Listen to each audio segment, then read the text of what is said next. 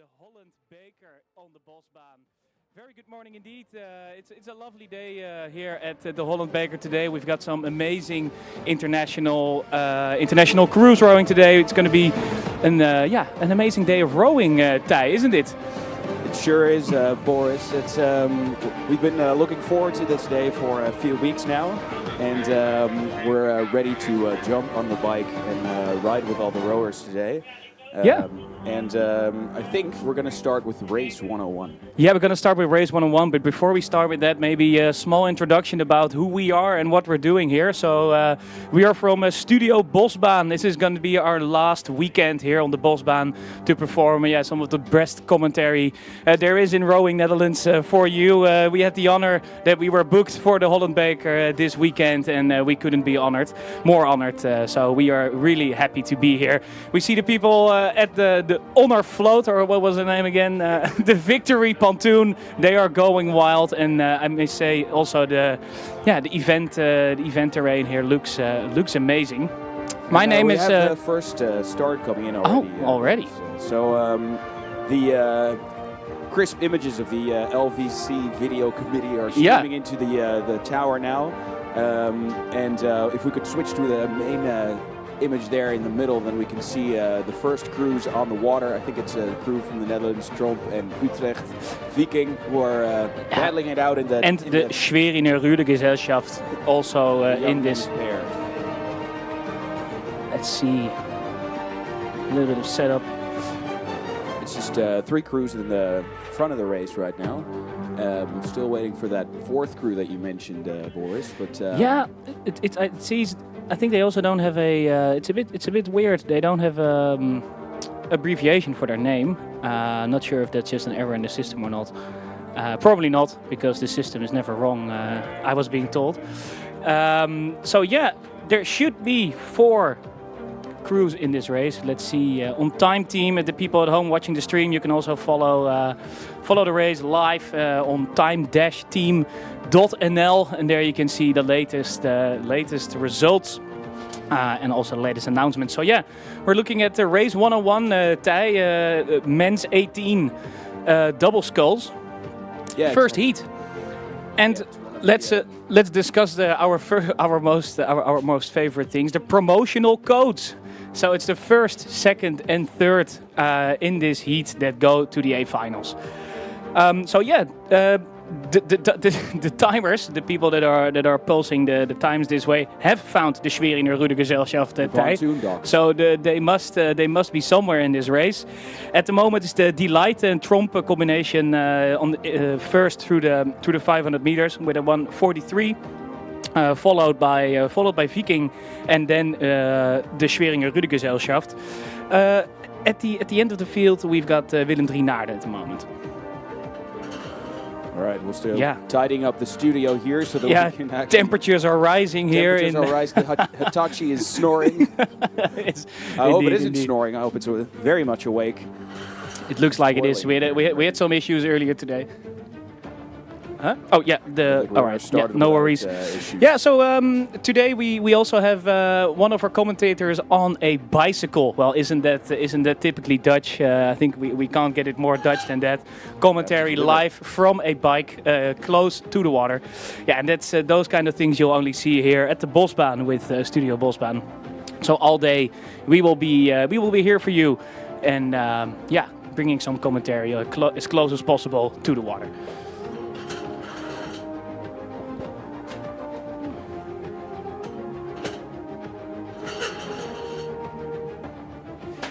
Yeah, let's see. So, apologies if you hear some knocking around. We're still moving a couple of chairs around here in the studio.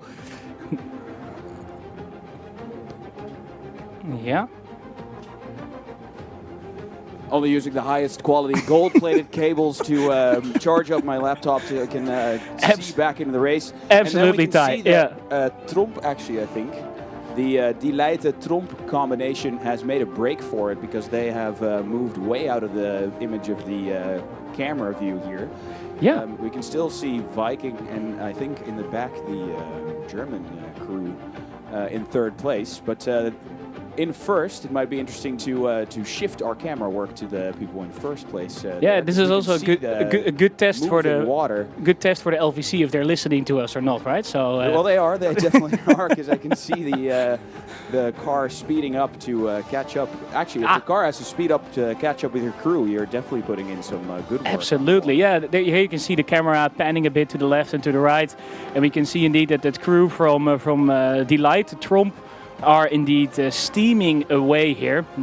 And of course, we're talking about Meerdin van Vliet and Sebastian van Huistee, which are names which we've seen this year earlier as well.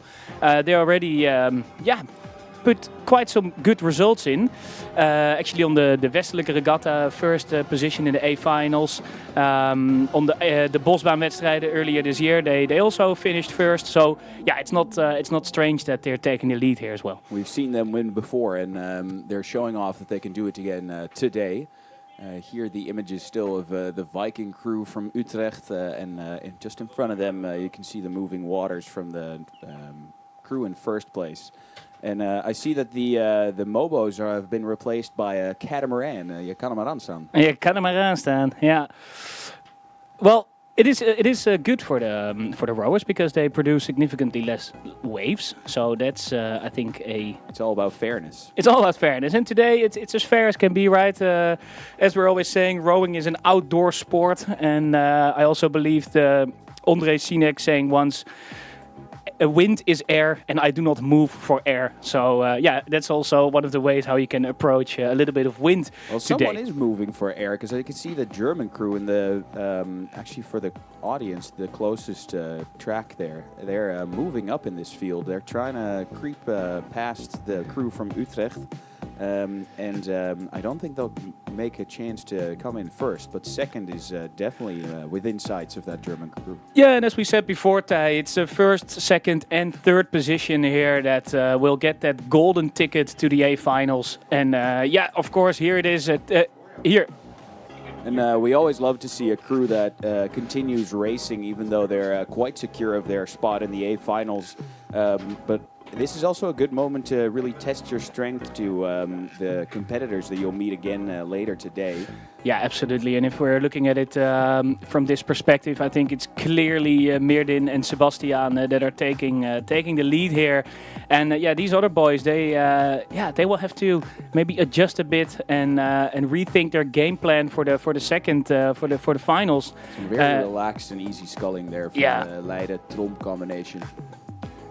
Indeed, and then here also the Schwerin Ruhrgesellschaft, also one of these golden tickets for them. And in the last position we have got we have the Willem 3 Naarden combination. Coming across the line. Yes, Q, we can hear you. We've got our reporter on the bike. Quirijn, short, we'll call him Q. A query to see if the basket is on. Yeah, the basket is working. I'm making my way to the start. Making my way downtown? Yes, exactly. Walking fast? Well, bicycling fast actually, yeah. So I will be heading towards the start, so I'll be giving you an update in about 10 minutes. That's amazing. I hope the people that won't block you from entering the cycling path across here. Because first mention. Yeah, exactly. Because sometimes there's a little bit of issues, but now we'll get it sorted. 10 minutes don't you worry. to get. I'll just show the Studio Bosbaan signatures, and they'll let me in right away. I know that already. Of course. Printed on the very best parchment we had lying around here in the finish tower, actually. Whereas, sorry to distract, but we're moving on to the next race. Yeah, I was already thinking what's up next, Thij. So let's see what's happening. We're looking at. You already skipped it, I think. Still race at the double sculls here. And race 102, which is not surprising if it comes after 101. The hoop. The hoop. Great work. Yeah, the hoop is well represented here because they've got 3 crews rowing in this heat. So just in by this second heat, they're going to win today. Yes, there's a high chance that one of them, well, at least 2 of them, will get one of these golden tickets, right, to the A Finals. But it's Hope 2 in lane 2, it's Hope 3 in lane 3, and it's Hope 1 in lane 4, and then followed by... Yeah, they messed up with the draw. And then a Maas Willem 3 combination in lane 5. And yeah, it's. Can we see it on the cameras? Who's up front? I think it must be. It's a tiny screen still for us, but it's squint your eyes. It's the Hope One in lane 4 with a time of already 3:21.99 through the 1,000 meter, and then we're looking, of course, at the guys Clement Tewissen and Constantijn Bergman, both 17 years old, rowing here.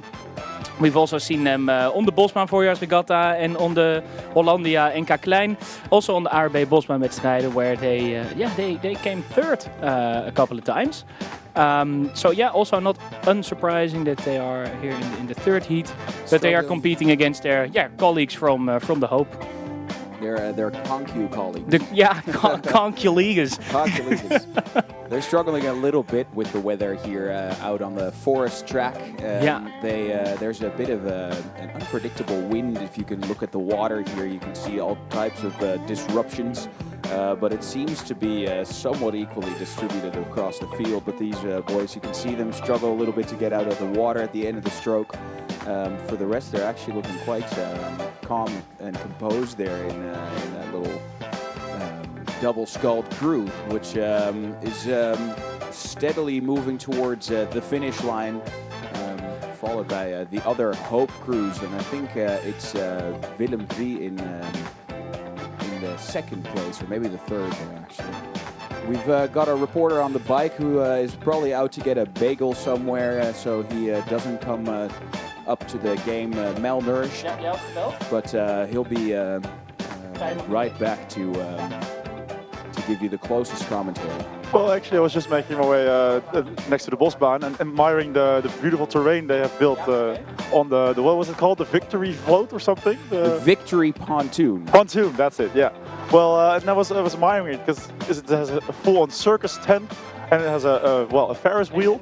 It's a giant one, so you can look out over the entire Bosbaan. So yeah, I was actually kind of jealous. But I thought maybe that's a good idea. Skip the bike and just sit in the Ferris wheel. But as I'm saying that, the last race you just described is just coming past me at the 250 meters. So I'll hand it back to you. Yeah, thanks a lot, Q. And it's not a surprise that it's one of the Hope crews that's coming towards us in the first position. And as we said, it's the Hope crew in lane 4, Hope 1, rowed by Clement Tewissen and Constantijn Bergman, who are taking the first golden ticket towards this A Final as well. Then followed by the Hope crew here in the lower lane in lane 2, and then followed by the Maas-Willem III combination. Yeah, they really dropped the pace there towards the end. You can see maybe they're saving up some energy for later today. Well, in the morning it's still relatively cool today, right? It's 21 degrees right now. It's gonna move up to about 25 later today. It will be a bit cloudy, so I think that's good, right? That you're not in the full blasting sun the whole day. That's a bit better. Really and there's a bit of wind. The whole circus theme, huh? The dress up. Yeah, it's really nice to see. I think there's plenty of stuff to do for the people here watching on the stands. There's enough to explore, but of course enough to see as well here on rowing today. Yeah, we were. The camera's already focused on some nice shots of the starting area, where the first single scull crews are lined up to start their race. We will be watching the men's SB skiffs, and that'll be near us, and then again with the unfamiliar abbreviation from other rowing clubs from outside, but we'll get to you. Anyway, it's Andro Tilanus, Jelle Huigelier, Jack Power, 7 Rodeburg, who are lined up here in the men's single sculls. Yeah, absolutely. And we've already had our first compliments come in from the live stream. Thank you very much, Koos Kelboer, for the kind words. So that's nice to hear. Yeah, we're also really looking forward to today and to the racing that's coming. I think that must be the father of our friend of the show, Kuip, right? Who is also going to compete in the Holland Beker later today. So that's I think going to be very exciting to see. Oh, what isn't very exciting is the SB race you just described, the skiffs, the men's SB skiffs. It's Gent, actually, if you like to know. Okay, well, actually, the only real name we have to remember is the Nereus one. It's Anthony Tilanes, because he's winning big time. He's already got about three boat lengths ahead of his competitors, who are in a fierce race for the second place. And the fourth place is fallen behind the motorboat, unfortunately. So he's still working on that, but it's especially the man from Amsterdam himself, maybe some hometown advantage, who's definitely going to take this race unless something crazy happens. Since we're already at the 12:50, and well, he's looking very comfortable, just admiring the field. And yeah, well, he's gonna bring this home, and yeah, punch his ticket to the A Final. Yeah, he's putting in some. We actually only still have the images from the crews waiting at the starting area, so we're all focused on what your eyes see right now. Then I'll take you with me what I'm seeing. So it's especially the battle for second place is getting very interesting. It's the lanes 4 and 5 who are battling, and it's literally well, it's maybe a centimeter between them. It's especially a push from the higher lane. I might have to be helped with who that is. It's the highest lane in this match. That has to be Savin Rodeburg. Yes, exactly. Yes, exactly. So he's now. Oh wow! And while looking that up, he's punched half a boat length away from his competitor, from Jack Power. So a fantastic name, by the way. But yeah, he's punched half a boat length away, and now Jack Power has to respond at the 500 meters, where it's still the Nereus man who's very much leading this race, and he's probably not going to give it away. It's the man from Ghent who's now punched his ticket in the second place. He's had a firm grip on it. Jack Power is looking over his left shoulder more and more, seeing whether he still can make a return. But it seems like the man from Ghent has waited and timed his push perfectly, and has now almost gotten away, and almost a boat length between them. So Jack Power has to have some incredible power in those legs left to finish this last 250 and still get the second place he desires. Well, that sounds like a very exciting finish to such a big lead so early on in the race, and that's in those single sculls. A lot of movement can still happen towards the end. From the finish tower, we can now see what you've been describing for a bit now. It's still Nereus in the lead, but closely followed by two other crews, actually. They're right on him there. Yeah, exactly. So the last 200 meters, the Nereus man has very much dropped the stroke rate, and he's probably happy into the finals. Oh, actually, he's looking a little bit fatigued, so maybe you can describe those last 200 meters for me. Yeah, he's leaning to the side a little bit, actually. You can see that he's been putting in the work in those last few hundred meters to actually keep that lead that he had been maybe actually hoping that he could maintain very easily throughout this race. And he shouldn't slack off too much, because otherwise there might be a slight chance. Well, it's going to be a bit too optimistic, I think, but he is really closing in. The other, is it Jack Power, right? In Savin Rodeburg. Oh, Savin Rodeburg. Yes. Apologies. Yeah, he really did close in the last meters, but yeah, the first golden ticket in this heat is for Anthony Tilanes. Yeah, some huge movements there on the water. We've just seen the second heat of this same field start off their race. I think you're pedaling towards them right now, but we have a few crews lined up there, 5 crews actually. Very young rowers in this field, all under 23 of course, but here the eldest is 22. The rest are around the 20s and 19s. Q, do you have eyes on them yet? I'm making my way there right now, but I'm still haven't unfortunately caught up with them, or they're catching up with me since I'm racing towards them. But it seems to be quite an even race from about 250 meters away from them now. So yeah, it must be an interesting one. I'll keep you updated in a sec. Yeah, thanks. Our virtual eyes seem to be offline at the moment, but luckily we've got the real hawk's eyes of Q near the course, so that's of course always good news. Let's look ahead a little bit to the next race that's coming your way, race 104, men's senioren B, so the second heat in the skiffs.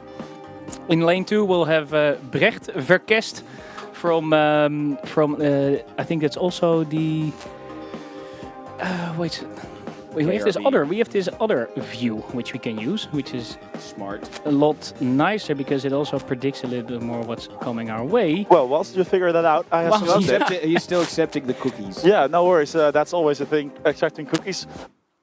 to figure out. The whole show just, the whole Still show. back? We're back. Yeah, Great. we're back. Oh, yeah. shit. Someone put down his glass. Oh no, don't ever hit the table from Studio Bosbaan. But who is hitting his way through a first place is the man from Triton. That's Edward van den Beer, Portugal. He's got about 2 boat lengths away from his competitors in lane 1 and lane the highest lane. So the Victor Verbrugge from the Dordrechtse and the Brecht Verkest from Brugge. They are the 2 who still have a shot at beating him, but he's still in a comfortable first place.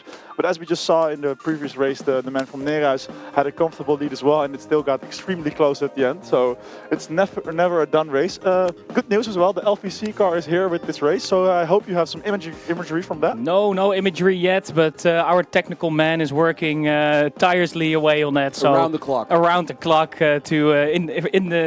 in the engine room here to get everything sorted.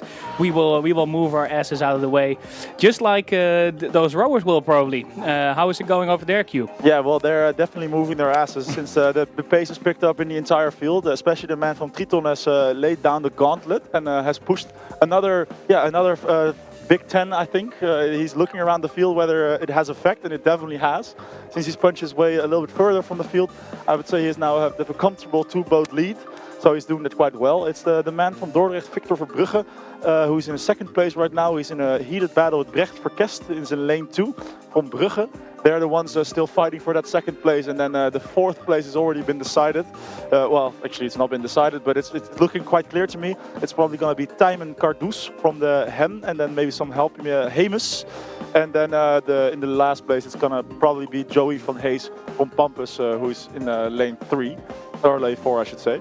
But it's quite clearly the man from Triton, from Utrecht, in lane 3, who's going to take this race, barring something crazy happening. Yeah, we can see that already here from the finish tower. We see that very characteristic dark blue shirt, right, from the rower from Utrecht, from Triton, that is moving our way quite fast. The screens are starting to light up here, so it's looking all right. But we still must rely on our eyes in this case, Tij, mustn't we? Because they're moving our way. It's still very relaxed strokes, right, from this guy from Triton, from Utrecht. Really long strokes here. Yeah, I've decided to rely on my eyes for quite some time still. The crews have been moving together a little bit more. I think the pack is closing in on the leader from Triton, but it's a bit too late if you ask me. I think he's going to. He does, as you already said, look very relaxed still. No signs of fatigue in this rower yet. I think he still has a lot left that he can show later today when he's meeting his competitors again in the A Final. Absolutely. You can see the field closing in a bit more already, but still very composed, looking a little bit to the left to see, okay, how much wiggle room do we still have left. But it's definitely, Edward den Beer, Portugal here from Triton, crossing the finish line first, then followed by, this is going to be very close. Ooh, that's it's difficult to say. I think for me, it's either Brecht Verkest or Joey van Hees. It was really tight here at the end. Let's see what the timers have to say for that. First Edward, then the 2nd place is for Victor Verbrugge from de Dordrechtse Roei- en Zeilvereniging. And then 3rd position for Brecht Verkest from Brugge. So these are the men that will meet themselves again in the A Finals. And we will see that later today. Who are men who are going to meet in the A Finals are the women's, because I'm riding up to the women's under 3 pair, and they are definitely hitting as hard as the men. So it's an interesting race so far. At the 1,000 meters, I'm picking it up, and it seems the way all 5 crews, or 4 crews, I should say, are next to each other. So it's going to be an interesting final. But right now, it looks like the lead is to the crew in the highest lane, or maybe the lowest lane. It's hard to tell right now. But all 4 crews are still very much connected, so it's going to be an interesting end to this race. Yeah, we are longing to see that coming our way. We do have some video feed, but it's actually a feed of the finish, which we can see ourselves. That's where we are. That's where we are right now. So yeah, not much of a point to show that to us, but we are very curious. Yeah, well, I'll take you nicely, with me. I recognized, or did not recognize, I should say, some new news from onder andere Njord. Njord is one of the clubs, home from Netherlands, so I should recognize them. But I think they're wearing some lustrum outfit. But it's working for them since they're in first. They're about half a boat length away from second place, which are the rowers from Denmark. That's Karen Hoegaard Frost and Mathilde Dierenborg Skovgaard. I hope I pronounced that somewhat correctly. It's looking like a bit of a straight line in this competition, because half boat length behind them are the women from Japan. They're in lane 4, and about half a length behind them again are the women from the LUB. Lübecker. Lübecker. Yeah, well, there you go. So Gesellschaft. Nice. Yeah, always gezellig. Paula Rossen and Alissa Boerman. Yeah, very international field here today. So we love to see it. But how's it going over there, Q? Who's taking the lead? Yeah, well, at the description, it's a very international race, but it's still the Dutch with some hometown victory feeling, since they're definitely leading this race. About half a boat length, they're pulling away a little bit from the women from Denmark. So maybe a scheduled push, since the tempo suddenly increased quite a bit. But it's for right now it's Maaike Kroeze and Charlotte Veldkamp who have a comfortable lead. It's way too early to tell, but it's looking about 2/3 of a boat length. So they're looking quite constantly over to the left shoulder, since the women from Denmark are definitely not gone and out of this race yet. But it's still the same formation as told before. It's still about a boat length every time you look up a lane. So a boat length of half a boat length.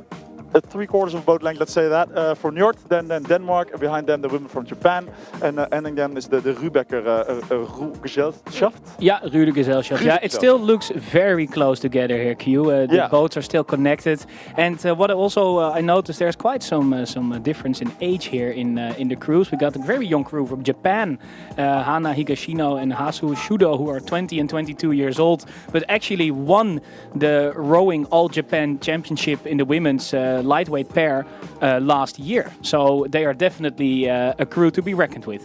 Well, which is also a crew to be reckoned with, the women from Denmark, who have suddenly pulled up right next to the women from Njord. So maybe their race plan was to finish strong, which is currently working, since every stroke they're moving about 20 centimeters in their favor towards the boat from Njord. So if they keep this up, they will beat them just before the line, I suppose. But as I say that, Njord very much responds and takes back the inches gained from the women from Denmark. So it's still about 2/3 of a boat length in favor of the women from Njord in the lowest lane. But it's interesting, you say that the age for the women from Japan, they're rowing a very experienced race. They're still looking. I have to be honest, I haven't seen them watch the rest of the lane once, which very focused. Yes, exactly. Which is still a very, very good sign that they're in their rhythm, they're focused. And it seems that you're also in your rhythm, Q. You're almost back to the finish tower already. We can see you. We can see you on the other side. But we're also looking at this race day. And what do you see? What's catching your eye here? Well, what's catching my eye is the catches, of course. Of course. To walk in easy to that, handing me to me. But Njord still actually moving quite decently through the water here. They're putting away their boat with some ease, but this is a very close race. It's actually in all 4 lanes are still really connected here still, within right? a second of each other, I would say. The first. Wow, this is really tight. This is a very tight race. But it's definitely Njord here at the lead, still taking that first golden ticket, then followed by Denmark, and then followed by the women from Japan, who are going to meet each other again in that A final. This was the first heat of the women's single. Women's pair. The women's pair. Apologies. I still have to get a bit more used to all these English terms. I just started to get used to all the Dutch ones, and now I need to switch around again. But no worries. The summer course is still open. We'll make it work. The summer course is still open, and the course itself is also still open, because we're already looking at the next race, which is going Yeah, we're sticking Quite fast. With the women's pairs here, and we have a great view of Gias, who are actually maybe outracing the Dutch crew there. Indeed. So I was looking a little bit. Are these Dutch blades, or are they different? No, they are unmistakably the Gias blades, but they're combining with Tromp. So this is a Tromp-Gias combination. Right. We are looking at Ilva Bonen and Marg van der Wal, who are currently leading the race here. Yeah, we've seen a lot of them before, actually, so maybe not entirely surprising, but very solid rowing, actually, from both these crews in view right now. But once again, showing that the north of the Netherlands may be beating the rest of the country here. Let's see who's in the Dutch crew. Sona Hospers and Noortje Wilms, both 24 years old. Both with a very decent track record. You can say that. Many different coxed and uncoxed boats here.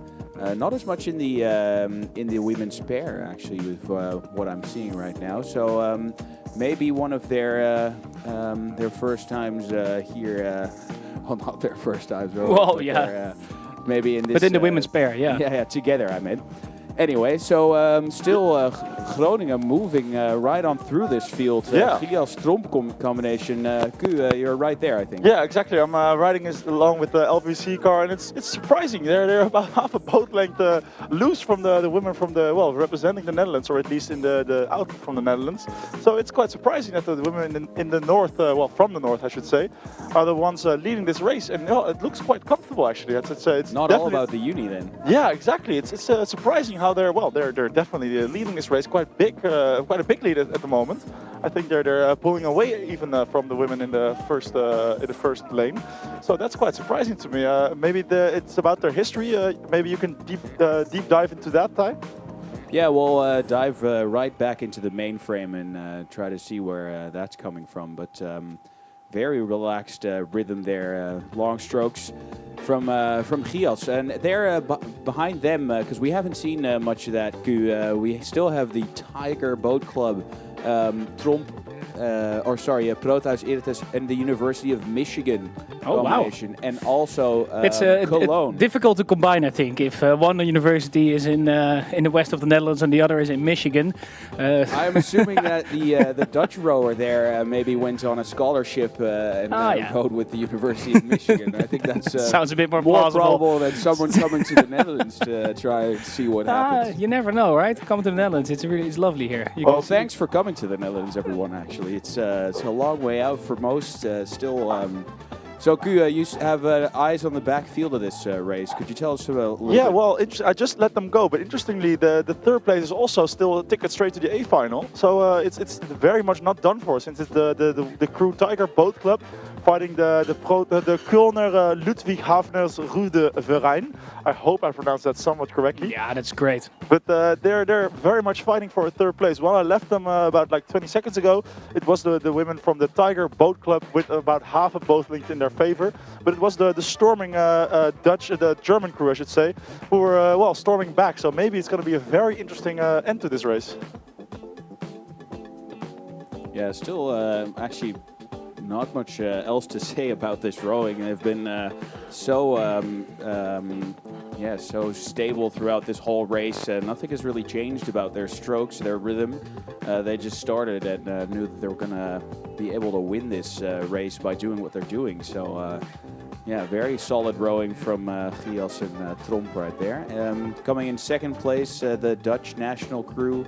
And thereafter, the rest of the field has been moving out from each other a little bit. Ku, I think you're trying to get back as fast as you can to the action. The action is coming in hot on the screen right now. I think I see men's pairs. That could very well be, Tijn. I think you're actually right, and it's not just the men's pair; it's the men's under 23 pair.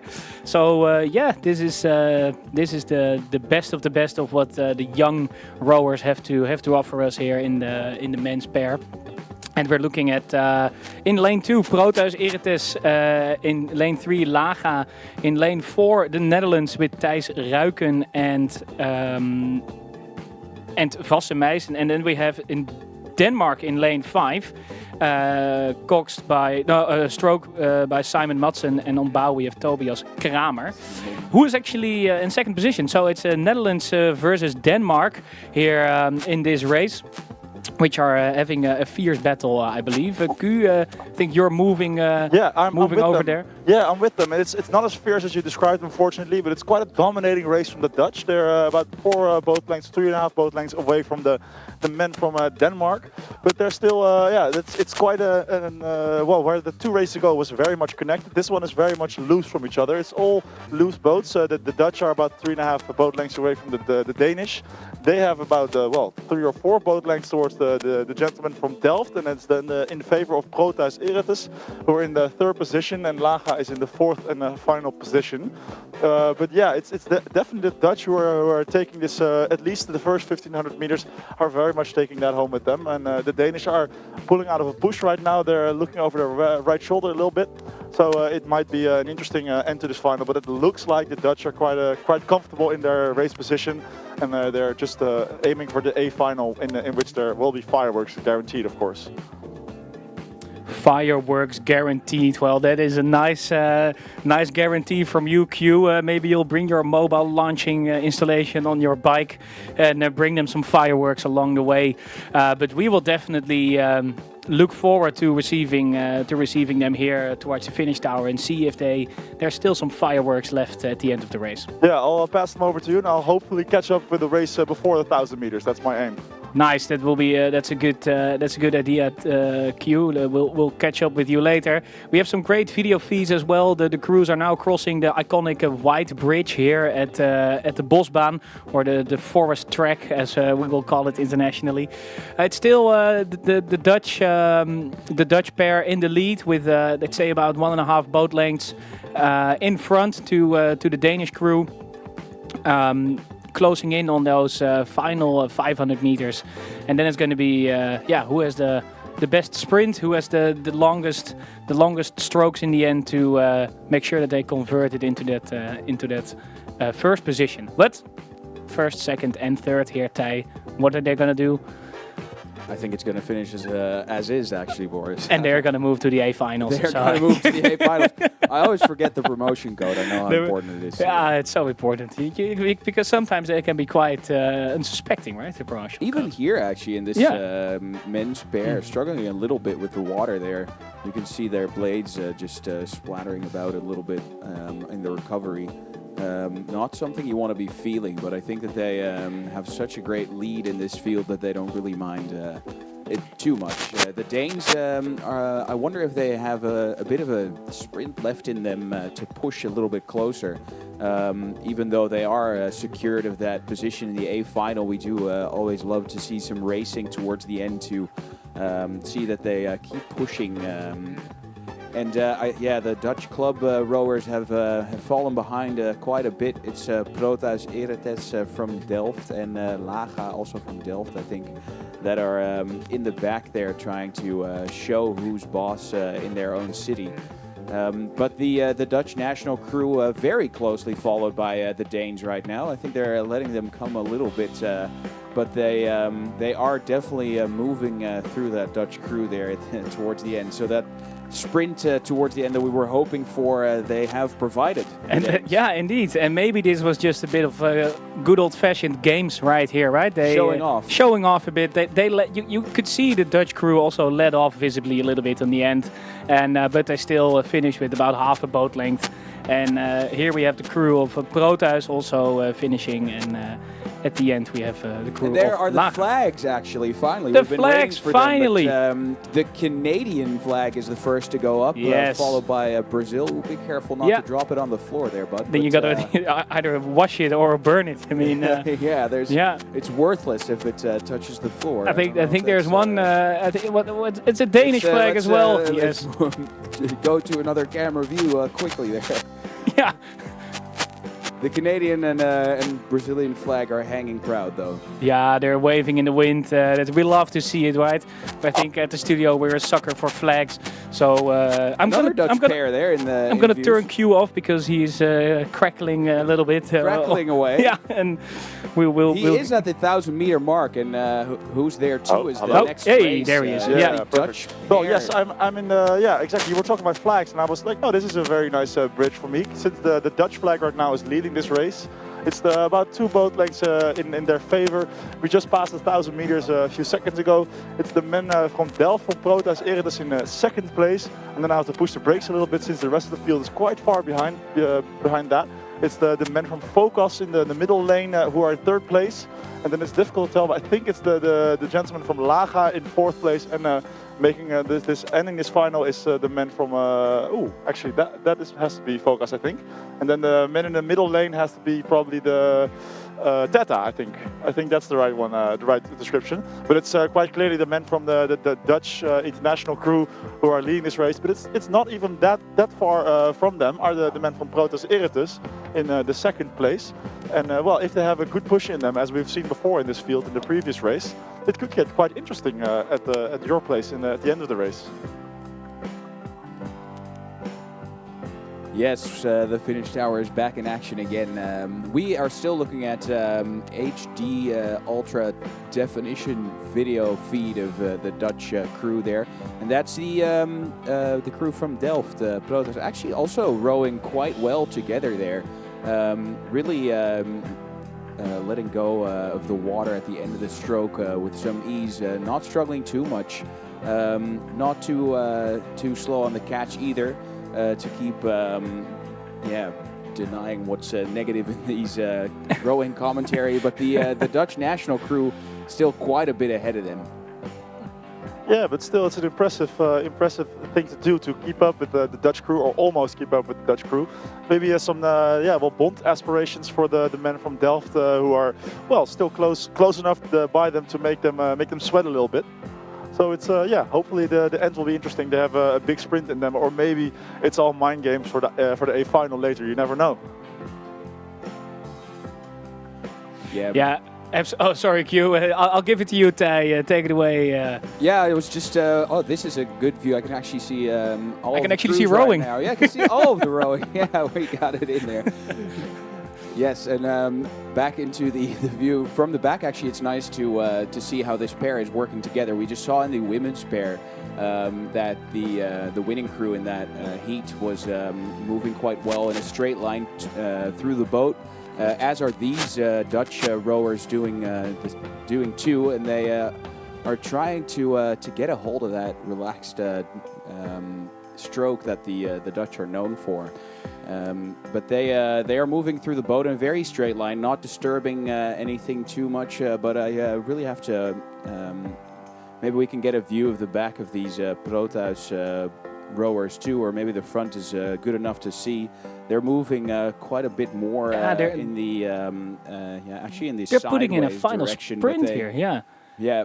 Whatever they're doing underwater is actually very solid together. Really converting that power into the water here, getting on a nice. They really reeled in a little bit at the end, but I think also the Dutch crew, Simon and. They led off a little bit in the end. Vossen Meijsen and Thijs Ruiken, they could smell victory, I think, already. For all of our listeners who were worried about the Danish flag not making it up, she's hanging proud. Yes, right and I can. Yeah, we're a little bit sad to see that the people raising the flags haven't learned about proper flag protocol. I think these flags need a proper wash after being here. Yeah, but we're gonna have a call with someone. We're gonna put some feedback their way. Yeah. But it's good. It's good that the flags are being put up. Yeah, well, flags. It's a good bridge again. Raise the flag for someone else, Q. Well, yes, I will salute them. Since it's the women's elite double 2, I came across, and it's the Dutch flagged boat which is actually a Neerhuis-Amstel combination, but they're rowing in an orange boat with the Dutch flag, so they got some representation. That's beautiful. Yeah, you're looking at Jente Jongsma and Federa van der Molen on stroke here, a Neerhuis-Amstel combination, and these are names that... It's a fearful combination. It's a fearful combination indeed. They're not scared at all, I think. Yeah, well, they're definitely not scared since they're leading this race by about 2.5 boat lengths. And unsurprising. Yeah, well, that's not a surprise. The Indonesian pair are in second place at the moment, but that's very much still a fierce race with the women from Focus, just one lane under them. They're about half a boat length. The Indonesian women are about half a boat length. We've got a bit of the antenna somewhere else because it's banging around, and so are my ears right now. Yeah, I think the apologies for the people listening on the stream. Headphone users. Yeah, such as ourselves. RIP headphone users in this case. Is this better? This is better. I've already figured it out. Yeah, it's the little nick you have to do about 1,000 meters since you don't have the bike path, which is closed off for the LVC. Right. So a little Bermuda Triangle. Exactly. That's a little area with no service or a very bad service. We are still waiting on some images of the race that's actually racing. Yeah. So I'll keep you updated. Yeah, of course. Yeah. It's still the women from the Amstel Neerhuis combination, the very fearful combination as you just described. They're leading this race even more comfortably than I just described, since they're about 4 boat lengths away now. They've very much pulled away from the field. It's an extremely close race for the second position. It's the Indonesian women pair who are, they led about a half a boat length at the 1,000 meters, and we're approaching the 1,250 meters, and it's now it's the Focus crew, the Focus pair, who have overtaken them, and it's still extremely close. It's still maybe a quarter of a boat, less I think. But it's extremely close. But it's the Focus women who are extremely strong, and they have quite a low stroke rate, especially for this number. And the Indonesian women have picked up their stroke rate, but it still it doesn't seem to work for them, since the Focus women are moving through them and are about half a boat length away now. Right. So in these small combination boats, of course, one push can make quite a big difference quite fast. So the Focus push has really helped them and has gained them half a boat length in their favor, where it was 250 meters ago, it was half a boat length in the favor of the Indonesian pair. So still the very strong crew from Neerhuis in the lead there, followed by an Indonesia national crew. And that push of Focus, Q, has that made any big changes to the field?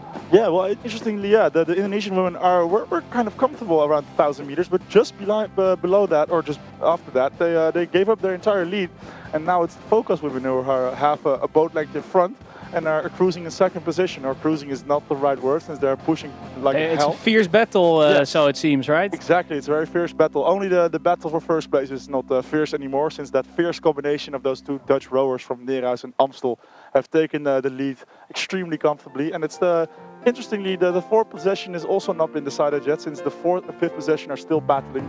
But especially that second place will be all to fight for in those last 250 meters. So back to you guys. Yeah, we're getting some video feed of the next race, women's double sculls, where we can see a Dutch combination crew in lead, and followed by, I think, a Danish crew there in second place. But these 5 crews are actually quite close together still, although the crew in first place, we could get him back there.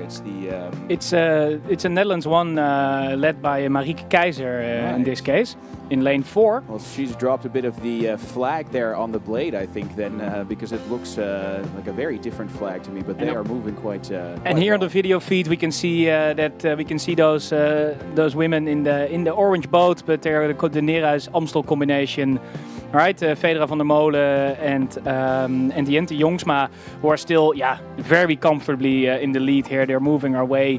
They really nice long strokes, converting that power from their legs through their backs into the arms, into the water, and you can see this really composed rowing. Yeah, not much you can lose with these rowers. No, but I looked up a little bit the Focus crew. They also had quite some titles on their name this year.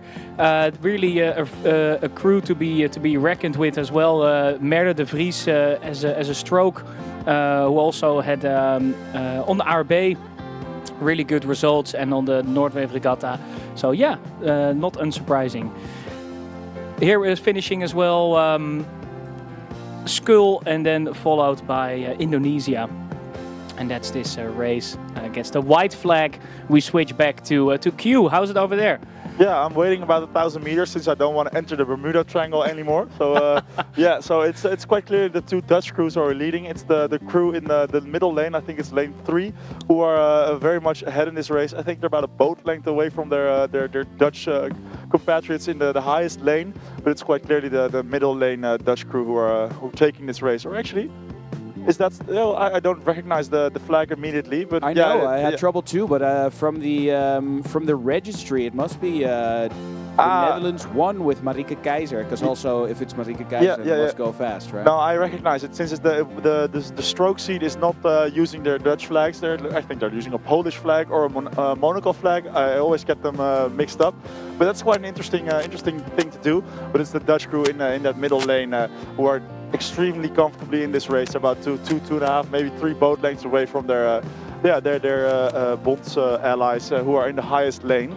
They're in a second position, but in a third position is the lowest lane. I think that's the women from Indonesia again. Maybe you can correct me if that's wrong, but my time team feed has unfortunately cut away, so I don't have that information at my fingertips just yet. But yeah, so it's very clearly the women, the middle lane, the Dutch pair who are using a Monaco flag for some reason. Yeah, who are taking this race comfortably.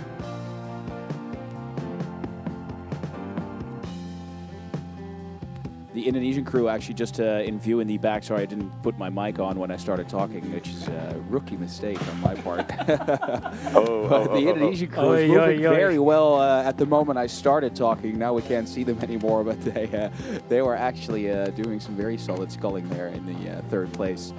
Still in the lead, the Netherlands 1. Now in plain view, we have the Netherlands 2 who are in second place. Also, yeah, very relaxed sculling from them. They've in this double sculls, even more so maybe than in the pair. The feel you have to have for the other rower is crucial to get the boat moving, because any disturbances are really large in this. Yeah, they can be detrimental to your boat speed and to how your boat moves to the water, of course.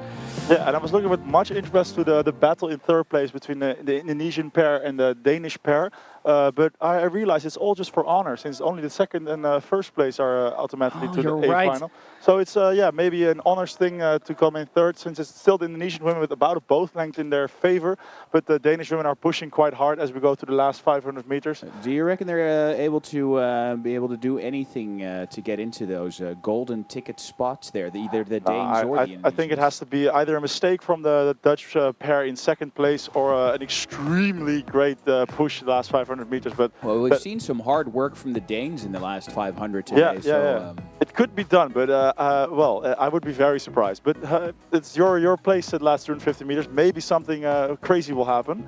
I'll get it back over to you, and I'll get back to the 1,000 meters again. Yeah, sounds good, Q. We'll keep our eyes on here, but it's unmistakably that Dutch crew right in the lead here with several boat lengths. Actually, also comparing to the other Dutch crew, and then the rest of the field. So indeed, very sharp from you. Q, it's the promotional code here is first and second go to the A final. So that means we got a little bit more of women's elite pair rowing here, right? Then there will be exactly. more heats coming our way. Yeah, I'm signing up to the third and final heat, which will dictate the A final. And I'm looking towards the boats. I'm just looking ahead in time team. I see Utrechtse Triton. I see the Philippine Rowing Association, a crew from Delft, that's Proteus-Eretes, another Proteus-Eretes crew, and then Gias, so the high north of the Netherlands from Groningen, and then also an Argo-Skadi combination, which is the Rotterdam and Wageningen combination. We're talking about the Danish crews having a strong finish, but it's actually Indonesia pushing through to the end here. Trying to close the gap between them and the second place of the Netherlands, but they've left the Danes behind them with almost the full length of their boat now as they're crossing the finish line. So Indonesia came in fourth, and the Danish crew in third, and the Danish crew in fourth. Moving on to the next race, Q, we have some video feed coming in. Actually, quite close together here. We have just one line of crews right behind the leader, trying to get into that second place. But I actually see that the Gias crew has not lost touch with the Proteus crew in front there. Yeah, so they're moving up towards 1,000 meters, where I'm eagerly waiting for them. But it appears to be the Proteus crew in the lower lane, so Proteus-Eretes 1 in lane 3, who are currently in the lead. But the Gias crew from Groningen, they're very much not out of this, and they're pushing away to see whether they could overtake those Delft's ladies. But it seems to be right now that the pair from Delft, from Proteus-Eretes 1, who are currently very much in the lead. Yeah, and the gap is ever closing actually for these scullers from the high north.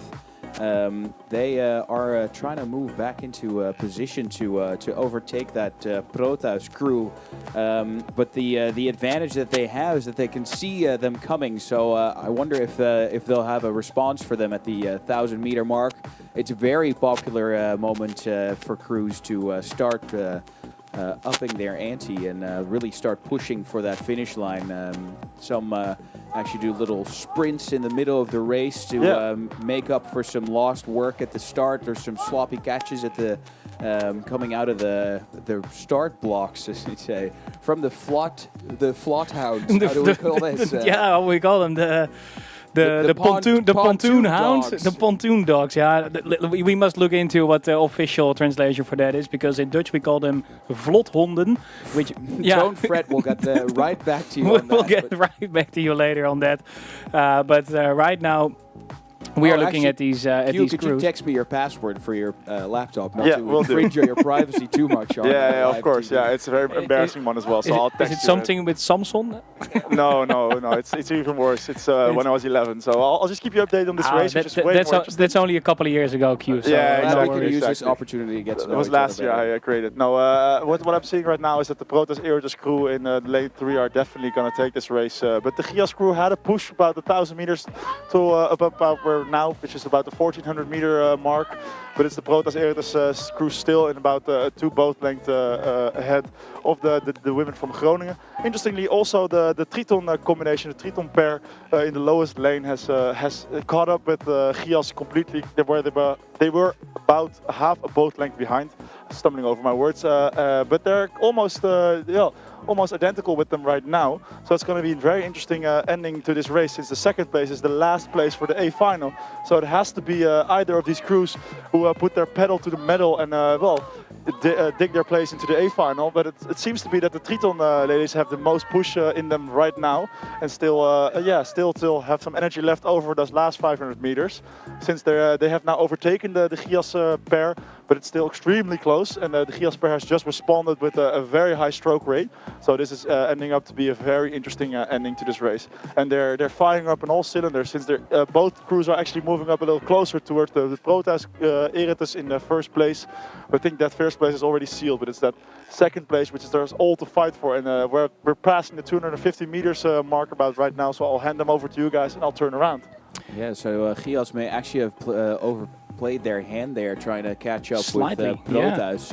Might cost them their ticket to the A Final, but and the race is not over yet. The race ain't over yet, absolutely. And again, it's the first 2 positions here that will get that golden ticket to the A Final. So not just 1, 2, and 3. No, it's here. It's a fierce race between first position, but also that second position is really important here, because that will secure you that spot in the A Finals. And there is a battle going on, and luckily we are here right in the finish tower. We can see what's going on, and it's the crew in the lowest lane here in the closest lane who are also diverging from their lane a little bit. They're making a couple of extra meters.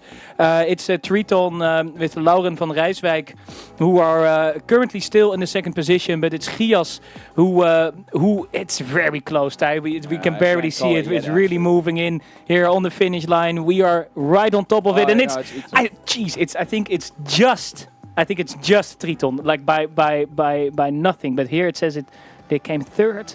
Yeah, I think Get the photo they'll finish camera ready. Yeah, update that later. we gotta dust off that finish camera once more. And yes, the times they are being removed. They don't know it either. Yeah, I think. Well, the jury's going to decide on that, but it was quite sure that the Utrecht crew was just a little bit faster than the crew from Groningen. I think so as well. Yeah. It actually did happen to them. Now Groningen got removed from the board altogether. Oh, that's Triton got removed altogether, which is even more interesting. Terrible sign. It's a Gias-Okeanos combination, by the way. It's not just Gias. Oh no, wait, they're moving. Yes, it was Triton. So my hawk's eyes were correct. Indeed, Triton led by Lauren van Rijswijk, who took the finish and very nipped by only 300ths of a second, securing that golden ticket for the A Final. We're looking towards the next race, the light men's elite double. Exactly, I caught up with them, and you already mentioned that Gias-Okeanos combination. They're in second right now, and they're chasing the Indonesian pair. Indonesia won in the lowest lane. They're right now leading the race, but it's only about a quarter of a boat length in the favor of the Indonesian pair. So whether the Dutch combination crew still has anything left in those last 750 meters will make up the difference, since they're moving up. And as I'm saying that, they're pushing over. The stroke seat is watching over his right shoulder quite a bit, but that means he knows where the rest is, and the rest is only one crew for them, since they only have to worry about the Indonesian crew, since this field is very much broken up. And the Indonesian crew is a force to be reckoned with here, because they were on the World Rowing Championships last year in the lightweights, and I believe they had a very, very good result. So they are definitely a crew to be reckoned here in the light boats. Yeah, exactly, and it's especially interesting that the Dutch crew, combination crew, they're still holding up with this international Indonesian crew. But it's extremely big difference between the first two places, which is the Indonesian crew and the Gias-Okeanos combination. And then way further back we have Saurus and for me, an unidentifiable fourth competitor who's in fourth place as well. But, unidentified flying object. Yes, exactly. Yeah. Maybe you can help me. There's a URO. It's an unidentified rowing object. Unidentified rowing object. Yeah, of course we can help you, Q. In lane 3 we have Saurus, which is the red led by Michal Dudek. And then in the fourth lane we have an Argo-Euros combination led by Aaron van der Wel. There you go. And while was looking back for the third and fourth place, especially it's heating up with the first place, since it's the Indonesian men still leading by a quarter of a boat length, maybe a little bit more, but it's the Dutch combination of Gias and Okeanos who are definitely not giving up. And as I say that, of course I always jinx it, they push on and the tempo goes way higher. So they're very much putting the pedal to the metal to get that first place from the Indonesian pair. But it seems to me like the last 250 meters where we're just now entering, that the Indonesian pair are rowing a little bit more comfortably. They maybe have been here before, but I'll hand them over to you guys for the especially spectacular ending to this race. Yeah, thanks a lot, Q. We'll reel them in here towards the finish tower, and it indeed is quite close. It's I believe the Indonesian crew at the moment still ahead, but it's as they say in Dutch, stuivertje wisselen, right? They're exchanging, what is it, coins? A coin flip. It's a coin flip. It's they're really it's a bow ball back and forth. Indeed. But it's still the Indonesian crew, but the Dutch, the Gias-Okeanos crew is moving through this. You see Brent and Boom really pushing here. Yeah, absolutely. But it's getting close. It's really close. And luckily we are right on the finish line here. We can tell you in a couple of seconds. It's going to be Indonesia here taking that first golden ticket towards that A Final. Solid ending, absolutely. And also a good mention, honorable mention to Jordi de Boer and Brent and Boom from that Okeanos-Gias combination, who stayed with the Indonesian crew the whole way. And please shift your attention to the third place battle, since it was quite close when I rode past them. And it's the A Final ticket which they're fighting for. Yes. It's going to be Saurus. It's going to be Saurus all the way down south from Maastricht, which are taking the third golden ticket for that A Final here. Almost traveled as far as the crew from Indonesia. Almost traveled as far as the crew from Indonesia. Yeah, absolutely. So yeah, now we're shifting our focus to the next race, which is the second heat of these light men in the light men's pair. Yeah, so it's right? the lightweight. Yeah. So actually, for Lightweights, any American listeners, the lightweight actually means something else throughout the season in the Netherlands, because the 72.5 kilogram individual weight limit is upheld in summer. Yeah. Versus often a bit 75 with a 72.5 average crew weight in the US. But the average crew weight should be 70 kilos, so people can compensate for other rowers by weighing in a little bit under that. We are looking at images from the start. We actually have the got some nice overlays here on overlays yeah, are got working. some nice overlays on the video Someone feed. is working hard to. Someone in the make friet sure car of that the it looks LVC is very doing their job. Yeah, We're also working extremely hard. Are the Indonesian pair in this next race? They're in lane 4, and they are about 2 boat lengths ahead of the Orca crew in lane 3, and they have about a boat length in front of the Laga crew in lane 2. And then also behind in this field are the men from afkomstig in lane 5, and they're about 2 boat lengths behind the Laga crew. But it's quite clearly the men, the Indonesian crew, who are leading by about 3 boat lengths towards the Orca crew in lane 3. So it has to be well. It's not a done race yet, since we always know these little combinations, these quite tiny boats, they can provide some spectacular finishes. But absolutely, but this seems to be quite a comfortable lead for the Indonesian pair, who are have quite a low stroke rate compared to the rest of the field as well. Yeah, they have quite some experience, right? So here we're looking at Ardi Isadi and Iram from Indonesia. Actually, Ardi also rode in the World Rowing Cup 3rd round in the men's 4, where they became 2nd in the C final in 2023. And Iram also rode in the World Rowing Olympic qualifications last year, 2024, in the double sculls. They became 6th in the C finals, in the semi-finals. Apologies there. So yeah, definitely an experienced crew coming all the way down here to the Bosbaan, and then showing what they're worth. Yeah, well, they're definitely showing what they're worth, since they're about 4 boat lengths away from the rest of the field. It's heating up for the 2nd position, where Laga was more than a boat length behind the Orca crew in lane 3. It's now Laga who is moving up towards the Orca crew, still about half a boat length behind them. But it's well, they're making a push for it, trying to see whether the 2nd place could be theirs. The promotion code I always look towards. I know where what they're fighting for, and this 3rd position, which Laga has already sealed since afkomstig is quite far behind, is enough for them to reach the A final. So maybe it's just a psychological edge to get that 2nd position from their Utrechtse counterparts. But it seems to be right now that the Utrechtse Orca has that 2nd position in hand, and it's Laga in the 3rd position, maybe making a last push for it. We're just entered the 500 meters, so I'm going to be leaving this race to you guys. Thanks, but the Indonesian crew are extremely far in front. Yeah, they will get that golden ticket, right? That we've been talking about all morning, because we're this morning this is where the tickets are going to be divided for those A finals. And with us here in the studio, we've got Joost de Bruin as well. Morning tijd. Finally, morning tijd. Thank you. Yeah, sorry. Yeah, we haven't even properly about introduced ourselves yet, but we'll do that in a later race. Joost, lovely to have you here.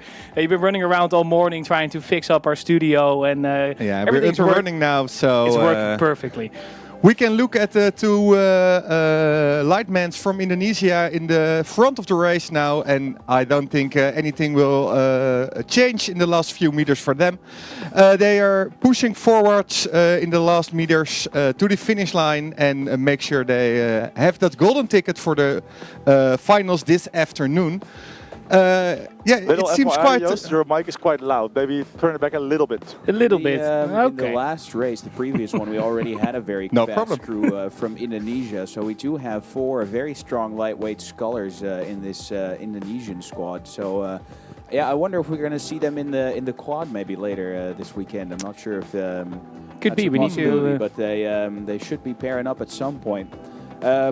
I don't see them in the schedule, so I don't think so. But well, as you just mentioned, the lightweight men's pair, we just saw them cross the finish line, or you just saw them. I left them a little bit before that.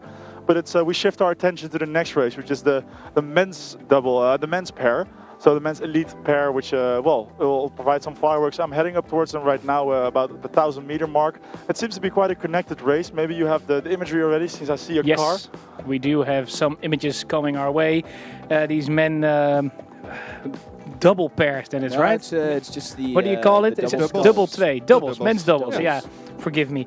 Yeah, and here we have a new promotional code. All except the slowest. Exactly. All except the slowest go to the A final. Yeah, and that, And I fear in this race that's going to be the pair from Skull, since they're quite far behind. It's quite clearly the crew, the Dutch crew, and the Proteus-Eretes crew. Oh, sorry, that looks like Proteus-Eretes, but never mind. That is RTHC Bayer Leverkusen. Leverkusen. Yeah, exactly. And they're in second position. The Dutch crew are in first. Well, they just passed through the 1,000-meter mark, and then several boat lengths behind is the Skull men's pair. So it seems to be that the men's pair from Skull unfortunately will not make the A final, and it will be an interesting end to this the race, the second half to this race, I should say, between the Dutch crew and the Leverkusen crew. We're all stunned for words here. We are actually, because it's studio. very close together. The crew from Leverkusen is actually pushing through this Dutch crew almost. They have the tip of their boat about halfway up the boat of the Dutch, and that is it seems quite impressive. Both crews actually still looking quite comfortable. The Dutch definitely moving much more relaxed or slow even through the boat. The crew from Germany has a murderous pace. Yeah, well, unfortunately they're working on a push to the German crew to eat up that lead of the Dutch. But unfortunately, the stroke man caught a crab, a little one, nothing too major, but that definitely cost them that push. First of the day. In between sprints. Yeah. First crab of the First day. crab of the day. Yeah. First peeps. one. Oh, second crab of the Second day. crab the of the Dutch day. boat. The market is oh, open. Yeah, exactly. Well, just looking up time team, yeah, you got it right. That's a big crab, and that given that Huge. lead First back, one caught on camera too. Dinner served. Yeah, the German crew did it quite small and just behind the camera view, I suppose, since that also cost them that push. But the Dutch crew are still in the lead, with about 2 boat lengths in front, or maybe 1.5 actually.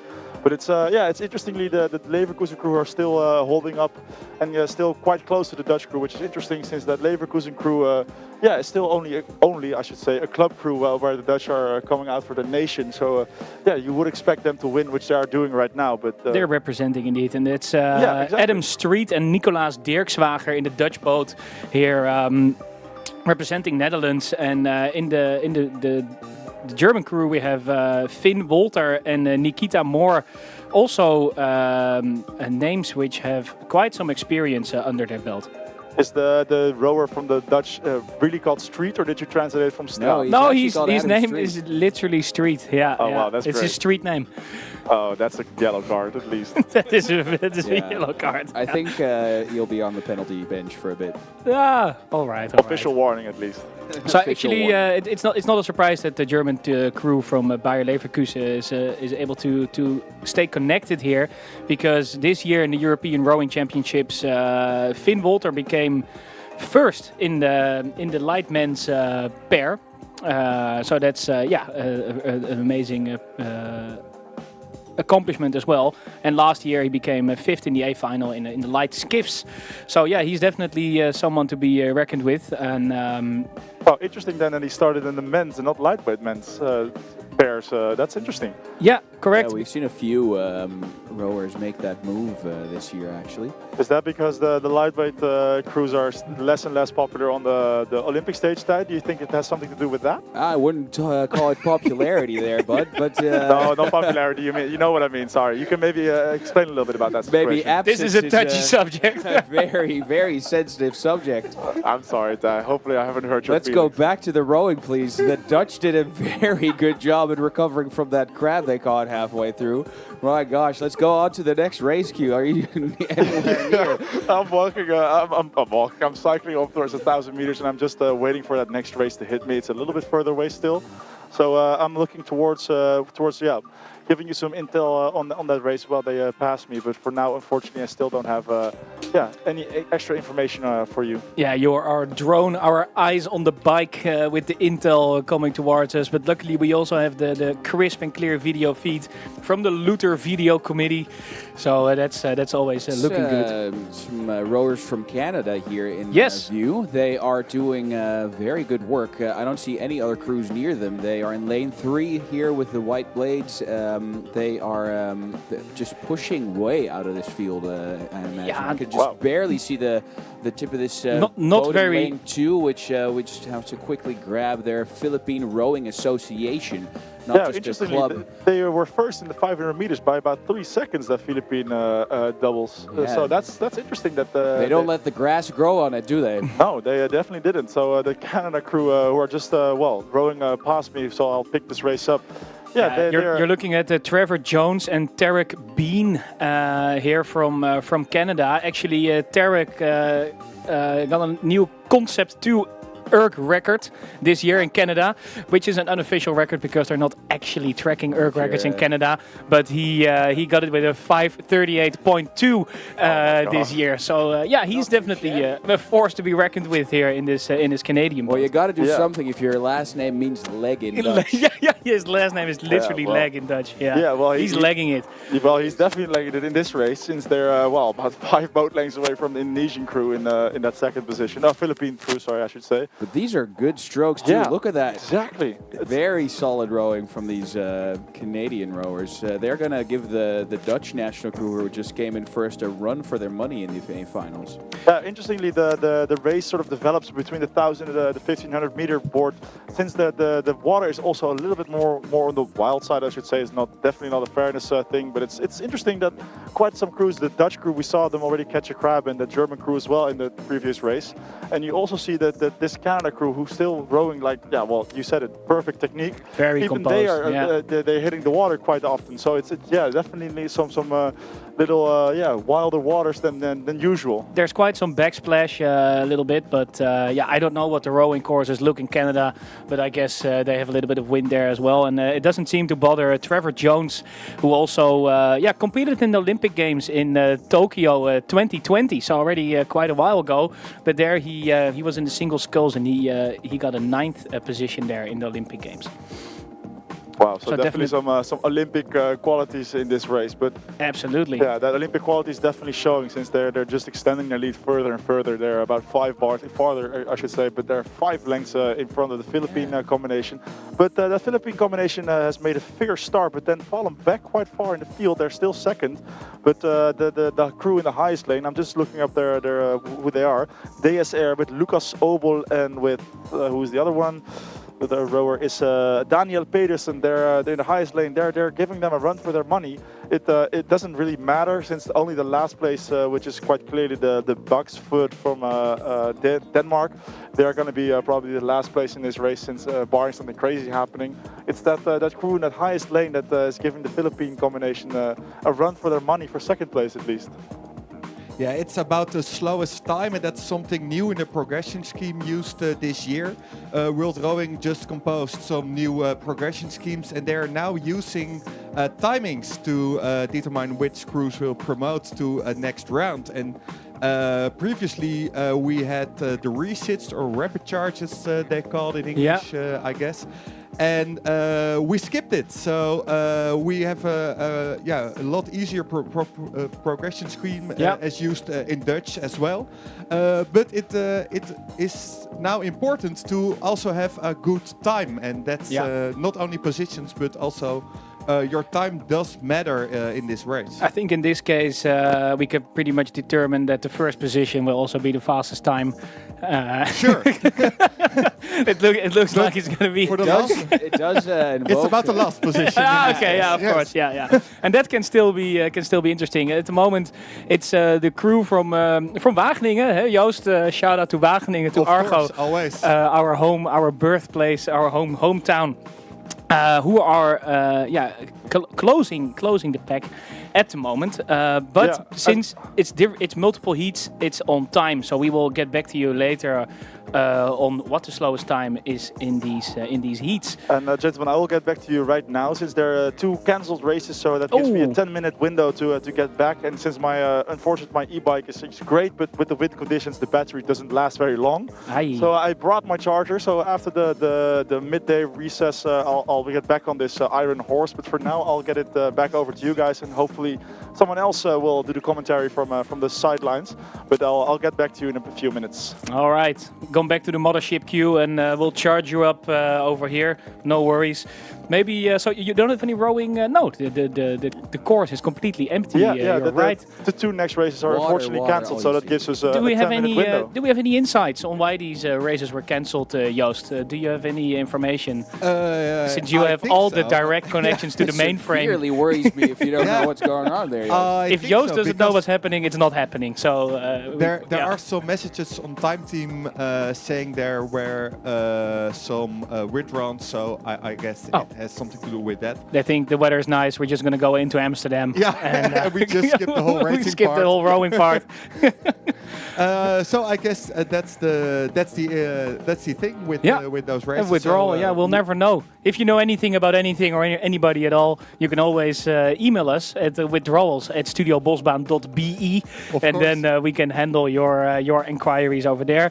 A little shameless self-plug for the studio. You can also follow us on Instagram at Studio Bosbaan, where you'll be able to track what we're doing throughout the year. Maybe good to give a little update. As I said, my name is Boris Lamp. Next to me here is Thijs Steenvoorde. On the bike we have Quirijn Soei, and also you just heard Joost de Bruin. And together we are the commentary team today here at the Koninklijke Holland Beker. Yeah, a little later today we're expecting to have company from Martijn Koopman, but he's a little weak and weary at the moment. Yeah, he cancelled. He withdrew as well. Merchant man. He withdrew himself. He's going sailing this afternoon instead. So beggars can't be choosers in this case, I'd say. But we will have to mention his self-plug there. Exactly. We will have Anne. We will have Anne Persoon later today, which we're also looking that at. name is even better in English. That just means a person. A person. Yeah. We will have a person. Oh, great. Well, poor girl. Well, she'll probably be listening right now, as well as the people on the stream. We'll go out for a bit of a coffee break. Yes, because actually the coffee downstairs in the finish store was finished. There was no coffee. Everything finishes in the finish tower. If we need to continue the whole day, we're going to get a little bit of coffee, and we'll be right back with you later. We can put on some tunes. Yeah, some rechtenvrije muziek. Where's the right-free music? The royalty-free. The royalty-free music. So I think the Buma stemra the LVC will tune us off, and we will tune it back later. I think we have been tuned off for an hour yet.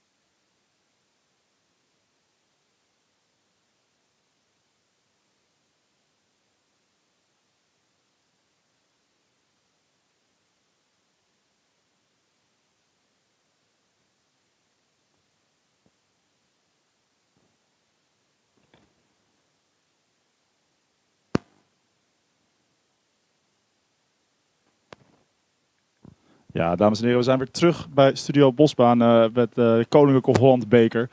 Oh, excuse me, it's always English, still remembrance from me. But yeah, the races have already started again. There was a 10-minute gap in between races. Since there were 2 cancelled races, we already discussed them a little bit before. But right now the next race is already started. It's already crossed the 1500 meter mark, so they're almost at the finish tower already. It's the men's 16 double 4 with the Willem 3 in lane 2, the Hope in lane 3. It's a combination boat of Tromp, Rick and Naarden in lane 4, and then in lane 5 is a DDS Maas combination. So quite some combination boats in this race, but it seems to be the combination boat of the Tromp Rick Naarden combination in the lead at the moment. They're about 2 boat lengths as it seems right now from the finish tower. The 2 boat lengths in front of the Willem 3 combination boat, of Willem 3 boat, I should say.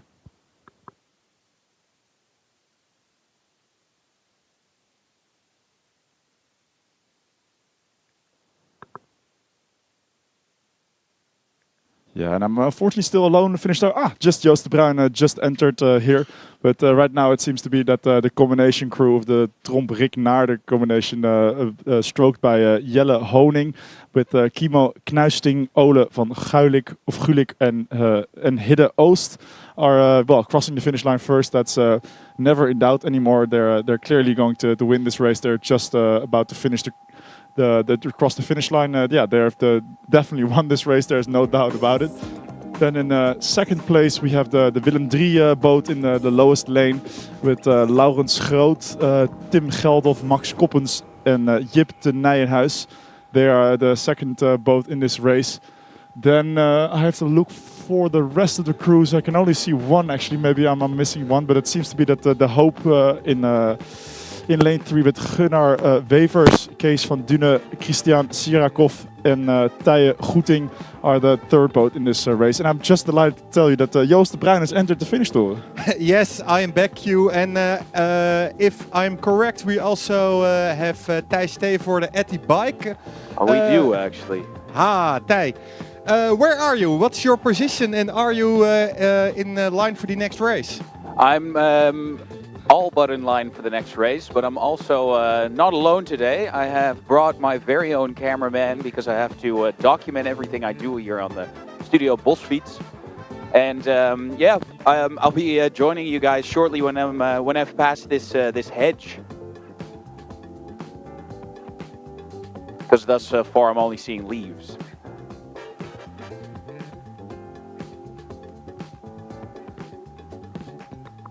Yeah, thank you for your comment. Unfortunately, it got cut out a little bit. We were discussing amongst ourselves. Maybe you can repeat what you said?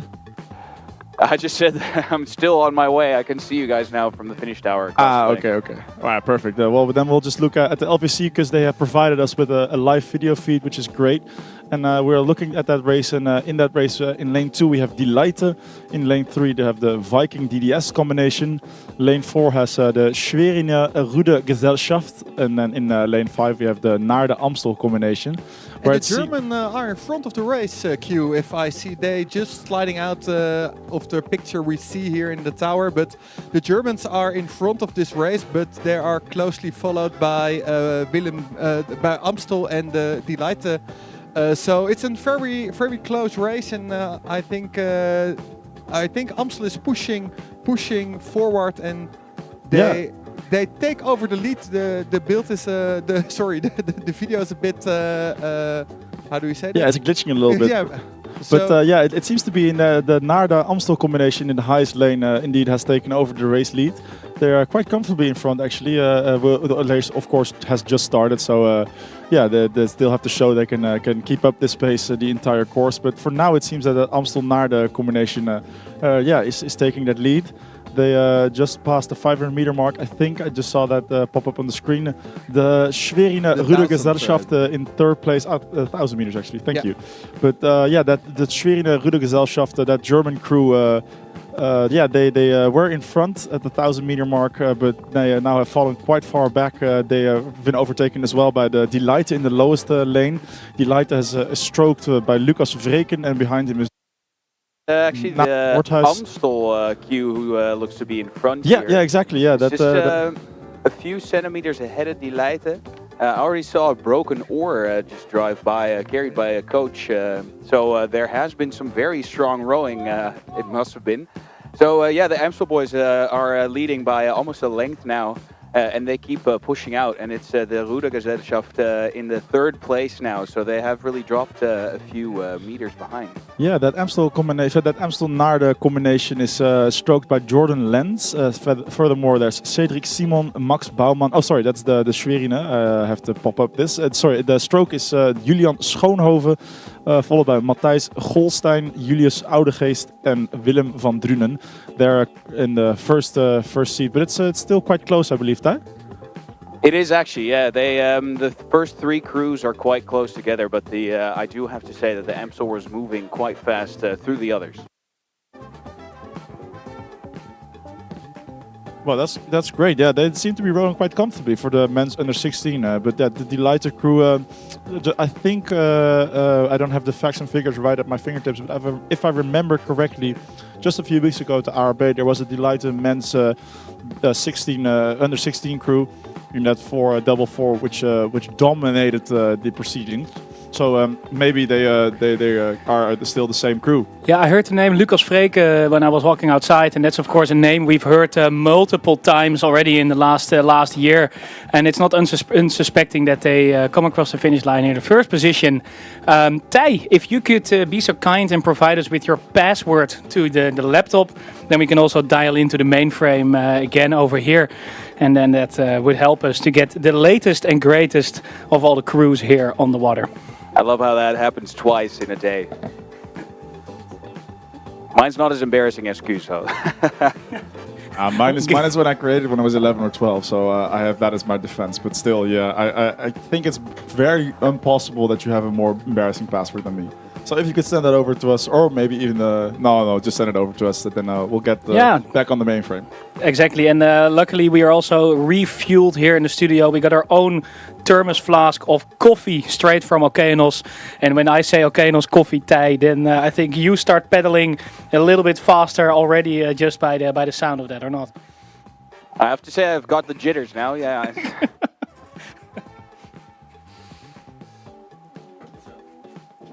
Well, as we look back at the races that just had the men's doubles, under 16 doubles, they just rode, and there were just two pre-races. And interestingly, the first, second, and third were straight to the A Final.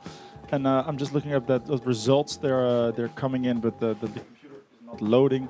And we're looking at the women's under 23 quads now. Yeah, actually. exactly. Are they already past you, Ty? Yeah, they're moving fast through the lanes. I'm at the 1,000-meter mark now, and so are they. It's Neerhuis in the lead. The Amstel Dijk is doing some good work here, and they are followed closely by a Focus Skull crew.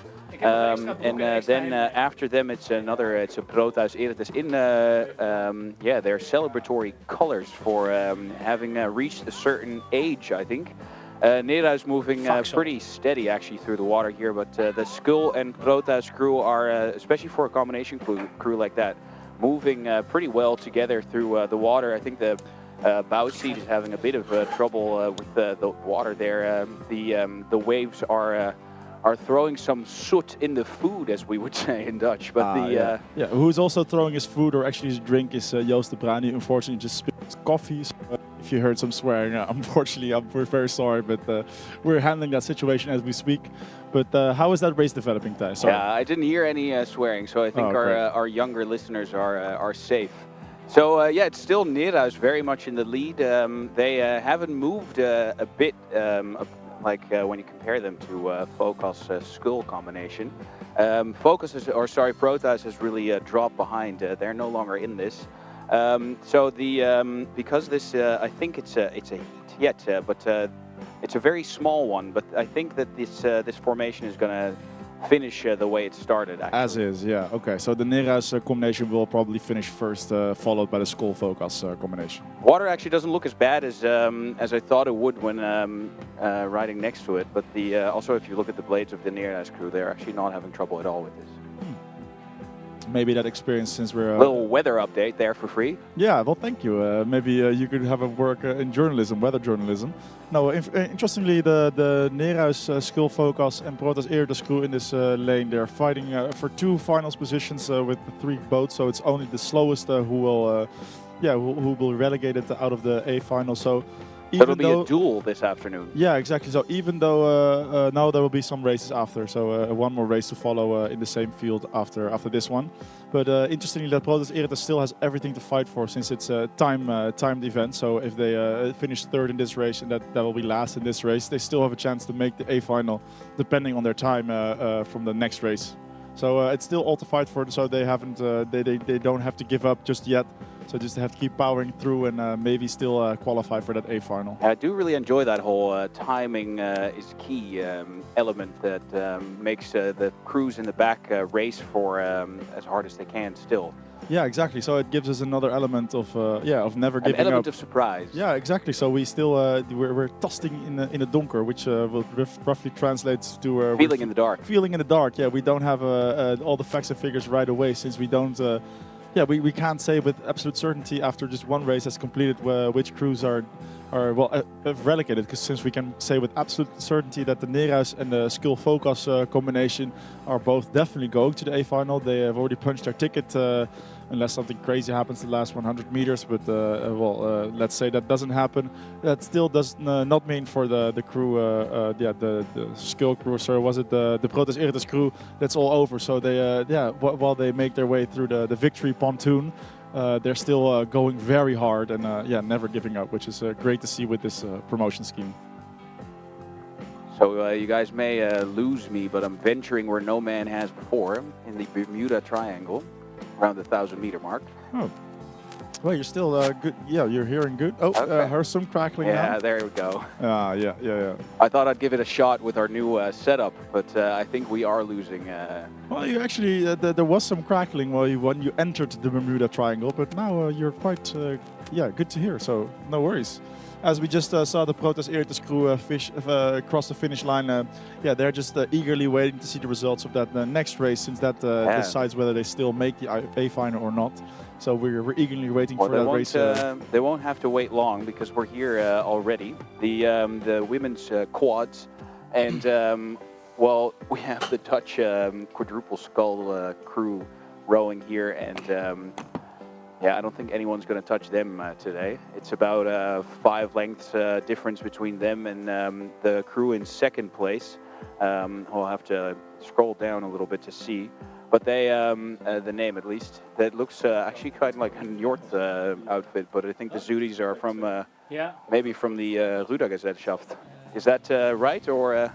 No, there's no Rudergesellschaft in this. There's an Australia-Njord combination, so maybe... Yeah, Njord, so it is Njord, so it must be the Aussies there. Yeah, so it's an Aussie-Njord combination, together with the Dutch crew, which is leading quite far ahead. Okay, well they're actually sticking with them a little bit. The 4 or 5 lengths-ish is at least not getting bigger. I don't know if the Dutch crew is trying to control this race from now on, but...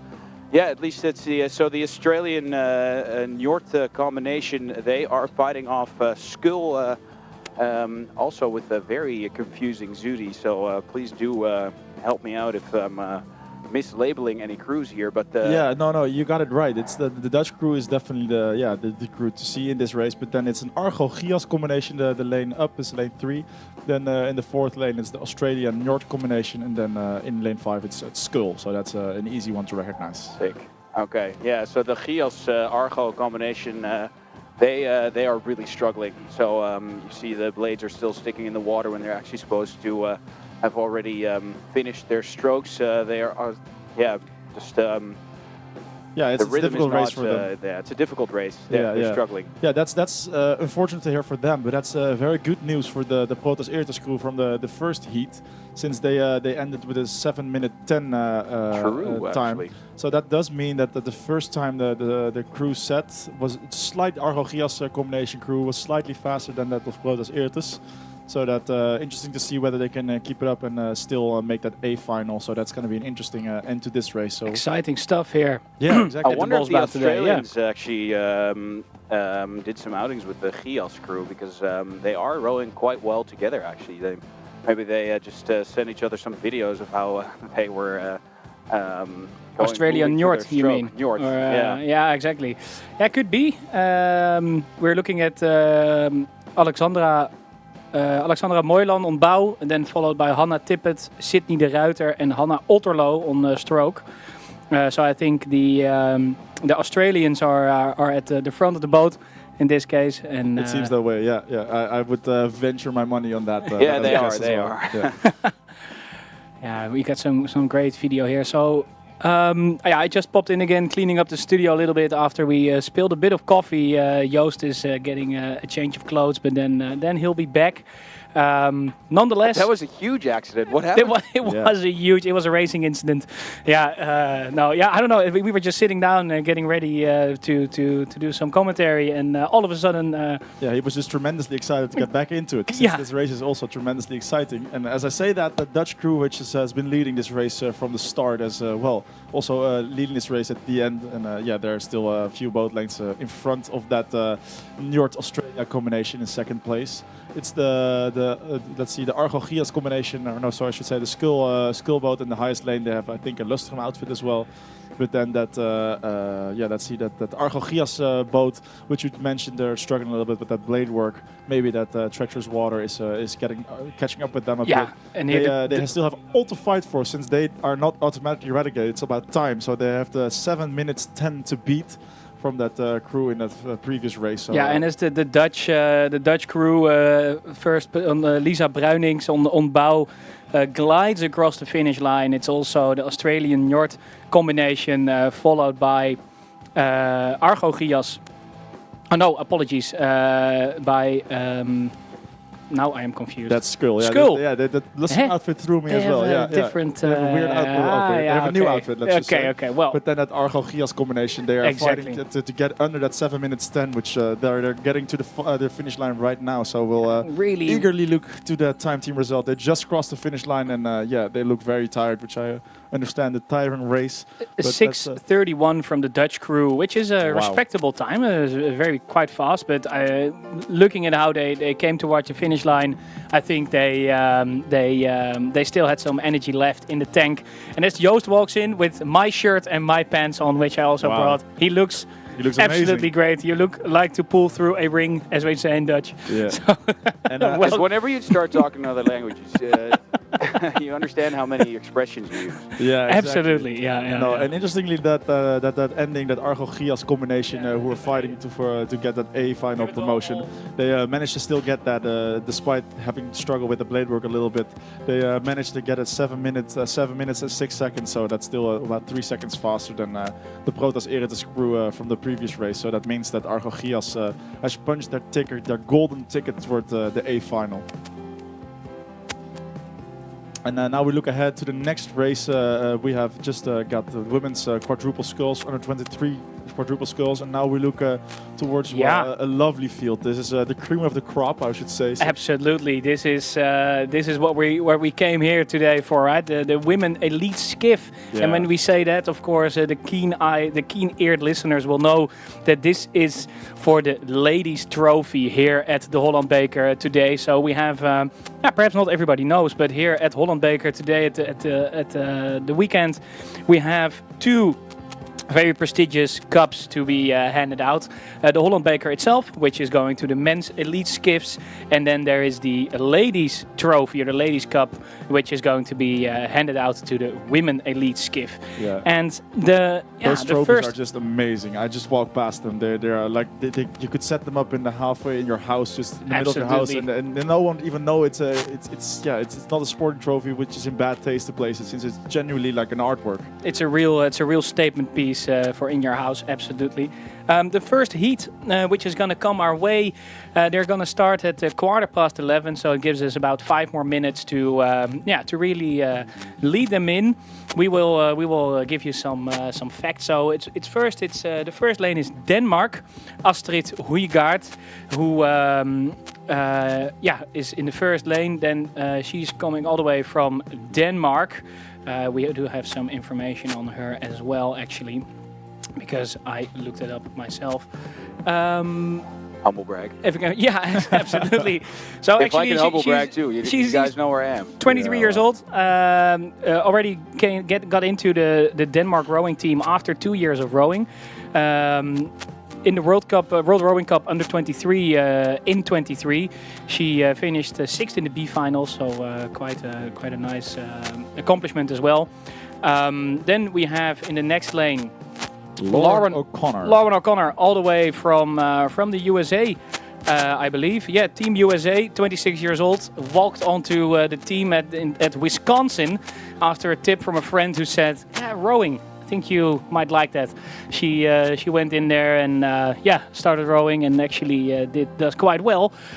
In the Olympic Games last year in Paris, she had a 3rd position in the B finals in the women's 4 and the double. What you say then? The women's quadruple, women's quadruple, right? Yeah, Exactly, women's quad. 9th position overall. During the Olympic Games, so of course an amazing feat of rowing. That's some rowing quality right there. Absolutely. Then in the next lane we have Anna Sanders from Focus, and then I need to switch the screens a little bit. She just most recently won the Westelijke Regatta, so that's a few weeks ago that won in an Orca's skull combination. It was a women's 8, so they won the A final with a time of 6:48. So a beautiful time as well. So that's definitely some rowing power in that boat, that skiff. So maybe she can translate that power from the 8 also in this single skiff. So we'll look forward to Anna Sanders in lane 3 from Focus. Absolutely, and then we have in lane 4 Treintje van der Pel from Orca, 28 years old. Lots of amazing prestation rowing this year. In the 8, actually, at the Heineken Roeivierkamp, rowed in the varsity this year. Also, and on the Bosbaan Voorjaarsregatta, we saw her in the skiff, where she had a 4th position for Orca. Then in the next lane, we have Marieke Middag. Yes, absolutely, and that's of course a name that rings, I think, quite some bells. Also with our man on the bike, but yeah, Marieke Middag, of course, in the Bled International Regatta this year, she became 1st in the women's pair, and also this year in the Noordwave Regatta. NK Groot, she became 1st in the skiff, in the vrouwengevorderde skiff. So that is also definitely a force to be reckoned with here. And then in lane 6 from Willem III, we have Minou Bouwman. Let me just take a look. 21 years old. We had some interference here in the studio. Also on the NK Groot. And on the Westelijke Regatta for Willem III. It seems that she won in 23. She has not that many races, at least in time team, under her belt. Last year she only finished the ARB Bosbaanwedstrijden. So that was in 2024. And in 2023 she won the Koninklijke Holland Beker in the women's 8. So that was a combination boat with Mera, Skull, Willem III, Triton and Proteus-Eretes. So that's a rainbow. A beautiful rainbow. But she won that race. Taxi. Not sure how we're going to translate that one. A victory taxi. The victory taxi. Medal taxi. Medal taxi. Yeah, exactly. I'm actually at the 100-meter line. You're at the 100-meter line. And do you have an update for us? Is the race already started? I do have an update. Oh, perfect. They have started naming crews. Okay, they have names. Yeah, we just named them as well. So that doesn't come as a surprise. Yeah, one more time for the viewers. So in lane 1 we have Astrid Huygaard. In lane 2 we have Lauren O'Connor. In lane 3, we have Anna Sanders. I just heard the lights go out. Oh. Uh-oh, so I'll name them off quickly. So in lane 4, and we are away. Yeah. And we are away. And Minu Bouwman. So let's see what these ladies have in store for us. Yeah, and as Jan van der Bij said, the first 100 meters are free, right? So they are coming your way, Thij. But as it looks like here on the camera, we can already quite clearly see that in lane 2, 3, and 5 and 6 there are already some very fierce strokes being made. They really pushed themselves away from the start. Really strong start here from these ladies. But it's a 2 kilometer race, right? So if you start too fiercely, too harsh, perhaps it can mean that you lose some power later on in the race and you can get overtaken but I don't again. think that'll be the case for Lauren O'Connor. She looks very strong here. Yeah, and with this experience, she knows how to distribute the race and with her power. So I assume she have a good plan. And this is just a fair start from someone who has rode in the Olympics. So she knows what she's doing. Thij, what does it look like over there? Well, pretty good actually. It's all stuck together still. Focus and Skull are trying to stay close to our leader from the US in lane 2. Skull is actually moving up a little bit. Willem 3, you guys had only a few races on record for her, but I don't think that's a reflection of reality, as she looks quite experienced in the single scull. Still, lane 2, Lauren O'Connor in the lead here in the women's single scull event, the ladies trophy. It's Skull moving forward. She's Marike Middag, which we already discussed a bit later. So a force to be reckoned with. A force to be reckoned with. Yeah, the last year has been pretty good for her actually. From what we've seen. And I think we have an explanation for why we couldn't find much here on our national records. Is because Minu actually went to the California Bears Rowing Club, where she rowed as well. So that means. They rode quite a lot in the women's 8, and that's I think where all that experience comes from. Yeah, and so that's still translating towards Skiff as well. So she's still connected to the race. I think I just lost her out of the video feed, but she's still very much in this race, isn't she? Yeah, she is still a bit of overlap with the rower from Nijmegen,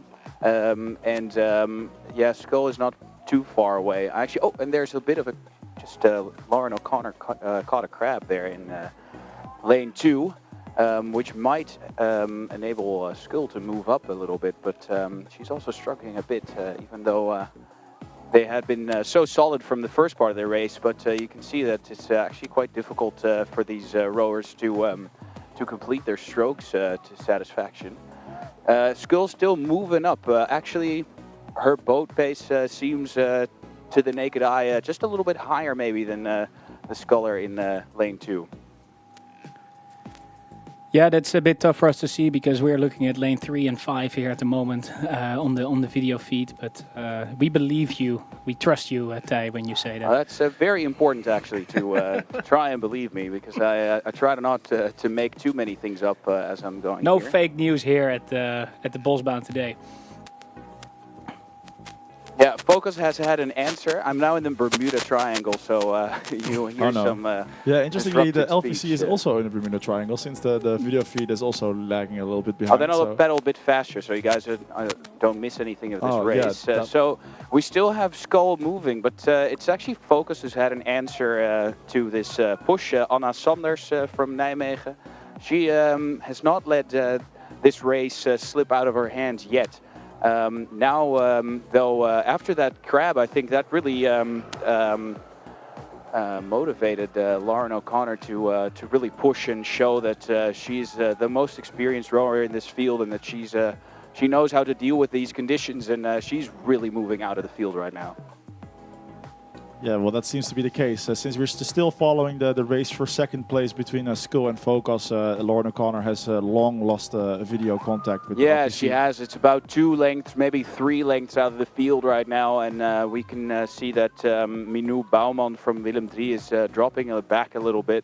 The Bears did put in some experience, but she doesn't seem to be able to hang on to Anna Sanders and Marike Middag from Skull and Focus. So Yeah, dropping back a little bit. The race for second place is still where the excitement's at in this heat.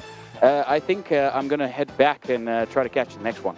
Yeah, of course, keep us updated for the next race. We'll take it over from here since they're just entering in our view field. Still a little bit too early to call what the race standing is, but we'll get over your word. And yeah, Lauren O'Connor definitely leading this race, but that second place battle is very interesting. That's where the excitement is at, as you correctly stated. Boris, how do you see this race going? Yeah, it's really tight, and I'm really looking forward to this race coming towards the victory pontoon here and getting into our field of vision here, into our eyesight. But Joost, I wanted to talk to you a little bit about what do you call them, the promotional codes, or what was it again? Yeah, the progression rules. The progression rules, yes. Exactly. So it says first, second, 6 fastest, other, go to the final C. Okay. But the first, second, and 6 fastest will go to the semi-finals. The semi-finals. The semi-finals are tomorrow around noon, so we will see them racing again tomorrow 2 times. Yeah. And so we select out if I calculate, the 12 fastest crews this morning. So we definitely will see fireworks here. Yeah, Lauren O'Connor tomorrow, and I think she will be one of the favorites for the ladies' trophy tomorrow. But we also have a new start tie for the second heat of this event, and I think you are in the neighborhood of that first few 100 meters of that race. Yeah, I am. I'm just on the back though, so I can't really see who's in front yet. It looks like the middle lanes are doing some good work. I think both rowers from Sculls, from Amsterdam, and they are, they're quite a little bit ahead, I would say. And after that, I can't really call who's in second or third. Okay, yeah, here is it very clear, second and third. It is from Nijmegen, Anna Sanders in the second place, Sculls yeah, still that's the following. Previous race, actually, not where I am. No, we're just sorry. I totally missed that bridge there. It's about the first heat, just finishing here for our ice tie, and Boris is with his nose at the window. Absolutely, I'm gonna get my nose right up to this window to see how Lauren O'Connor is gonna get first position here, first place in this first heat of the ladies' trophy, and really composed, really strong rowing, as you can see.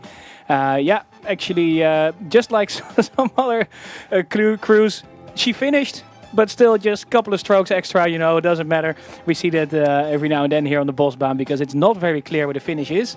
But a very strong feat of rowing here by Lauren O'Connor, and also by the rest of the ladies, of course. Here we have maybe interesting to look at some times if we get the times already. It's a bit slow here on the internet in the finish tower.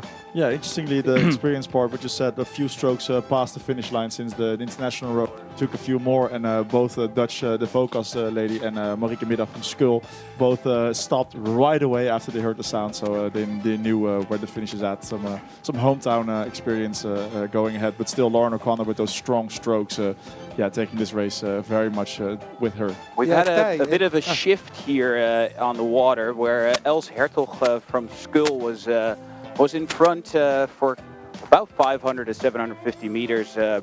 But now she's been taken over by the Dutch representative, the national representative Claire de Kok. She is put up as number 3 in this the Dutch crew. So she is in lane 6, and she has just moved through the crew from Sculls with about half a length, and she's speeding up. She's really picking up the pace, and it's looking quite solid. She's very, very strong drive with the legs underwater there. Also looking at the papers, as we would say, or on paper, what they got to bring here to the Bosbaan. We can see that Els actually last year she won here at the Holland Beker, but then in the ladies elite 4 in the quadruple, I believe. In the Open National Championships. And also Claire de Kok, who just turned 23 last Thursday. She actually became second in the the finals of the European rowing championships in the Dutch 8. So that's also why she's rowing here with the Dutch colors on the boat. Yeah, and last year she was also here with an 8, and she just won that Yes. race. Normally starting for Njord, the Dutch student club, but today for the Netherlands in the colors of the Netherlands for the Dutch equipe. Tij, are you still in the neighborhood of this race, or are you? Did you have turn around to the next one? Yeah, I'm still actually with this one a little bit. I haven't got the nerve to turn back yet, but it's still Claire de Kok in front here. Actually, good point you raised to do a little bit of explanation on these Dutch club names that we've been thrown about everywhere. Yes, yeah, that's a good point. So, but yeah, it's actually Els Hertog has been around for quite a while, rowing at the top of her league here in the Netherlands. So Claire de Kok has been, she's taking over this position at least in this race. So I wonder if it's going to be a redo of last year with the same winner, or if we have a new victor in town. I'm going to turn around to see the next one. Yeah, sure, Ty. We'll reel them in towards the finish here. No worries. And as you turn around, you'll be going towards the third heat of the Women Elite Skiff for the Ladies Trophy, which is going to be Bente Boonstra for the Netherlands, Roos de Jong for the Netherlands, Apollonia van de Ven from Club Gent, Esther Bries Zamorano, actually not sure. She's from Argentina, I think, not 100% sure. Yeah, exactly. Yeah. In the race 2, it's indeed the lowest lane, it's Argentina. Yeah, and Catharina Bauer from Roederverein Treviris Trier.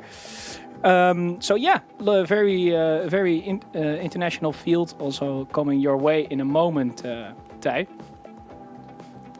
Yeah, and especially that the lane 2, Bente Boonstra, literally an Olympic gold medalist in Paris not too long ago. So yes, that's I think that's gonna bring some heat yeah, into that heat, exactly. so to say.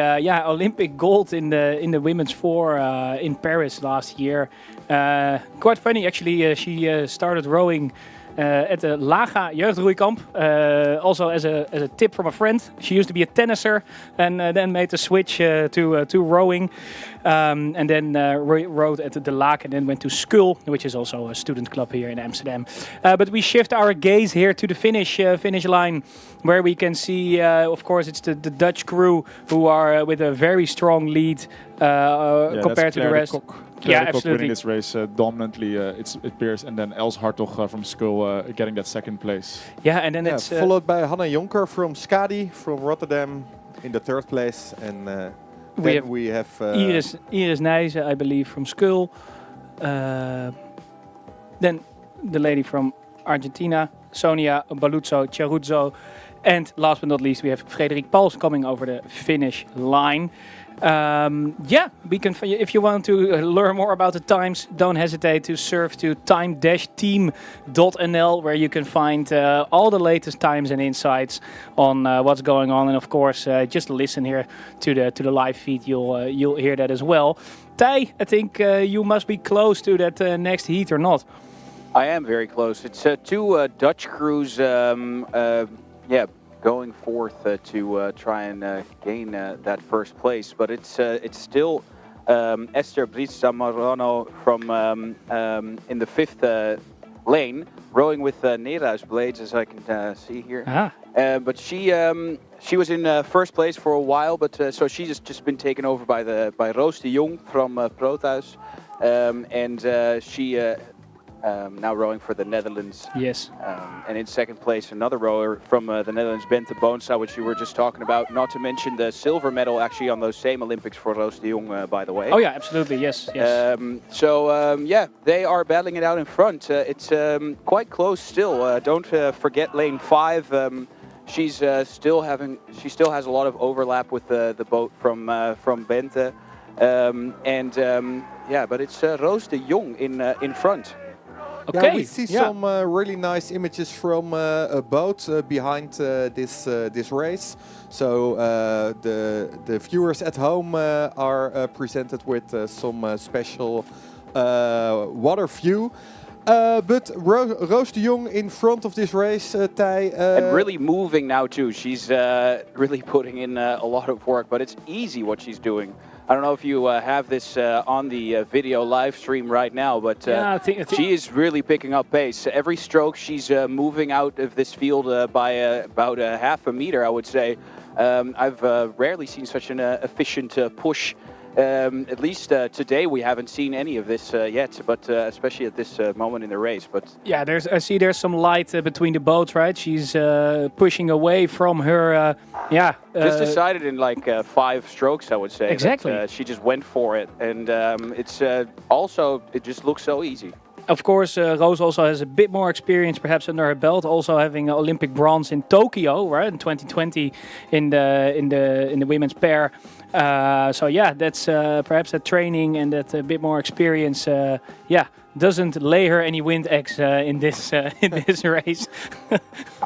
Still going to be exciting for second place, because from lane 5 we still have a competitor coming in for that second place. Maybe you guys can tell me a bit more about her too. Yeah, exactly. I looked up Esther Brits Spain. Zamorano. She's from Spain, and she competed in the Paris Olympics for Spain. There, I can find on her Instagram that she was 7th over there, so probably the first in the B final. I should verify that before I should say that further, but it looks like that on her Instagram at least. And some extremely impressive pictures from her outing there. So it was in a women's double. Well done, Q, on that that last minute research, sliding into the Instagram of just showing how of ill Esther prepared, here. right? Exactly. No, but it's and of course it's all about the times here, right? Because of these. Yeah, the first and the second place are to the semi-finals definitely, but the other ones, the Other 6 we need the 6 fastest for the semi-finals, and we will dive into the results as soon as they come in. Yeah. But Thij, when I look at the course, I see a new race coming, and that is the Holland Beker, the main event, one of the main events at the Koninklijke Holland Beker Regatta. What a treat today, right? I think the crowd is going wild. We have an ecstatic crowd here on the stands. They cannot wait until they will reel in here the Holland Beker men's skiffs, but not before, of course, these ladies here are finishing first. Sure. And we still see nothing changed. We see Roos de Jong with very, very strong strokes here on the finish. Ramping up the tempo really, as well. Really impressive. Yeah, absolutely. Because she had quite, she's quite in front of the race, and she's still not. Wow. Yeah. Now really strong finish here, and quite some boat lengths compared to. Really impressive. Compared to Claire. Yeah, it's. Actually, that's Bente Boonstra. Sorry. Yeah, no worries. That's Bente Boonstra who came in second, and it was the Esther Brits Zamorano. The whole studio just reset itself. For a second, but no, we're still good. Roos and Bente, of course. So the Spanish rower. Yeah, so it's 1, 2, and 3 is as you left them at Thij. They didn't change the last 500 meters. But now we shift our attention to the next race, which Bol was already mentioned, is the men's elite skiffs, the Holland Beker, the number we're all looking for. The Holland Beker, So, the main event. The main event, exactly. Het hoofdnummer. So in lane 1 we'll see the Belgian Tim Brijs. In lane 2 another Belgian, that's Aaron Andries. In lane 3 it's the man from Utrecht from Triton, that's Timo van Eyck, that's a student rowing club. Then in lane 4 we have from the Philippine Rowing Association with Chris Nivades. Please correct me if I'm saying that wrong. Then from lane 5 we have from Indonesia we have Memo. Lane 6 we have Willem Descher from Sarasota. Maybe someone can fill me in whether Sarasota, I think that's some vaguely Sarasota is it USA, right? Canada, something? Yeah, it sounds vaguely familiar, but it's the Belgian rower actually in front. Aaron Andries doing a lot of good work here on the Bosbaan. He's about a length out of this field, followed by a crew from Indonesia, Memo, who is gaining on him actually and pushing mostly away from all the other rowers. I can see another rower from Belgium actually close to the third place now. but it's tight in the back there. And the rower from Belgium is still in the lead, but Indonesia is really gaining on him. There's two rowers for Belgium. There's one in lane 1, it's Tim Brijs, and the second lane it's Aaron Andries. If I heard correctly, it's Tim Brijs at the lead at the moment, right? Yeah, it is. I actually said Aaron Andries incorrectly just now, but it is Tim Brijs. There's lane 1 who's in the lead. But maybe not for long, as I think Indonesia is really... Tim Brijs, a very experienced rower who actually just missed his position for the Olympic Games in Rio due to the maximum amount of entries allowed per country. So he had to see Niels van Zandwegen go instead. However, Tim Brijs, a very strong rower, as we can see here, and not unsurprising that he is leading the field. But if I take a look at the times, Tij, it's quite close together still, isn't it? It's very close together, and also just getting closer and closer, because Indonesia is really on the move in this field. So I wonder if Tim Brijs is trying to, or able to keep this attack off.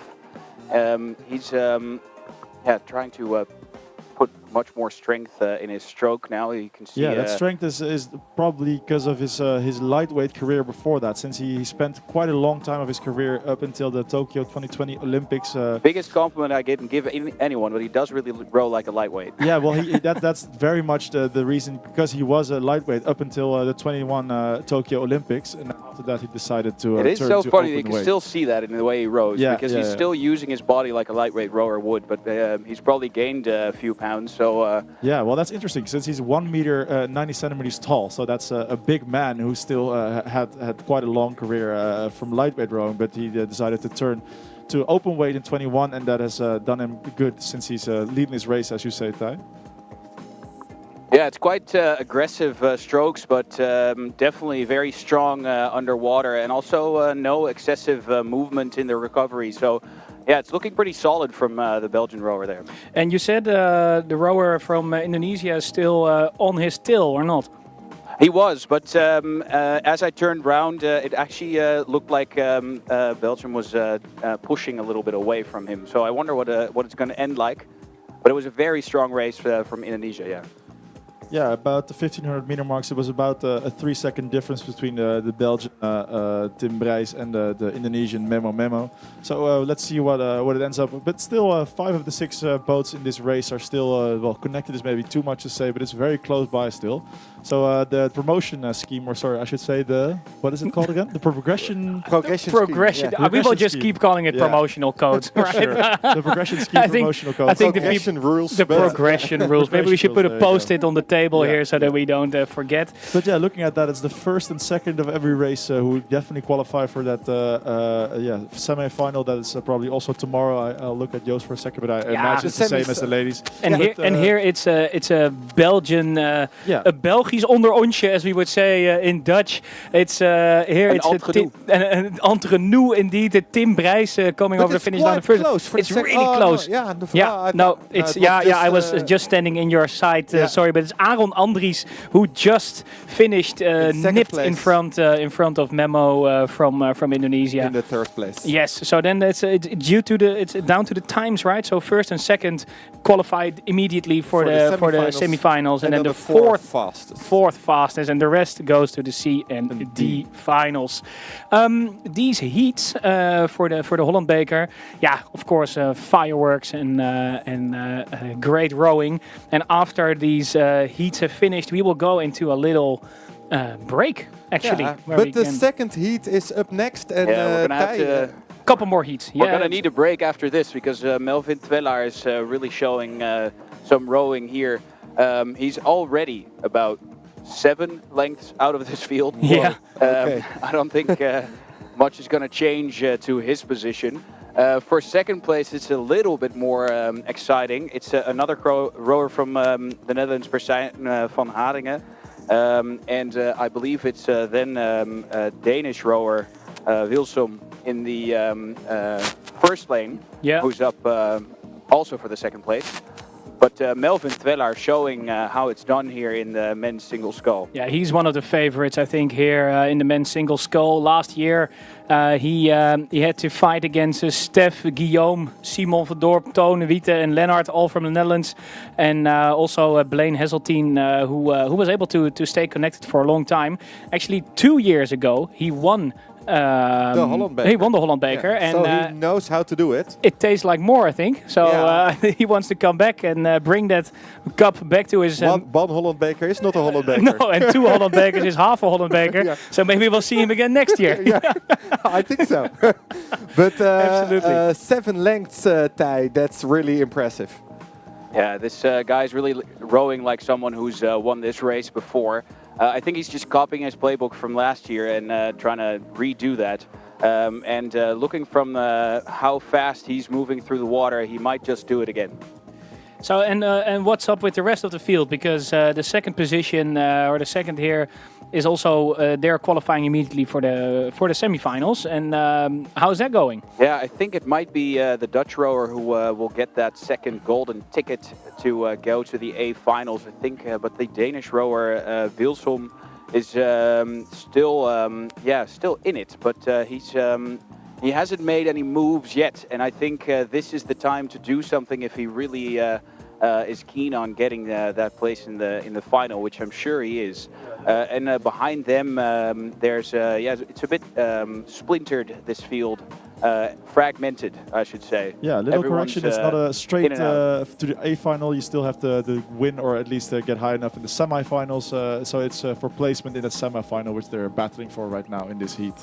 But still, that second place will get Persijn van Haringen that place in the semifinal guaranteed. And then the Danish rower August Visholm will have to get a good enough time to be one of the 4th fastest rowers who has not been automatically going to the semi-final. Yeah, well, I think is that the case? No, because Melvin Twellaar is on the lead, right? And then followed by Persijn, right? Yeah, That's exactly. what So you were Melvin is saying. definitely Exactly. through, and Yeah, also yeah. Persijn van Haringen, if he unless he relents the lead, but he's also looking quite comfortably in second place. So that third place, August Wilsholm has to really gas it up to maybe even get a place in the semi-final. Yeah, absolutely. Let's see if we can compare some times already between the first and the second heat. So as they're moving through the 1500 meters, we can see that, indeed, Melvin Twellaar is on another level. He's the first to do a sub-5 across the 1500 meter, 4:58.9, which is a blistering speed.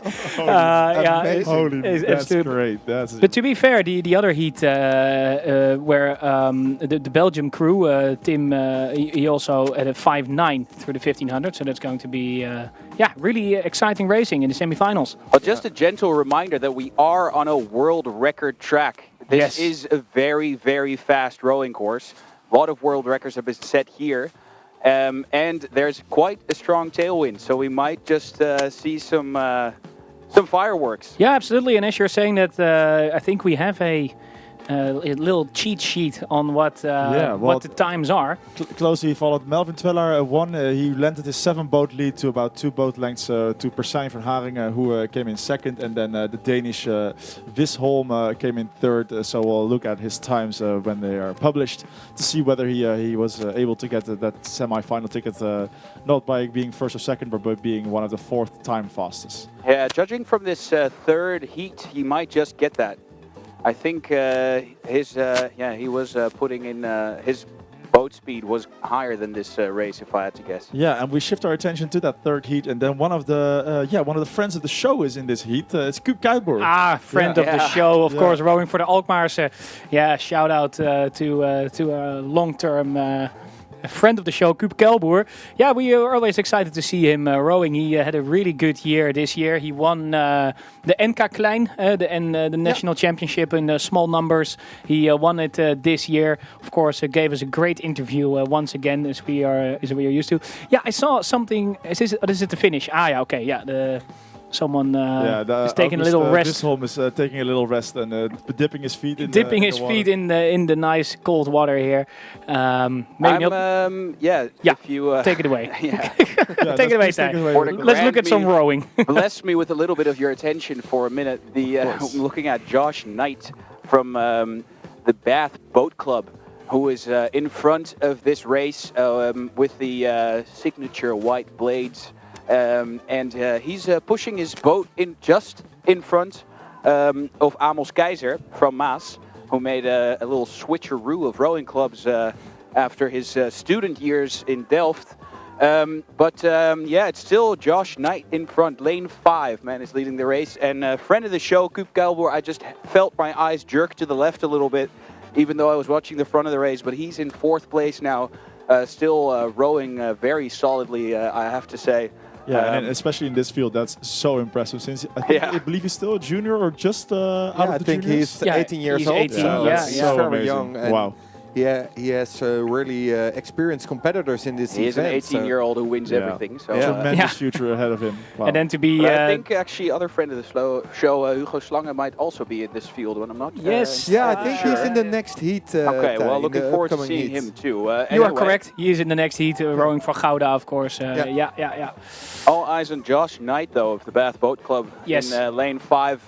Very solid. Amos is actually struggling a little bit with the water there.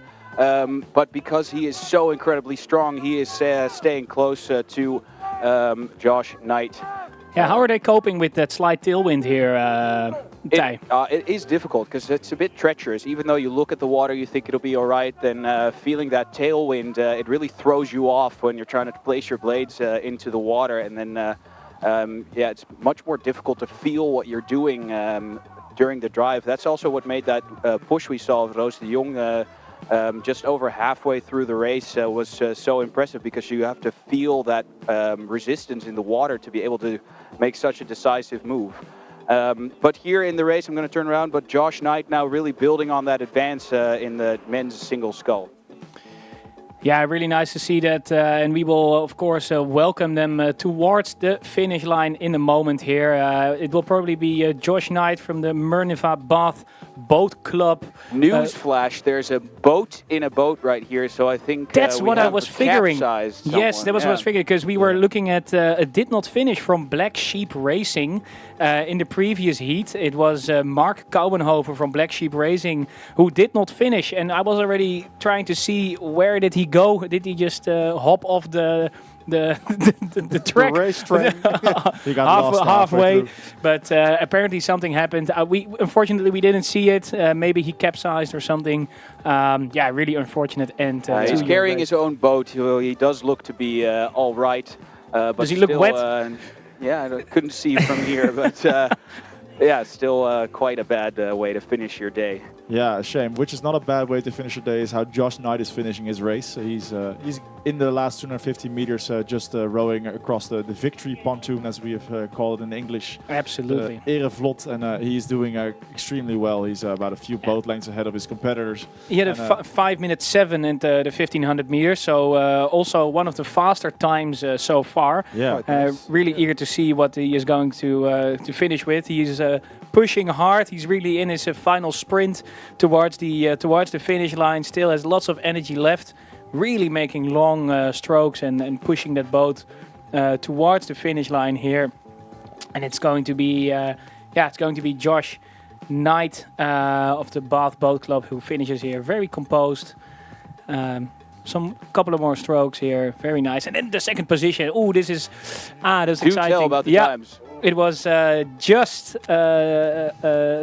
not enough for Koop, but it was Amos Keizer in the second position, and then it was Koop Kuilboer here who took, I believe, a third position. Yeah, extremely impressive. The timers say fourth, but I think third. So let's see if that's going to be corrected or not. Yes, it's corrected. It's the third position for Koop, and what a race here. The fourth heat is also has also been started, Ty, and I think Simon van Dorp is in the first position, or not? He is indeed, Joost, maybe unsurprisingly so, the strongest man on this earth, maybe, at least according to the RP3. rowing machine. He is not even in our picture. We just see Pieter van Veen in lane 5. I think Also Simon doing well, actually, Pieter van Veen. Very close to Simon. But yeah, they are powering through this rowing course, the two of them. In third place, another Dutch man, Guillaume Krommehoek. Actually, it might be the other way around. I think it's Guillaume Krommehoek is in front in lane 3, and Pieter van Veen is actually in third place. Yeah. So you guys were way in the back of the field with the camera there. Yeah. Yes, I we just are. heard that the Toyota Yaris, not sponsored, really rev up. So we he's see that. catching There up he to goes. Simon van Dorp, I think. Yeah. Revving up that little 3-cylinder to catch up with Simon van Dorp, because you gotta push really the pedal to the metal, I think, to stay connected with these skiffs here. Yeah, and Guillaume Krommehoek also rowing very well here. Really nice rhythm that he's laying down here on the water, but still the power of Simon van Dorp is a sovereign leader here in this race. Behind them we have a whole scattering of other rowers, but it's all eyes on the front of Simon van Dorp and Guillaume Krommehoek. Yeah, of course, he won the World Cup in the Varese in the skiff as well, right? In the A Final, Simon van Dorp. So it's not surprising that he's leading this race at the moment as well. At the 1,000-meter line, he is just a second faster than Melvin Twellaar in the second heat. So that will be quite Spectacular. yeah, tomorrow. Promises Yeah. lightning fast. It's a shame I'm not here tomorrow, so I'll have to rely on the crisp commentary on the live stream. But yeah, that's going to be very exciting. Yeah, exactly. But then those in, times from Melvin Twellaar and now also Simon van Dorp are just lightning fast. It's crazy. Seeing a sub 5 minute 1500 meter time is in a skiff is wow. I'm so impressed by that. Yeah, and what's also a nice treat for Thij is that he can cycle along with this whole race. Wow, isn't that nice? Actually, I dropped to the back a little bit because I was interested in how solid that third position was, because we have Sebastian Nordley from Roskilde Rowing Club, who was on the move, but I think that he's actually just out of energy. He couldn't pull through to take over that third position. So we're still looking at Pieter van Veen, who's in third. Yeah, there's not much has changed between the first and second place there, has it? Yeah, so there seems to be a battle for fifth and sixth position, right, by Sebastian and Joost from Skull, I believe. I think it's for fifth position, right? Hugo Slange is also in this race, or is Hugo? Yeah, Hugo Slange is in last position in this race, okay. But he's still close to Joost van der Sluis from Skull, actually. Yeah, and I see Being Simon cheered on by the field. He's making a push for the end. I see Simon van Dorp has exactly 5 minutes 000 at the clock at the 1500 meters. An impressive time, but a bit slower than a bit slow, right? Yeah. A bit on the slow side. Yeah, I think we could do better. Extremely bad at the skill, folks. Only Melvin Twellaar going fast. Compared to Melvin. Okay. But quite strong race for all those Dutch guys here at the Holland Beker. So that's quite nice racing today. Really relaxed as he comes over the finish. To be honest, it seems a walk in the park. Yeah. Just exhaling a little bit, looking to the left, turning around the boat. Maybe. All it's business one thing for him, to be so strong, but to translate that into speed is something entirely different. But he does it very well, and as you say, very relaxed. Very composed race from. And as a friend of the show, Hugo Slange also crosses the finish line. That means we have about an hour of time in between recess, this race. Right? An hour of recess, a little bit time to play in the circus. Hit the playground. Yeah, hit the playground, and because it's a lovely area over there the event grounds, or we're gonna call it. The Cantina Mobile sponsored this whole area for to build it up.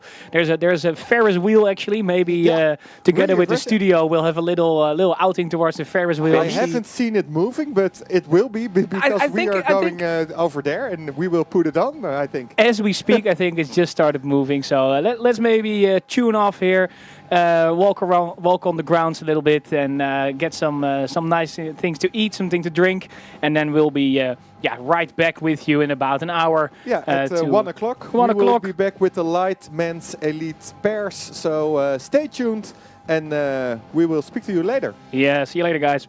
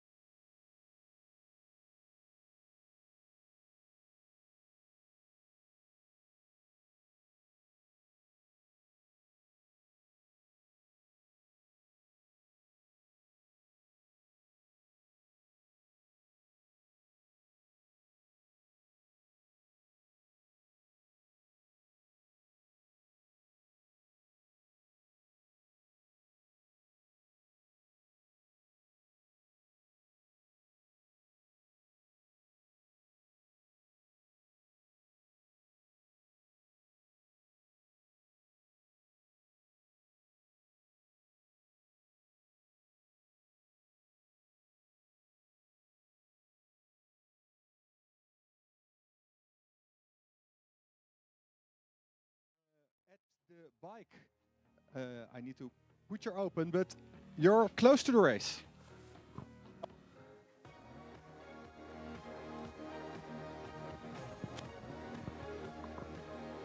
We've lost a man in action here.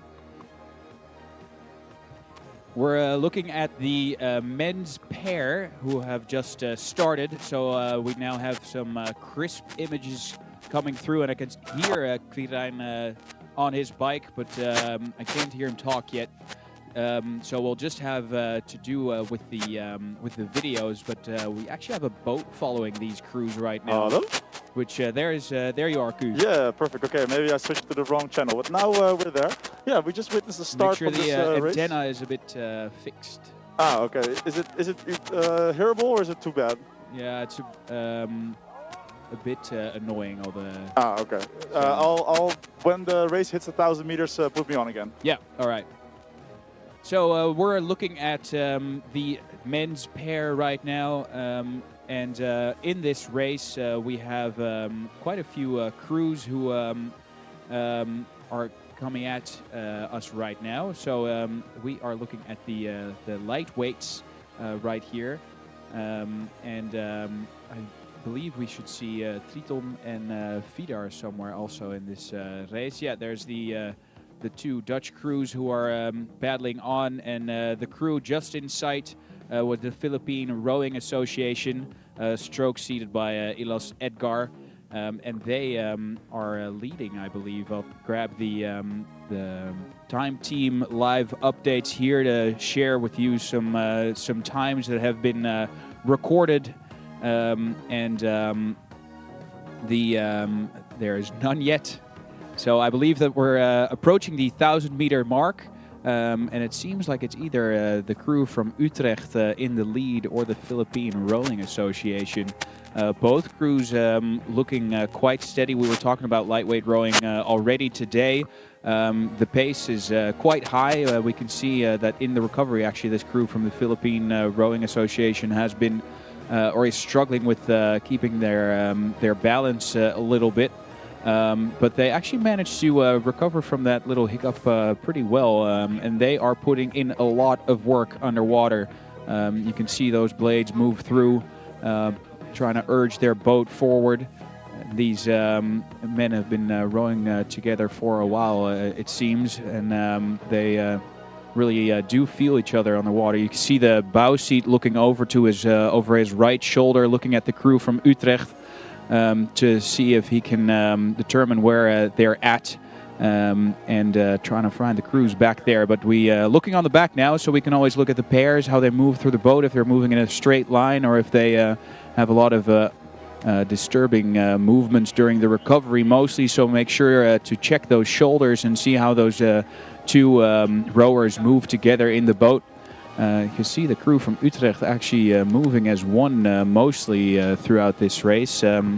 They have been rowing for a while either way. Stroke seated by Max Gompel, and one of the veterans in lightweight rowing as of now. And I can hear yes, trying to get through. And also all the annoying crisps or crunching sounds have dissipated. So, perfect. Now, then we know to stay within the 1,000 meters close to the finish tower. But you already mentioned that moving as one, that Triton lightweight men's pair. Yeah, they're rowing quite in unison. They're rowing quite nicely. Have like a maybe three boat lengths ahead of the Philippines Rowing Association. And the hekkersluiter, as we say in Dutch, the last one in this race is the Tilburg pair from Vidar, and they're quite close boat length away from the Philippines Rowing Association. So they could make it quite exciting these last 500 meters. But the winner is all but done for Triton. The Utrecht's combination is working out quite well for them. So I'm leaving them at the 500 meters. I'm turning around and I'll hand them back to you.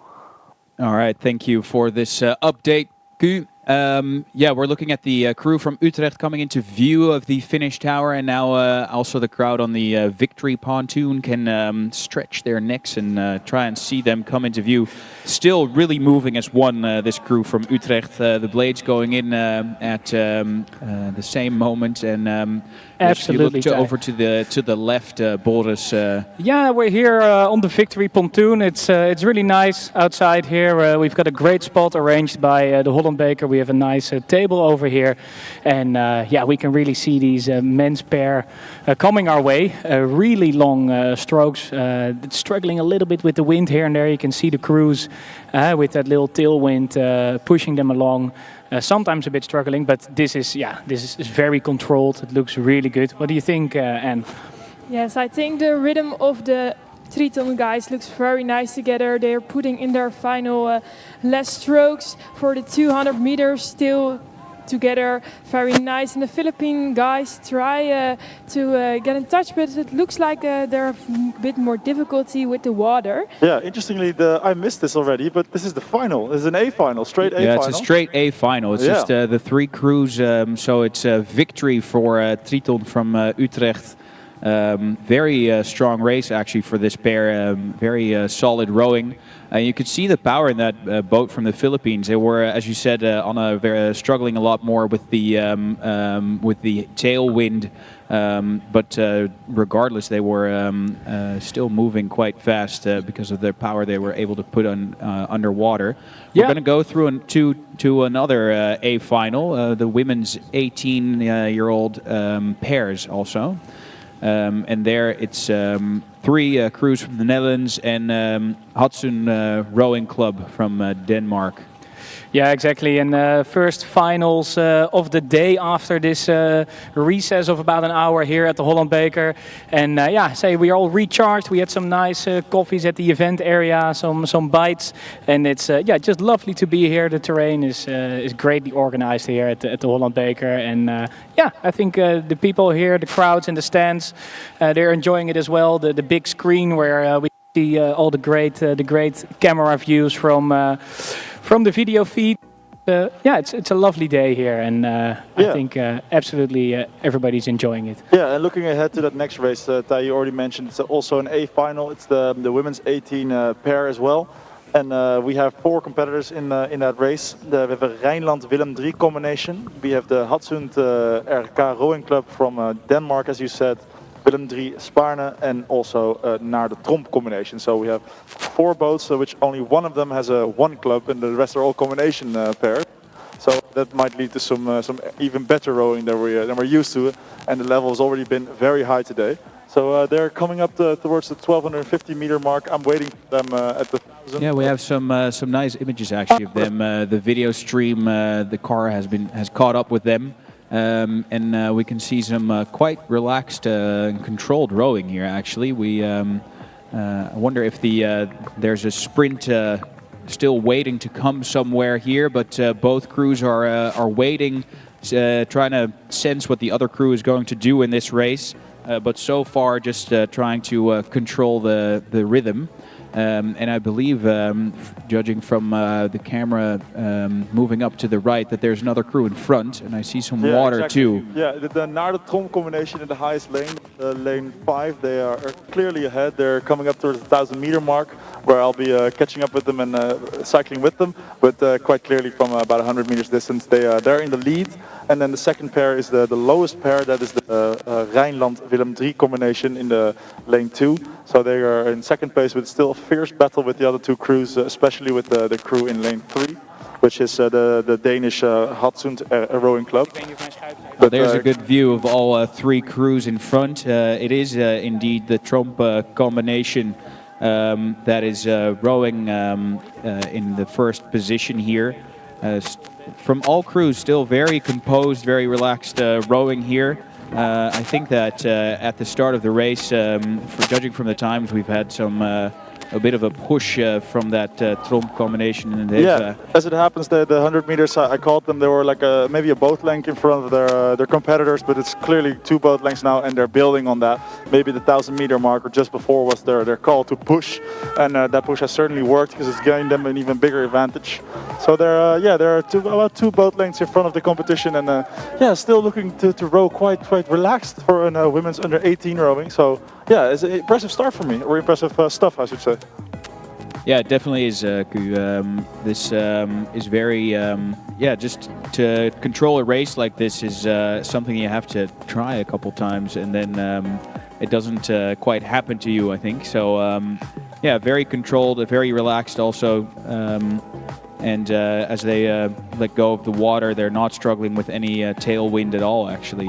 No, the wind seems to have died down a little bit, or maybe just because I turned around, but it feels definitely like a lot less. But yeah, this tromp combination, they're very much in the lead so far. There has been a push in lane 2 by the Rijnland-Willem III combination, so they might make it hard for the leaders of the race at the moment. But as it seems, the leaders respond quite quickly. That's of course the easier part in a small boat. Little combination, little communication needed. Just row harder. One says it and the other does it, and that's clearly what happens. Since the tromp combination, is extending their lead a little bit further actually. Yeah, you can see from actually a few of these rowers that they are a bit short in the back there, trying to let go of the water in time so they don't get stuck somewhere, which is actually a very good way to deal with this tailwind. You could see that from the stroke seat of the crew in first place, especially. They definitely came prepared for this weather, since exactly what you described. It's almost no back at the end of the stroke, but it seems to be working wonders for them, since they're still about 2 boat lengths ahead of the rest of the field. So it's clearly now the Willem III and Rijnland combination in second place. They're in lane 2, and then quite clearly now as well the crew in lane 3 is coming for the 3rd place, and coming in last is the combination in lane 4, which is they're unfortunately the hekkensluiter, as we say. The closer of the gate. We had some good views of the Danish bow seat looking back to see where exactly they are in this race. Yeah, unfortunately, she has to look quite far back or forward, as we should say, actually. Yeah. But so yes, unfortunately for the Danish, that's going to be too much, I think. But a wonderful race from the other pair, the leaders of the race. Yeah, indeed. So we're looking at lane 5, right? Naar de tromp combination in the lead at the moment. If I'm not mistaken, right? Yeah, exactly. Right. No, you're exactly correct. right. But it's still relatively close. If I look here at the lower lanes, it's in the closest lanes, lane number 2, Rijnland-Willem III combination. But it's quite clearly as the crews are moving towards the victory pontoon. It is indeed that the Naarden tromp combination, Fleur van den Broek and Juliette van den Berg here in the double. Yeah, it's a clear display of dominance here in this final. And I would expect them to even put up the tempo a little bit higher. But quite low tempo during the rest of the course, so maybe some exciting stuff in the finish. Yeah, this is actually the first part of the race where we see them lose a little bit of that composure that they've had throughout. And they are coloring outside the lines a little there in the last few hundred meters, trying to keep off that other combination crew from the Netherlands, the Willem III combination crew. But it's Tromp and Naarden who take the victory here in the women's pair, women's 18-year-old pair actually.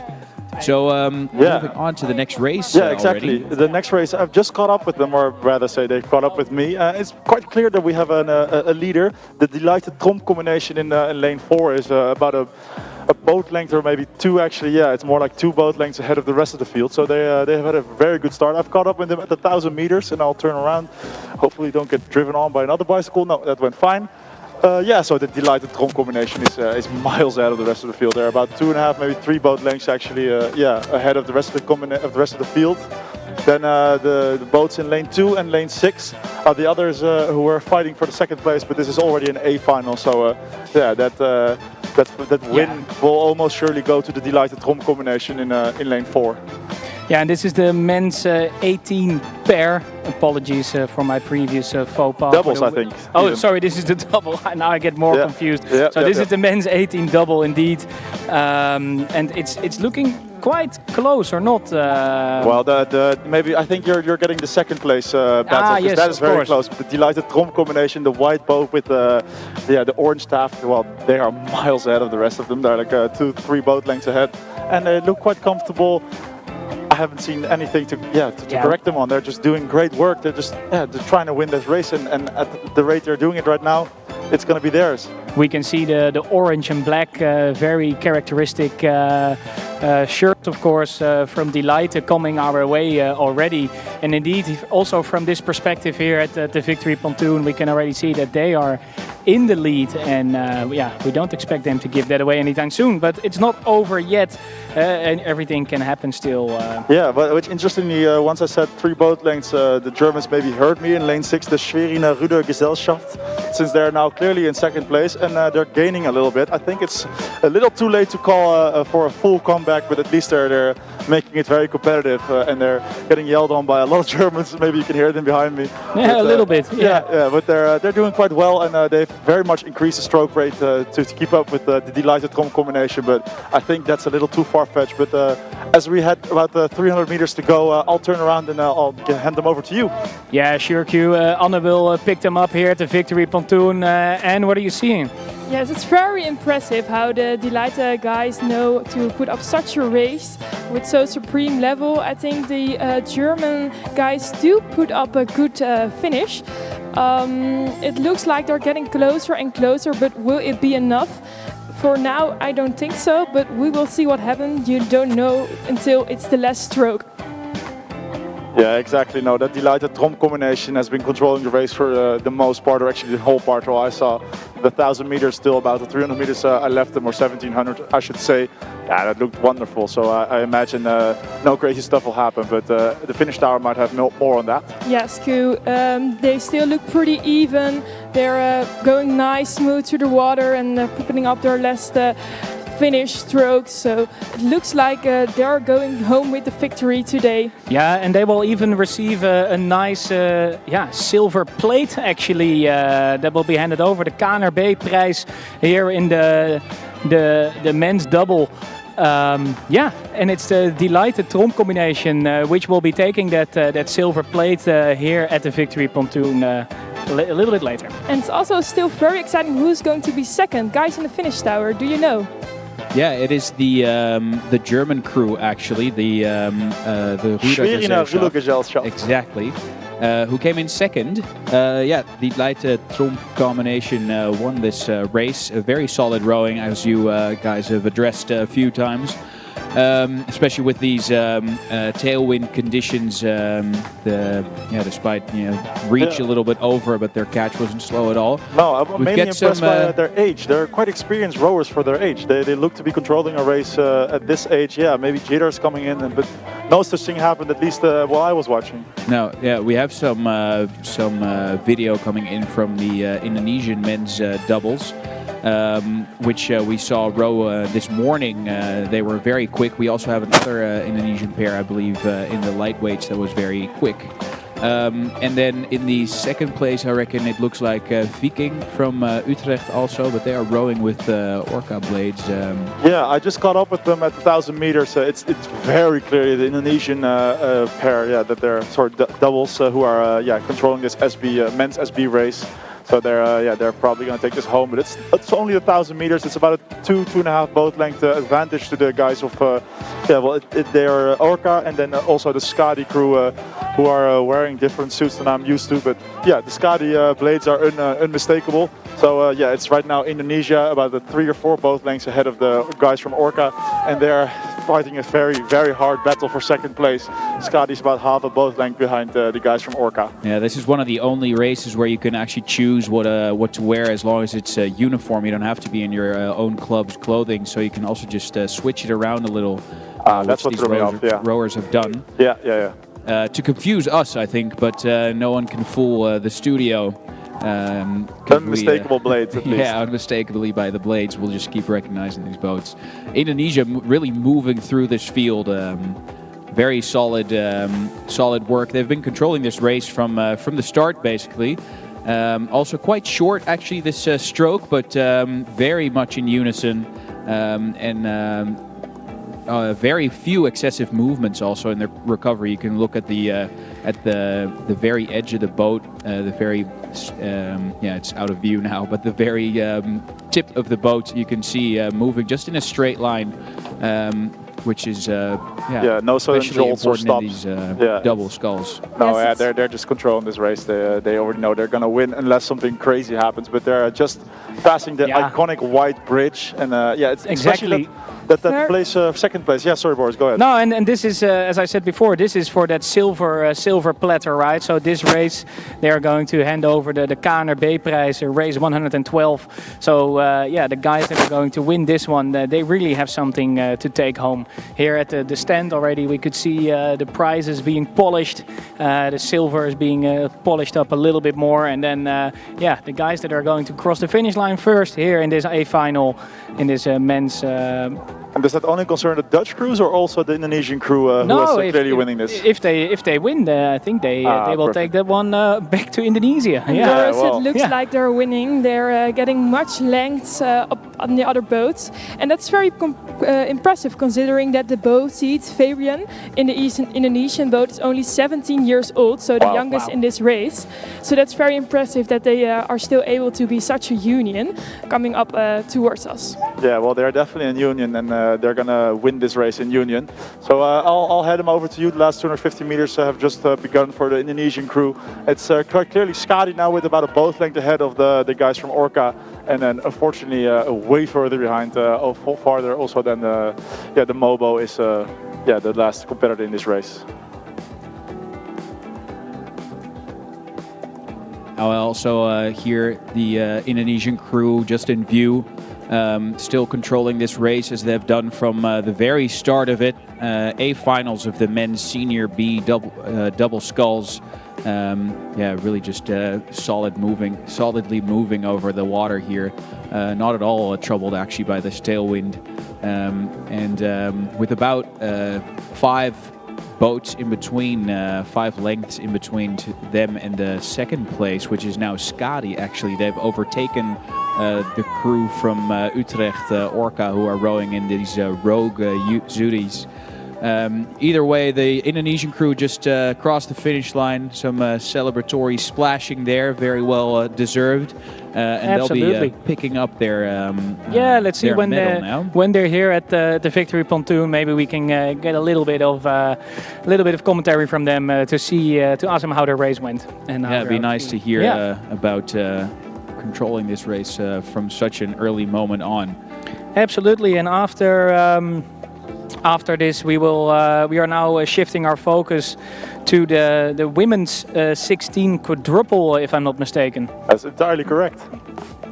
Great, then I finally have it correctly. Yeah, so there's 4 rowers and 8 blades. So, exactly. Quadruple, and we're looking at, I almost dare not say it, but Viking from Utrecht, now in the correct Zuris. They are way out of their Q. I've not caught up with them yet. I've just gotten close to the 1,000 meters. They are not here just yet. No but worries. I believe the LVC does not tell lies. So if you say that, I believe you. Yeah, yes, we will see in this race, we will see Rick in lane 3, in lane 4 the girls of Viking, and in lane 5 the girls of the Hope. So you will catch them, I think, soon, Q. Yeah, I hope so. They're about 250 meters away from me. About where we used to have the yellow signs hanging. They're gone now, but it seems to be they're about 1 post away from me. So I'll keep you updated once they are close to me. Yeah, and in the meantime, we can just look at this crew from Viking from Utrecht who are moving quite well through the boat.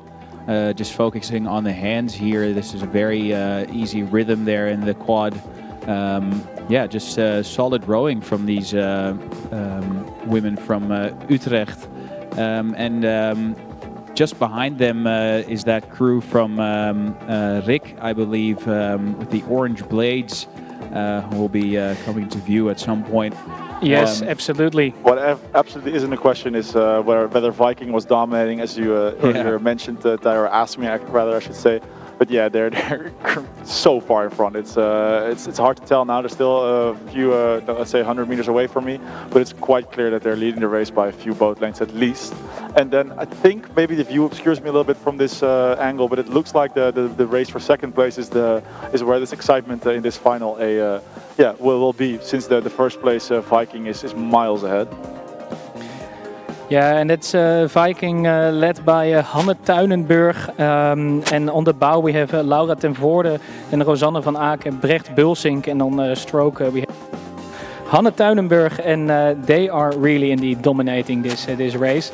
It's also getting quite busy here at the Victory Pontoon. People getting their Holland Beker blikken, collecting them, and we're also eagerly waiting for the crews to come here to get their who will prizes. be joining you? Not so sure.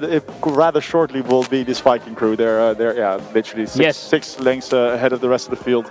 Just one unison rowing rather beautifully. They're under 16 or under 18, I don't even know, but it's very experienced rowing for this age, and especially how much in unison they are is wonderful to look at, especially from a juniors perspective, where they you don't expect to see this kind of quality, but yeah, they are surprising us in a good way. Yeah, they're giving us a big performance, and they already did that earlier this year at the ARB. They both won in doubles, and they're now together in quadruples, and they're indeed under 16. So it's very impressive that they're putting up such a performance here for us today.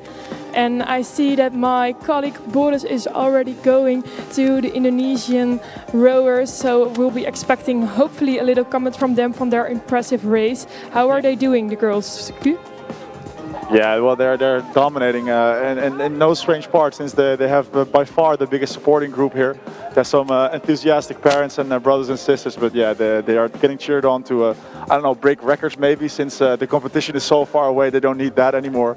But no, they're dominating, and they're going extremely fast. And this last 500 meters we're coming up at will surely be a show of force. As that's happening, I'd like to take a little moment here for the prize giving ceremony here at the men's double, which was won by the Indonesia crew. The KNRB-prijs. It will be handed over by Hielke van der Molen, commissaris marketing communicatie at the Dutch Rowing Association.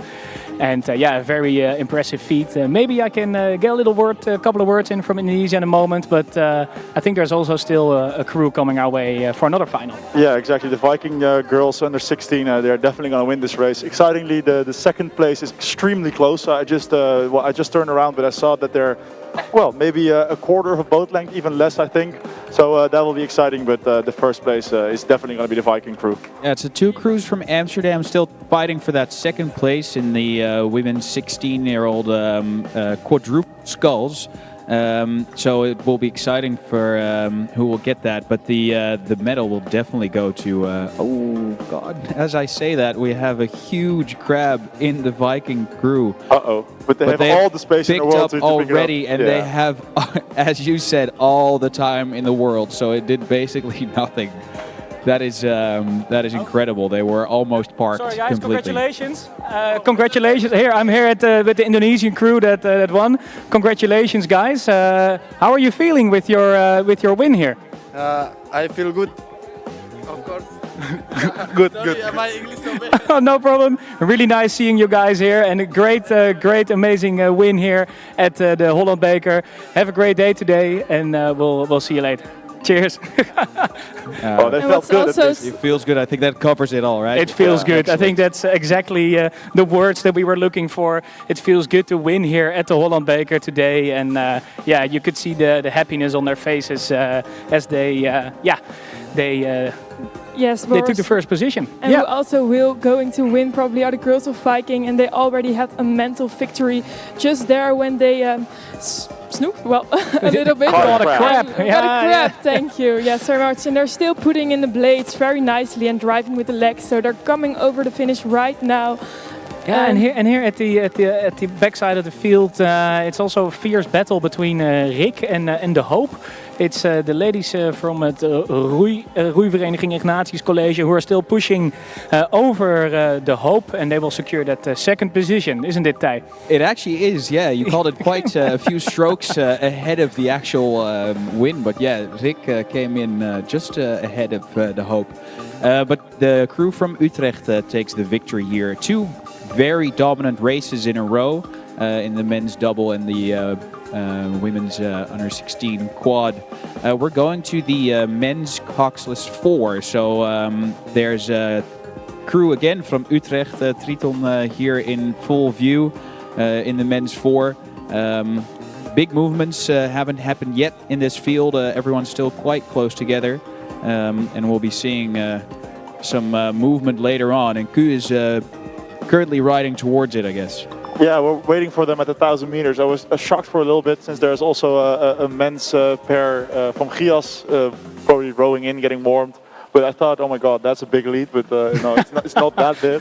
But yeah, it's still very clearly from my position the guys in Triton from the highest lane who have the current advantage at the moment. These are the under 23s actually. So we also have another crew from Belgium, one from Denmark, and then two crews from the Netherlands. Yeah, especially a rainbow combination in the lowest lane. It's the Willem III, de Hunse, de Zwolse roei- en zeilvereniging en de Alkmaarse roei- en zeilvereniging. Junior Blikketaxi. Yeah, a junior Blikketaxi. Exactly. Maybe a little medal taxi over here. Who knows? Exactly. But that taxi is in the full speed at the moment, since it's the guys from Triton who are currently in the lead. They're just passing me in a few seconds, so it looks like about a boat length in front for the guys from Triton, which is definitely not a done for race. So this one it's going to be a lot more exciting than the last two races, which were dominant displays by the leader. But this one, Triton is not even fully boat length loose from the rest of the competition. So it's the Blikker taxi in lane 1, the metal taxi, yes, I should say, in lane 1 at the third position, but the guys just one lane above them, that's the Danish crew. They're in second position and they're about a boat length behind the guys from Triton, who are now just about at 1,000 meters have to put their push in, so this is a good place to pick them up, since right now the tempo has gone significantly higher. Little small crab, but they're fine. So yeah, the Triton guys are still about a boat length ahead and they're doing great. Yeah, I wonder what kind of movement we're going to see from those lower lanes, lane 1 and 2, the Danish and the combined Dutch crew. I can't really see the blade work of that lane 1 crew, but the Danish are actually looking quite together. And their rhythm. Yeah. Oh, we have a bit of a slow motion view there. Yeah, as we have already seen the Danish crews, at least the smaller crews, the doubles and the skiffs, they're quite good at an end sprint. So the last 250 meters or maybe 500, they really push it up the notch.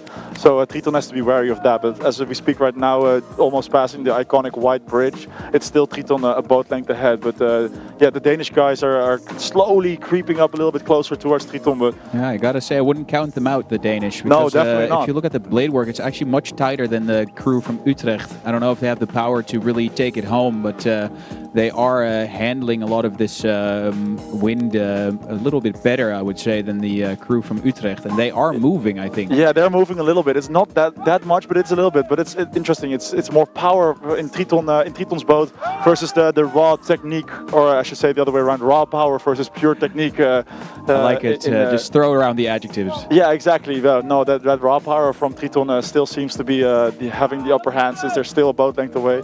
There was a little increment which the Danish crew gained on them, but the Triton crew has definitely answered that question, and yeah, so far still in the lead, and actually a little further than they were at the 1,000 meter mark. Yes, I see them coming up towards us, and it indeed looks like it's strength versus technique at this moment, and it looks like the strength of the Triton guys is putting them up front indeed.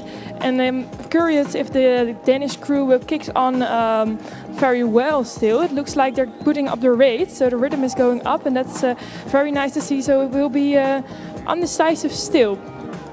Yeah, this last few hundred meters will be an exciting finish. I'll turn around and hand it over to you guys. Yeah, thanks, Q. We'll have our eyes on this. Anne is, of course, excitedly looking at these men already who are fighting for that first and second and third position.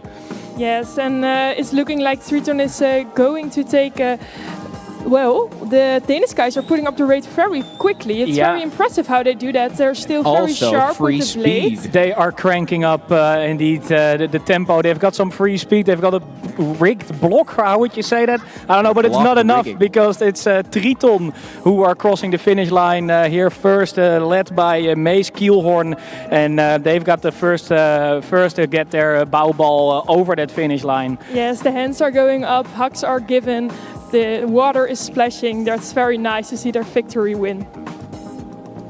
Yeah, so that means that Triton controlled the race at least the final 1500 meters from which I could see them. So that means that they answered the question that the Danish guys asked them twice. They put up the stroke rate incredibly quickly. So that's maybe a Danish strength we've come to find out today.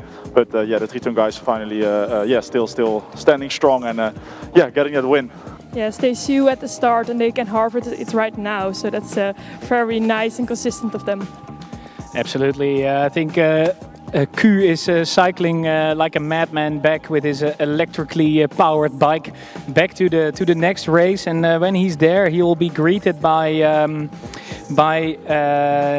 is it the women's SB skiff? Yeah, the women's skiff, of course, the women's skiff, which will be in lane 2 Kim Thijhuis from Gias, and lane 3 Catherine Gardner from Hartbury College. In lane 4 Teuntje Mollet from het Spaarne, and in lane 5 Colette de Ruiter from Gias. And if we hear the name Teuntje Mollet, then I think we are up for a very exciting race, aren't we, Tij? Yeah, that's exactly right, Boris. We are currently looking at the scholar from Gias, so from Groningen, the north of the Netherlands, Colette de Ruiter. She has been winning a lot this past year. She actually comes from the development 4 and has been doing great work in the 4 and has now left her teammates to show that she can do it on her own too. And then from Spaarne, Teuntje Mollet, very close by, actually now in view too in lane 4. She is 18 years old and has been one of the strongest rowers in the country for her age group for a while now, actually. And as you can see, she's really hanging on to this race, trying to push closer to the scholar from Groningen. And actually holding on to that gap there. And Q, I think you're closing in on this race. We have some great views here actually on the side. How are you going? No, yeah, you're exactly right. There are the 1,000 meters where I'm waiting for them, and it seems to be. It seems we lost Q in the Bermuda Triangle of our reception over there, but no worries. I think we can still cover it. Q, are you still there? Yeah. Oh, great. I ventured a little too close to the Bermuda Triangle. I wasn't even in it yet, but a bit too close to the sun. Yeah, exactly. But no, it's quite clearly the Gias skiff from in the highest lane. That I think you already mentioned that she's currently in the lead. That's Colette de Ruiter. On her tail is indeed Teuntje Mollet in lane 4 from Spaarne.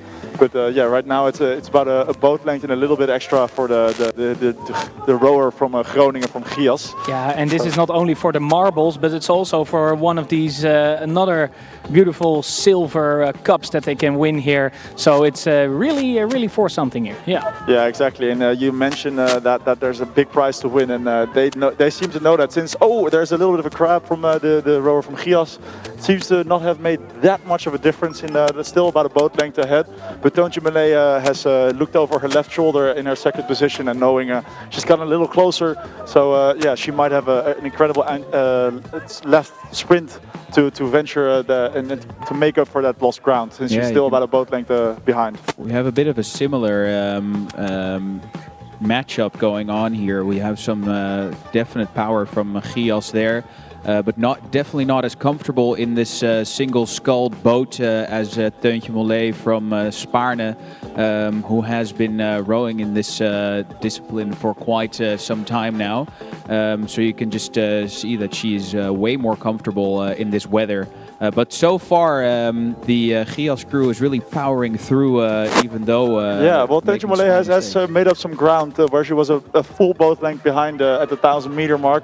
She's now only half a boat length behind. behind, and Gias is maybe spent her energy a little too quickly, since Teuntje Mollet is gaining extremely quickly, and in about 10 strokes she's made up at least half a boat. Yeah, she's just making a bit too many mistakes actually now, so I think that we'll see some overtaking being done at some point. Colette really needs to be careful here to not lose her advantage, because it's really a neck-on-neck race. Yeah, that advantage is dissipating by every stroke. Teuntje Mollet is feeling that power, that adrenaline of maybe overtaking her Groningse competitor, but for now it's still Colette who has a small lead to Teuntje Mollet. Yeah, and we also see an extra gust of wind, a little bit more tailwind. Another crab from the Gias rower. That might mean Teuntje Mollet will overtake. Yeah, so now Teuntje Mollet is a little inches ahead, but she's looking a lot more comfortable than the rower from Gias. So more difficult the weather, I think, the more certain the victory for Spaarne in this race, if I would have to bet ahead of time. Yeah, if I was a betting man, I would also venture my bet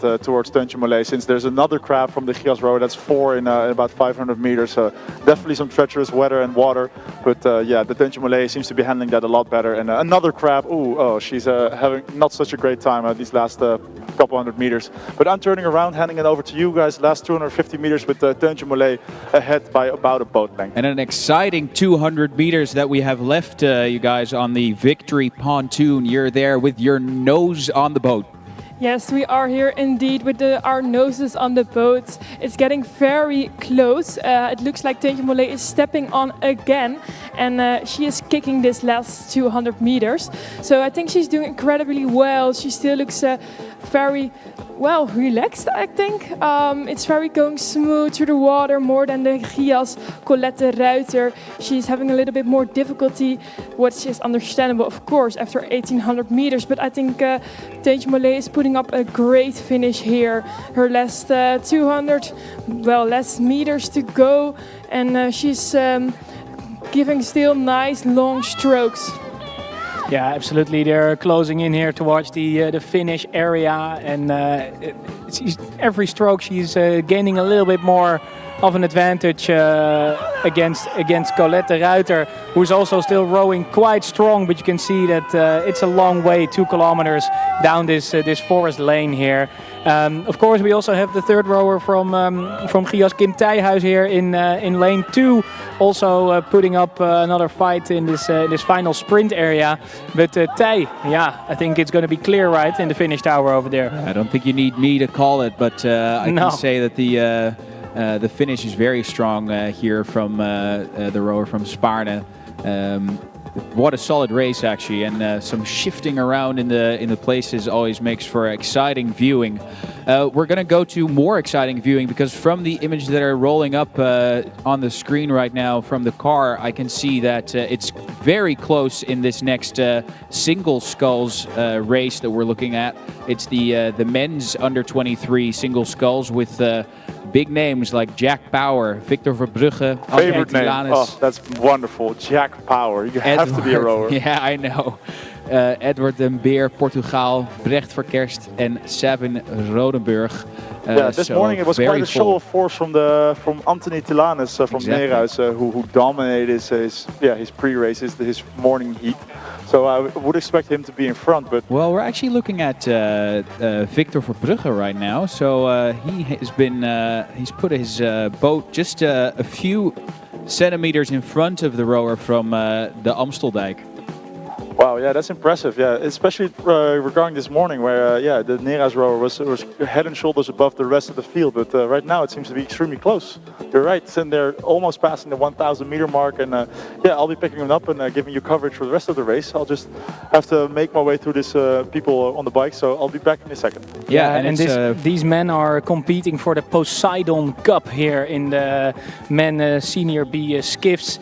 So that's the Poseidon Cup. It's a nice name. Intimidating to say the least. Yes, and Teuntje just won the Ingenieur W.F. de Rijk Cup. So that's Rijk van der Gracht Cup. So let's see if we can get some words for her when she's here. Yeah, I have an update on this race, the men's SB skiff, where it was still the Victor Verbrugge from Dordrechtse at the 1,000 meter mark leading. It is quite clear that Edward den Beer, Portugal, has had a strategy of going just at the 1,000 meter mark and just gassing it up. And yeah, he's almost a half a boat length ahead of his two competitors in the lanes below him, which are Anthony Telanes from Neerhuis and Victor Verbrugge from Dordrechtse. But it's still, all 6 boats are still in this race, even the highest lane, which is I think the Sport Gent, Savin Rodenburg. Even him, he's only a boat length behind the rest of the leaders, so it's extremely close. And yeah, it's too hard to tell right now, but this is going to be a doozy. It's going to be a good finish. Yeah, and we know from the rower from Gent, actually, he was the guy with a very strong finish in that heat this morning. He came back from a 3rd position to overtake a 2nd position just after Anthony Telanes from Neerhuis. Fastest time yet, actually. So the rower from Triton had taken over the lead, but I'm sort of waiting for this rower from Neerhuis to make a move. Yeah, exactly. He's been patiently waiting and looking over his left and right shoulder to see where he lies in the field. But it's quite clear right now that Edward Den Portugal has the lead. But as I say that, the lowest lane, which we haven't even mentioned, Jack Power, fantastic name, powers through. Yeah, is powering through the field and now has overtaken the lead actually. And in his distinct yellow boat, the only one in this race, he's quite distinguished to be half a boat length ahead at the 500 meters. So that move from Edward Den Portugal has worked for him the last 500 meters, but maybe a little too early. And now Jack Power is powering through, and he's almost a boat length ahead of the rest of the field now. And he actually seems to have saved some of his energy in this heat this morning, because he didn't waste any energy. He only barely made it onto this A Final, and he's now rushing through. But he's also in a murderous pace. And Savin Rodenburg, which you were mentioned this morning, also had a great end sprint. Is now 2nd. He was last at the 1,000 meters and the 500 meter mark, but right there he put some extra pepper in his food, and damn, he's went. And now the stroke rate has gone extremely high, throwing his back around with every stroke, but it seems to be working. He's at least very much loose from the rest of the field, about half a boat length from the 3rd and 4th position. But Jack Power seems to be having a dominant lead this last 500 meters. He just went. What an incredible race to be part of. They're still overlapping, and I think it's going to be a very exciting last 100 meters, 200 meters. Jack Power is still up in front. There's such nice long stroke. The rhythm is going up.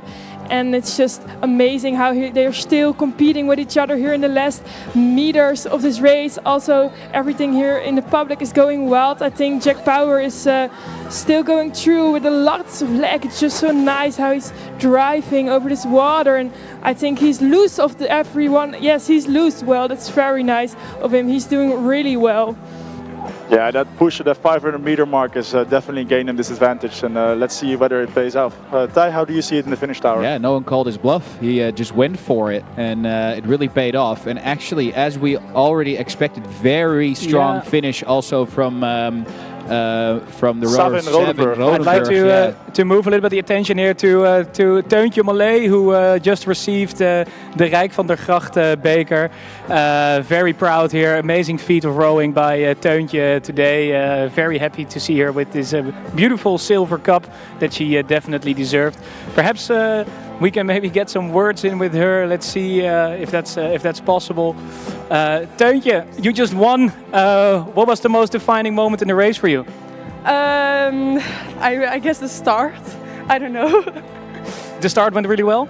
Yeah, that's where it always begins. Really good, yeah. We also saw you overtake Colette from Gias, and that was, I think, exciting moment for you. Yeah, it was. I was really happy, and now I don't know. And now you have a beautiful trophy to take home. Do you have a place for it already? I don't know if I can take it home. I'm not sure. We'll ask, but no, I already see someone saying no. Well, just take a good picture of it and have a nice day. See you next time. Yeah, thank you for Lost that, for guys. words after such a good win, which I imagine is true, since that push she made to overtake Colette at the 500 meter mark, or 1500 meter mark, I should say, was really wonderful to see. So maybe a bit shy, but she can definitely be proud of that moment. Solid rowing, yeah. And we're moving back to Amstelveen. We're in the women's pair. This is the lightweight women's pair. Well, miles ahead Amstelveen in lane 1. I think lane 6 Orca Triton, but I can't really see them right now, but they are moving in on them. I just cycled up to the 1,000 meters where they're about the 750 meter mark, so a little bit ahead of me still, but it's extremely clear. I missed, you said Aspels, and I was looking, where are they? But they're in the lowest lane, and they're miles ahead of the field. I see some backsplash though, so maybe a little bit of a difficult terrain for them. The wind has definitely picked up this afternoon, but they seem to be the best at these conditions so far. So miles ahead. Quite an uncommon field for the lightweight women's this pair. Usually in the sculled numbers, so with 2 oars per rower. But now they've traded them off and actually handling it quite well from the looks of it. Aspels really found their rhythm and moving right through this field. Yeah, well, they're definitely moving right through this field. You mentioned indeed correctly the Orca Triton combination in the highest lane, in lane 5 or lane 6, I should say. They're the only ones who are a real threat to this the lead of Aspels de Vliet. But as I say, that Aspels de Vliet comes through the 1,000 meter mark, and a few seconds behind them. I'm going to cut you off, Q, because here we have Jack Power. I think the guy with the best name here today. We loved your race today. So how does it feel to win here? Oh, it's exceptional. I came here a little bit on a hope and living on a hope and a prayer, and I've just managed to take the top notch for my age group. I'm really happy. I really like to thank my coaches, Matisse Ungelmack and Tim McLaren. They've gave me the opportunity to come here by myself, so it's a very amazing experience, and I'd recommend it to anyone. That's amazing. It's also, I see you're really happy with the win. What was going through your mind in the last 500 meters? Usually I'd try and wind it a bit more, but I looked around and I thought in this weather I'll just have to keep it low and slow, try and just make sure to hold my position. Well, you seem to be doing exactly that, and that's why today you've won the Poseidon Cup here at the Holland Beker. So congratulations again. Step onto the podium and get your prizes. Jack Power, great rowing here today. Yeah, what a wonderful guy, but with that name we always expected him to win, of course. We're also winning quite clearly in this race. Our Aspels de Vliet still in the lowest lane. Yeah, they're still about 2 boat lengths ahead. It's the lead has gone a little bit less, so the Orca Triton combination in the highest lane is the only one with a real threat to take them, to beat them. But as it looks right now, the Aspels de Vliet just the Aspels de Vliet crew seems to be in control of this race. And as I say that, of course, always jinx it. There's a little small crab, but it doesn't look too bad. They just caught some extra water. Yeah, a bit of extra water. No worries, of course. No worries. I can see some Orca blades there in view. How's that going, Kuus? Yeah, exactly. The Orca Triton combination in the highest lane is the only real threat to this Aspels de Vliet lead. And you say it and you mention it perfectly, since they were about 3 boat lengths ahead, Aspels de Vliet that is. But that has come down to about 1 boat length right now. And that is in no small part due to the extremely enthusiastic encouraging of their coaching staff. So there are about 5 people who are screaming so loud I can barely hear myself talk.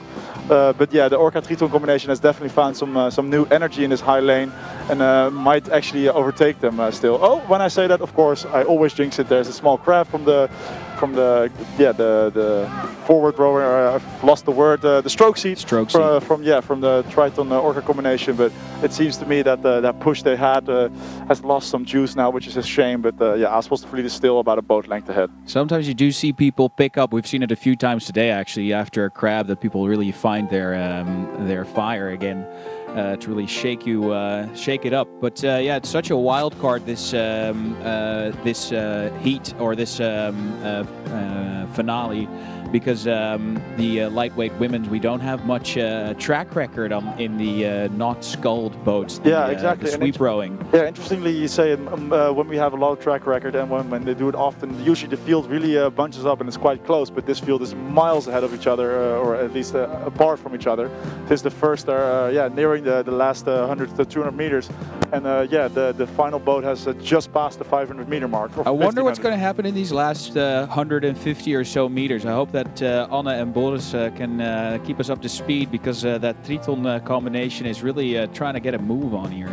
Yes, they are. They're really trying to get a move on. Triton and Orca are putting up a nice fight, and I think they're still very close to each other as I see her come by, but the rhythm of the Aspels de Vliet women is way higher, so they're moving past the other crew and they're doing a great job considering they're normally in the doubles. So that's very nice to see, and I think they will take home the victory today.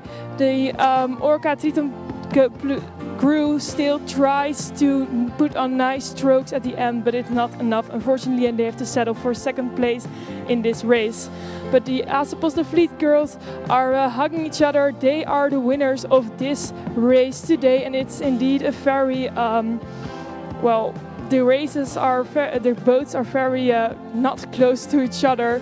Still, apart from each other. Yes, thank you very much. They're still going boats here in front of me, and they're putting up a fight. But you see that it's hard if you normally are sculling, so to do now with just one oar. Yeah, it's unusual stuff for a lightweight, but they got the best of it, Afkomstig Fleet, and they showed out. Yeah, pretty solid rowing actually from Afkomstig Fleet, but also from that Triton combination crew in the sweep rowing. We're going to go on to another A Final. We're just serving them to you, I think. We have the women's pair A Final, crew from Japan, Denmark, then Dutch club combination, Tromp en Gias, Hilversum en Groningen. And then Njord from Leiden and the Dutch national team, and they are flanked by the Tiger Boat Club, which is a pretty dope name, if you ask me. Yeah, definitely. It's a very cool name. Unfortunately, the name hasn't given them the superpowers of a tiger just yet. Is it still the Dutch Lionesses currently ahead? The Japanese were going well this morning too. Tell me about their position. Well, unfortunately, you have to make me say something really very sad because they're last and quite far last as well. But this Dutch combination, which shifted our focus back to the front of the field, they're about a boat and a bit ahead of their competitors, Gias, who are Tromp Gias combination actually in lane 3. But this the women pair from the Netherlands. Yeah, they seem to be dominating this race. It's still almost 1,000 meters to go, so anything can happen. But there's quite a relaxed rowing from both crews, so they have been here before. That's clear. Yeah, I expect something from the Danes too. Actually, they came in second in their heat this morning.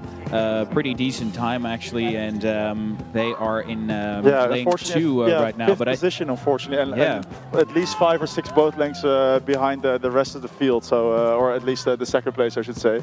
So an end sprint for them would be magical, but I suppose it would only be good enough for third place. But this first place battle has spiced up a little bit. Since the 1,000 meter mark, the Dutch national crew was a boat length ahead of Gias.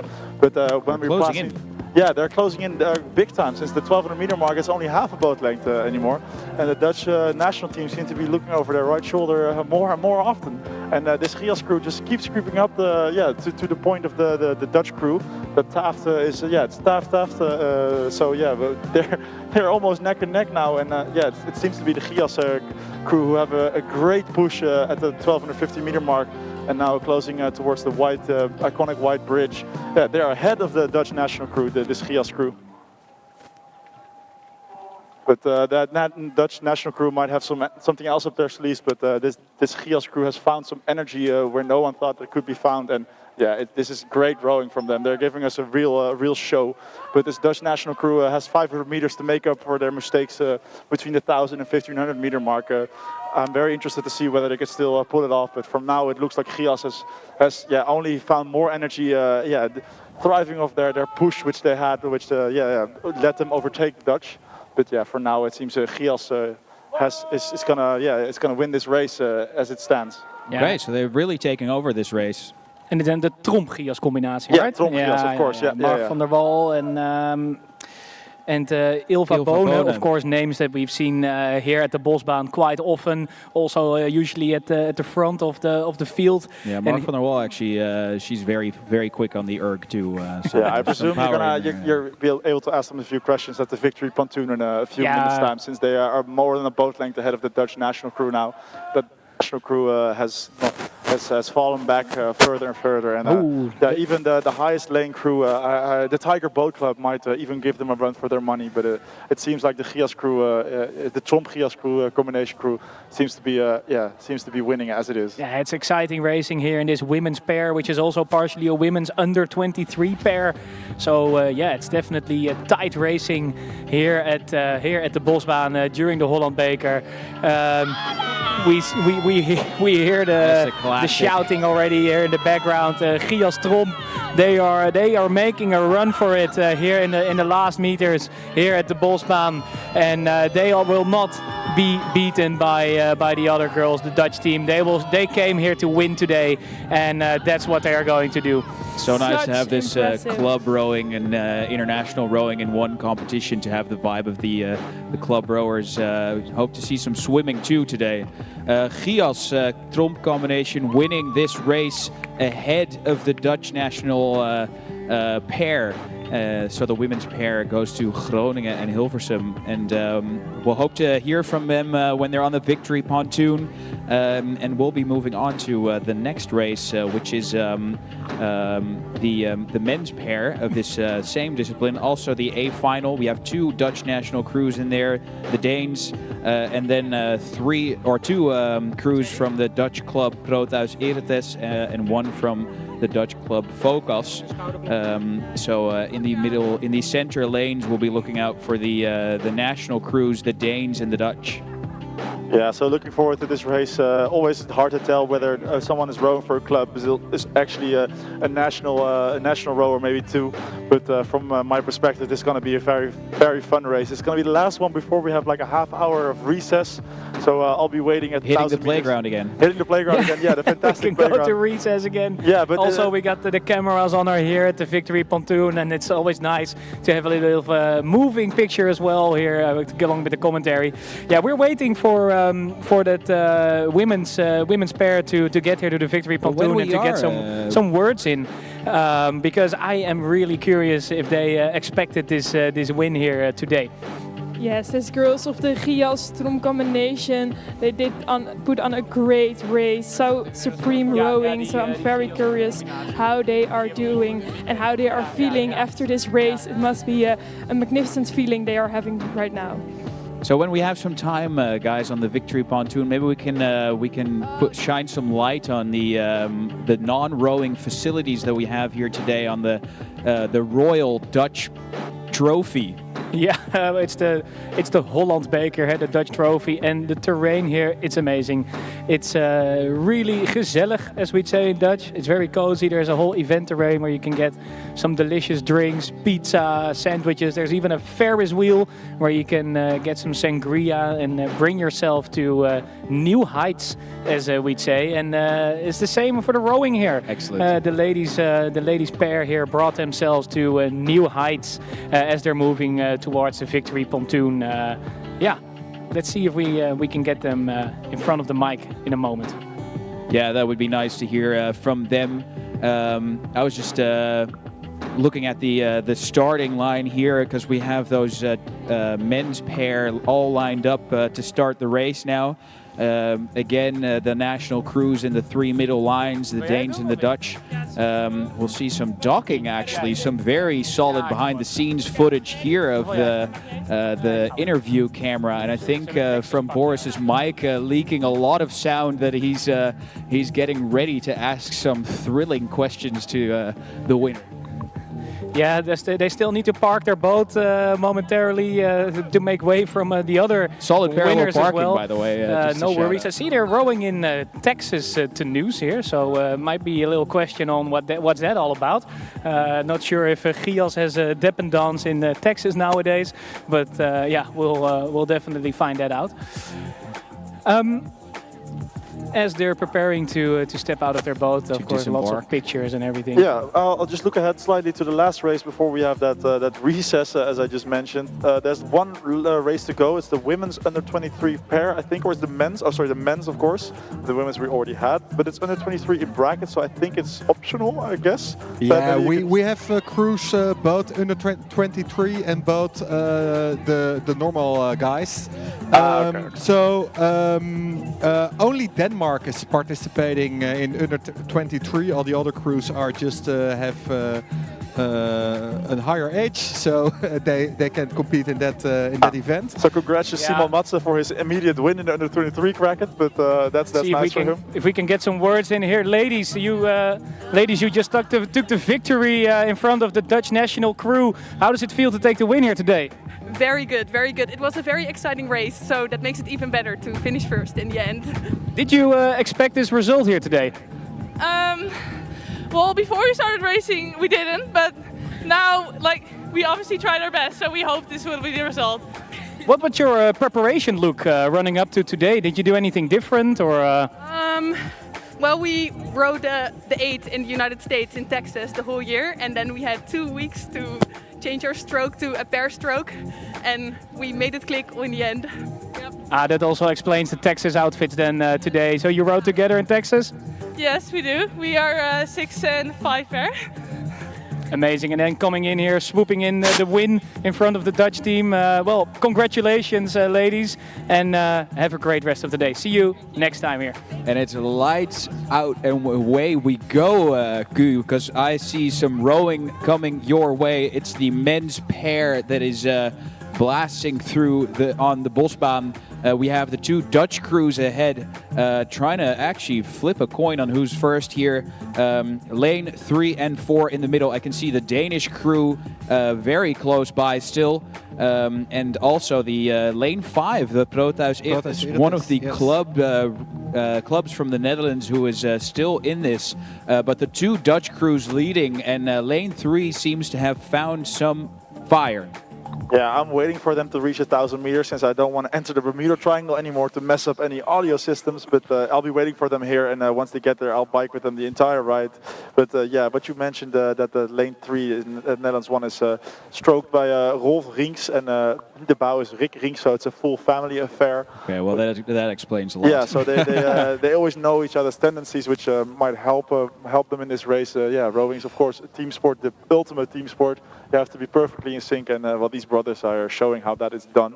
Also, the Dutch crew in lane 4 is stroked by Thijs Ruiken, and Bouw is Vosse Meijsen. We already said that they perhaps could smell the victory there in lane 4, but yeah, not sure how they're doing at the moment. Can you see anything?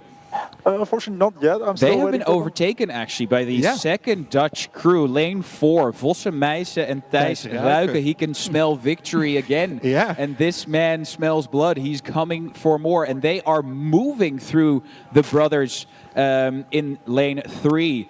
You can actually see the stroke sheet of the Dutch crew looking back, trying to question what's going on, why these guys are moving so fast.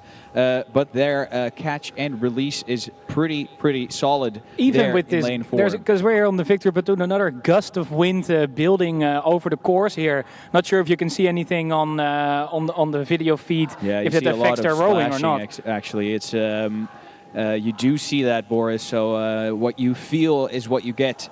But both crews seem quite unbothered by what's going on there. Still, this crew in lane 4 is really moving. The Danes have really dropped back quite a bit. So it's just the 2 Dutch boats competing for that first place. And I believe that Gu is just next to it now. Yeah, exactly. At the 1,000 meters, they're just coming up to it. Also an entire mass of people, so I have to be wary of that. But yeah, as we said, that the lane 3 boat of Rick Rinks and Rolf Rinks is surprisingly in the second place now. The first place is definitely now in lane 4 to Vosse Meijsen and Thijs Ruiken. He can smell victory, as you said.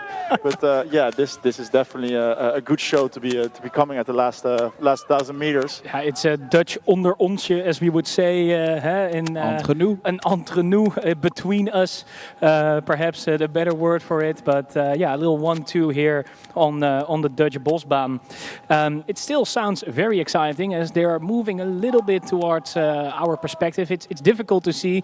I can only see that it's orange, which is in the lead. What just happened in the 20 seconds you commented is that the guys in lane 4, Thijs and Vosse, they have completely lost the other guys in lane 3. They are now more than a boat length ahead, which is an amazing push from them. In just 250 meters space, they took up more than a boat length away from the guys in lane 3. Which is just an amazing accomplishment. But now they have to prove they can hold on to this. We're just coming up to the iconic white bridge in 100 meters time. So they still have to make up more than 500 meters. So I'm wondering whether they can keep it up. But they look fresh and ready, full of energy. So I think they'll take it home. This morning in the heats, the difference between the crews was 5 seconds in favor of the brothers Rinks. But now they just seem to be on the short end of this race. And you see some heads hanging. They're not used to being not in first place, and yeah, right now it's quite clearly the guys in lane 4, Vosse and Thijs, who are holding on to this first place. But the brothers Rings might have some great pushes in them. They come from a great rowing family, I think. The name sounds very familiar to all Dutchies at least. Yeah, but it looks like they are pushing to maybe hit a dent in that lead from Thijs and Vosse. Yeah, we can now even see it here from the victory pontoon as well, that there's quite some light in between the boats. They really pushed themselves away from the rest of the field. Here Thijs Ruiken and Vosse Meijsen, they are pushing themselves even further and further into that victory position, and they're closing in towards the final 100 couple of meters of this race, final 200 meters. Yeah, it's not a neck and neck anymore between the Dutch crews, but it is an impressive feat of rowing. Yeah, here. exactly. That push, the 1250 meter mark from Thijs and Vosse has definitely gained them this lead, and I don't see them giving it away anymore. They are definitely going to cruise to this victory. Really long strokes. They are going really deep. Thijs and Vosse, they are getting everything out of those legs and arms. It's really pushing that boat away. A bit of backsplash here and there, but you see the boat going up and down, not giving any inch away. Relentless rowing here from Thijs and Vosse. Yeah, really beautiful, really pushing them away through the water. It's just very efficient blade work, how they're putting this up, and very nice last strokes of them, and they're going with the victory above their colleagues Ralf and Rick Rings. Yeah, fully deserved victory. That push at the 1250 mark was just amazing to see. Rick and Rolf Rings were ahead by about half a boat length, and in about 20 to 30 strokes they were behind for more than a full boat length. So that was crazy to see, but extremely impressive. They really did seem to be caught by surprise a little bit, just from the looks that stroke seat just gave to his the other crew. Looking over his shoulder to the left to question what's happening. 6:23 on the clock for this Dutch pair. Very fast rowing indeed. 23, 6:23? 6:23. That is incredibly fast for a pair. Or I should say a pair. Yeah, they are actually a pair. Yeah. I got it right for once. Well, you did actually. Maybe we should have a prize if you get it correct the rest of the day. Yeah, well, I have the cheat sheet the rest of the day since I'm cycling towards the finish tower now. So either one of you should get ready to get on your bicycle and give us commentary from the start in about half an hour's time. All right. Well, we'll see you back here, and I think we'll be back on air in about half an hour. Yes, and we will be back with the men's and women's 4. So please stay tuned, keep the stream at your screen, and we will be back.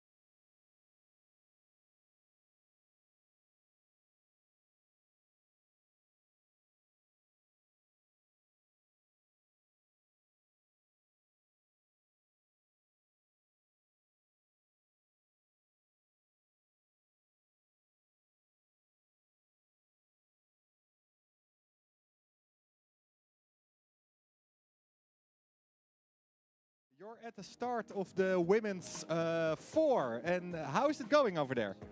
Yeah, I just saw them start away from the pontoons there. We have Saurus in lane 2, who's speeding our way. And then next to them, we have Hudson Rowing Club, Orca Skadi composition crew. Composite material, and then the Belgian national 4. And currently in the lead, it's the Orca combination, followed quite closely by the Belgians. Yeah, we don't have images of the crews yet here on our screen, but you're near to the race, Thijs, so it's all up to you to tell us how it's going there. Don't fret, honey, I'm here. We have the Belgians are actually picking up quite a bit of speed there in the highest lane. They're in lane 5, closest to me. But Orca is still quite dominant in this race. They're about half a length up on the Belgians. Way in the back now, Saurus and the Danes rowing for last position, but I do not think that they will have any milk to be turned into solids, as we would say in Dutch. So there's the Orca combination crew rowing evidently quite well together. Quite a solid rhythm here in this women's 4. They're just moving away from the Belgian nationals, actually. Yeah, and it's waiting for images. People watching the stream at home, there are no images yet of the crews. They are they just passed the 500-meter mark, and the times are coming in. And if you like to follow the timings live on your screen, you can go to time-team.nl, and over there you can click on the Koninklijke Holland Beker regatta, and everything will appear. Well, good thing we have a fully analog backup system. Yes. Namely our bicycle adventure here, cabled up all the way to the finish tower. It's still this combination crew, Orca and Skadi, Rotterdam and Utrecht, actually, for the ones who don't know, these Dutch clubs, holding off the Belgians, but maybe not for long. I see the Belgian crew moving a little, their coaches here on the bike urging them on a fat bike, actually. Very odd choice of that's mobility. Interesting. Yes, it is actually. And no Neras to be seen. They are moving, actually, the Belgians. They are closing in, but also they have some steering difficulties. They are slowly losing the center of the lane, and they are moving not only towards the leading crew in a overtaking sense, but also in a way more literal sense. I see some adjustments. The foot has been turned, and the boat is back into its place. But they are still much faster than the combination crew, the composite crew. The composite crew, as we just learned over this small recess with a little talk by Bert Cocu, who actually told us the right terminology for this composite crews.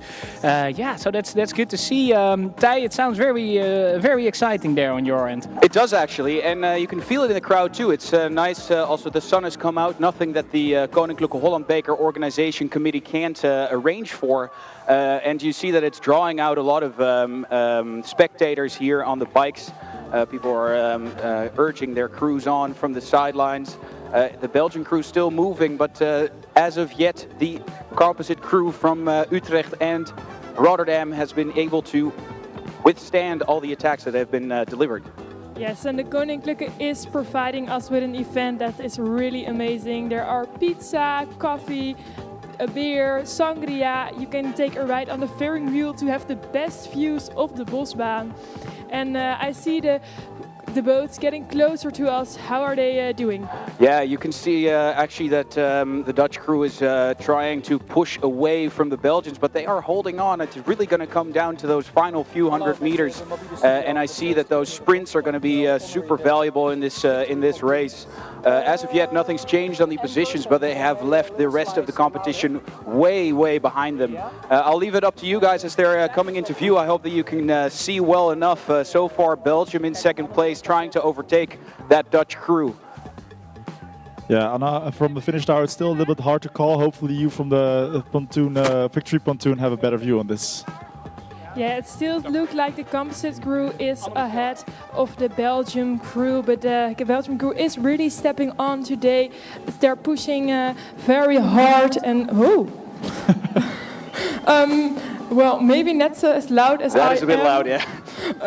They are trying to push the boat forwards, and it's getting really well.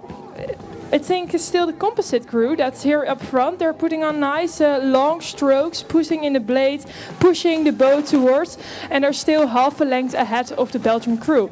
I'm very excited to see what the Belgium crew is going to do to attack them, because it looks like the rate of them is going up, but also the composite crew Orca in Skadi is very responding to this, because they're now loose of the Belgium crew. Yeah, it seems to be a good push in those last 100-150 meters, and it does seem to be the Orca-Skadi combination in the lower lane who is going to take this victory, but it's a very close one and well fought by the Belgians who really came close in these last 100-150 meters, but it still ends up being the Orca-Skadi crew, composite crew I should say, who take the victory, and it's the Belgians coming in second, and the rest of the field is only just making its way past the victory pontoon, which is Saurus, and the Hadsund rowing club, Rude Gesellschaft, I suppose in their language. Or actually no, sorry, this is a Danish one, but still the Saurus and Danish crew are coming towards to the finish line now. But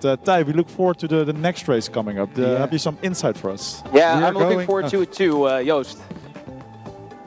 Yeah, sorry Ty, we are going over to the men's elite fours, and I don't see them on screen yet, but maybe you can see them because you're really near them, I guess.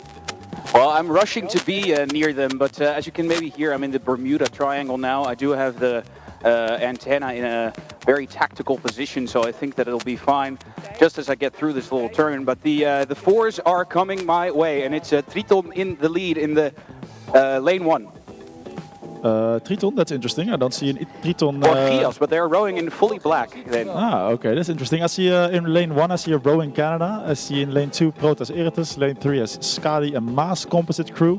Lane 4 is Club Gent. In lane 5 it's the Hope, and in lane 6 is Njord. So I'm interested to see whether it's definitely the crew. It must be the rowing Canada crew. Actually, we can recognize this Zudi from the single scull crew that went so well in this first heat, and yeah, they are moving very well, these Canadian rowers. They are pretty much in unison, also free speed in the blocked rigging that they have here on starboard, and they are they're powering through. The rest of the field is much more exciting. They're still pretty much in the same position as they were in when the start signal sounded.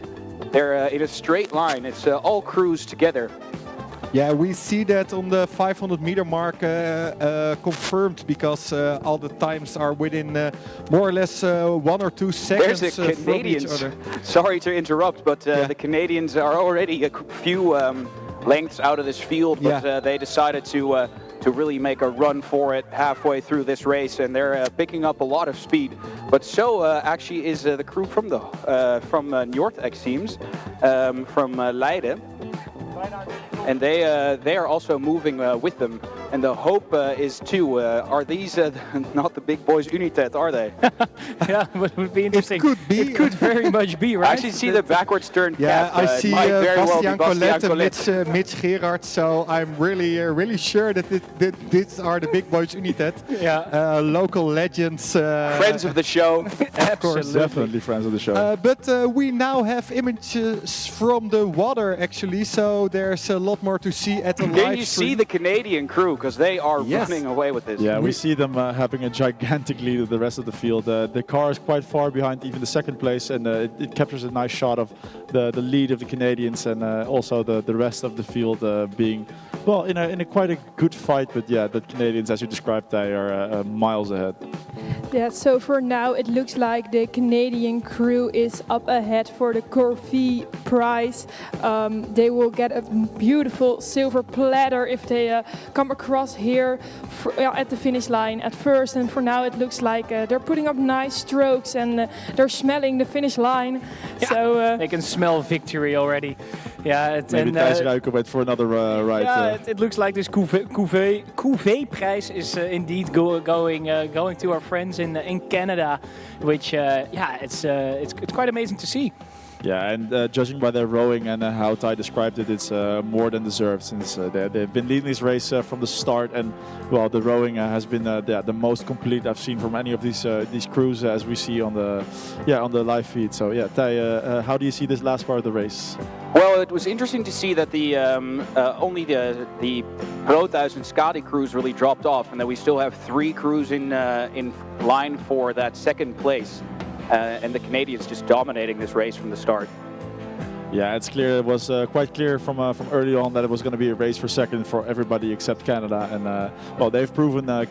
Canada has proven that to be the case, but that second place, Anna, do you have an update for us? Who is in second at the moment? I think in second is the Hope, but I still want to say something about the Canadian crew, because they're putting in the blades and putting nice pressure with the legs and additional power of their back swing, and they're just gliding through this water, so they're miles ahead of the rest of the crew, and it really seems like it's the Hope crew that is going to take second place, but they're still nice together and trying their best to come second in this beautiful racing, but it is the crew of the Canadians that comes first and will get that silver platter. Yeah, absolutely. They took the Cuvée prize back to Canada this year. They have bested the big boys United from the Hope. Maybe next time, they'll come back stronger. But an amazing feat of rowing here by the Canadians. Yeah, and now we're going over to the lightweight women pairs. I see they have started and passed the 100-meter mark, and I'm not sure, Ty, if you are near the race, but we can see it's the crew from Skadi in the lead at this moment, at least if I can trust the images we see here in the tower, but maybe there's a crew already right ahead the race, but I don't think so. Yeah, even though we're on our way to the women's double, there will be burning quads here, but they will be mine because I'm trying to get back to this race as quick as possible, but I'm still quite far out. Yeah, of course you have the non-electrically powered bicycle to take yourself along back to that those rowing areas there. Yeah, we see the women from Skadi in first position, and if I'm right, I see the women from Australia in second position, but they are just steaming up and fighting against the crew from Skadi Rotterdam, and yeah, it's going to be an interesting fight. You mentioned that Skadi had a good start, but it seems the Australians have really caught up with them in the second 250 meters and seem to be overtaking the women from Skadi Rotterdam. So the Australians, there's Hannah Tippett on bow seat and Alexandra Moylan on stroke. I think we have mentioned them before this morning. Yeah, we've seen them this morning, right? Yeah. Aren't they combining with Hjort? Yeah, I think, right? I think maybe they're rowing two fields, which is even more impressive. Yeah, we will see them in about an hour in the women's 4 doubles. Extremely impressive, but they're also leading this race. So if they do well here, they might be able to win 2 in one day, which would be extremely impressive. They just couldn't get enough. They want to go over this beautiful forest lane here 3 times on one day, and that really commit. Yes, Boris, and if they win here, they win a beautiful bronze sculpture. I just have to take it to the race, guys, because the sprint here from the Aussie crew, their bluff has been called, because the crew from Rotterdam is actually gaining on them again, and we see that the rhythm they put up, because that was just the Australians were just rating so high, and if you can't keep up to that pace, then you're going to lose a lot of speed right after, and then you have to question if that's really worth losing so much energy in a sprint to just give back like that, because they've lost almost all that they gained just a few seconds ago. And the crew from Rotterdam is moving very steadily. They have a very different approach to this race. They just started rowing and didn't really do anything different throughout the race. And the Aussies are really trying to just gain some advantage somewhere by tactics. Yeah, and as the Canadian men exit their boat here, I'll try to get some words in from them on this victory.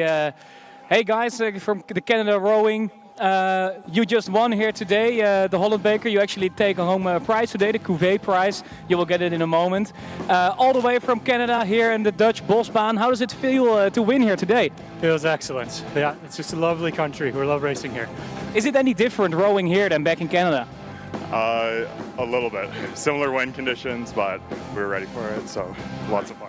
Are there any things you did different here today compared to normally? A lot of biking. We're having a lot of fun, so yeah. And that's also good for the legs, right? A little bit of biking. Well, how are you going to celebrate this victory? I mean, we got another race tomorrow, so we'll go home, get some recovery in, and then get ready to race. Cool, then we'll see you back here tomorrow, guys. Enjoy and have a good recovery. The Australians just started doing the same thing again. They are pushing out of this field, and now it's really working. I feel like this is much more sustainable than their last sprint. What they did, they were trying to get away from the field in one go, but they may need twice. But they are doing it. They're slowly pushing away now from the crew from Rotterdam, which is actually being overtaken by the crew from Utrecht right in the lane next to them. And both Dutch crews much more steady rate, not as much variation as the Australian rowers, but they are still powering through. You can see again the Australian crew has had their power drained from them after that sprint.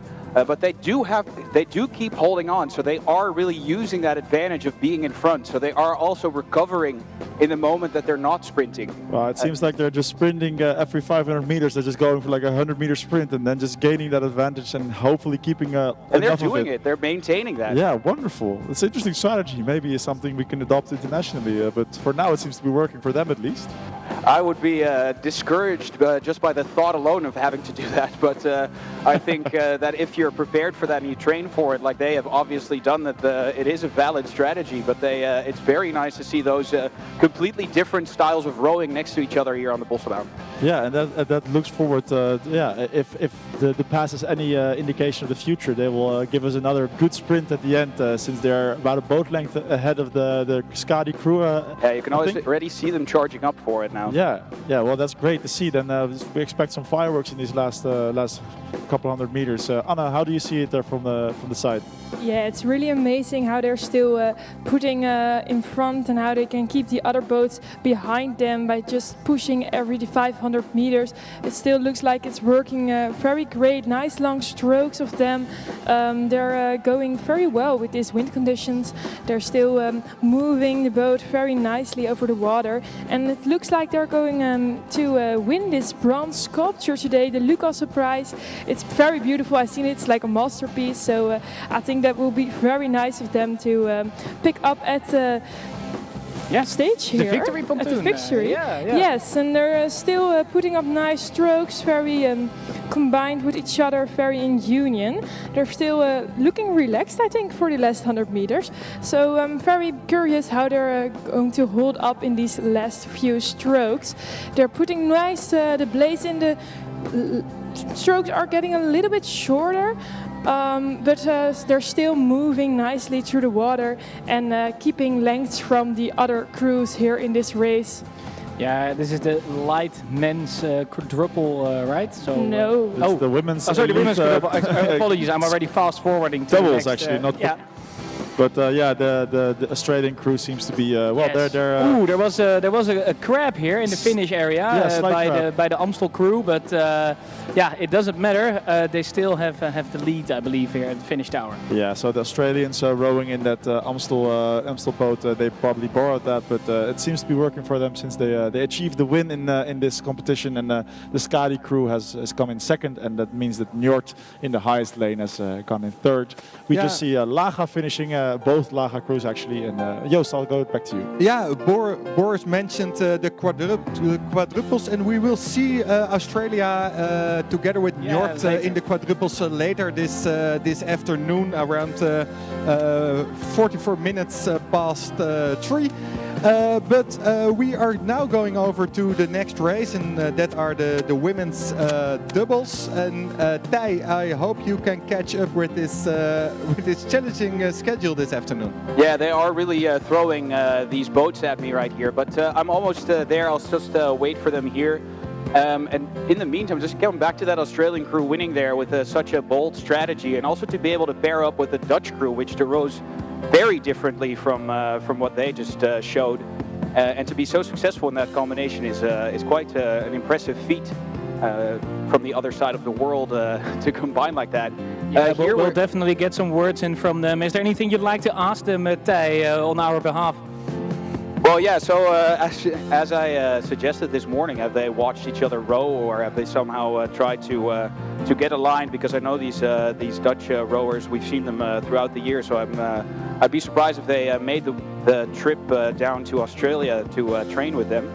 Yeah. And either way, just this sprinting strategy, how that feels to be in that boat, to know that you have to go again. And anyway, so we're going to the race on hand. We're at the 1,000 meter mark, and we are looking at the Dutch flag on the blades of the lane in lane 3, and it's Marieke Keizer stroking this boat, and she has had a wonderful rowing career.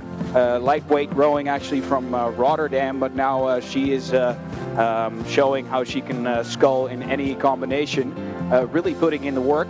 But they are closely followed by Fedra van der Molen from the Amstel, who's combining with the crew member now from Neerhuis, and they are keeping very close. Yeah.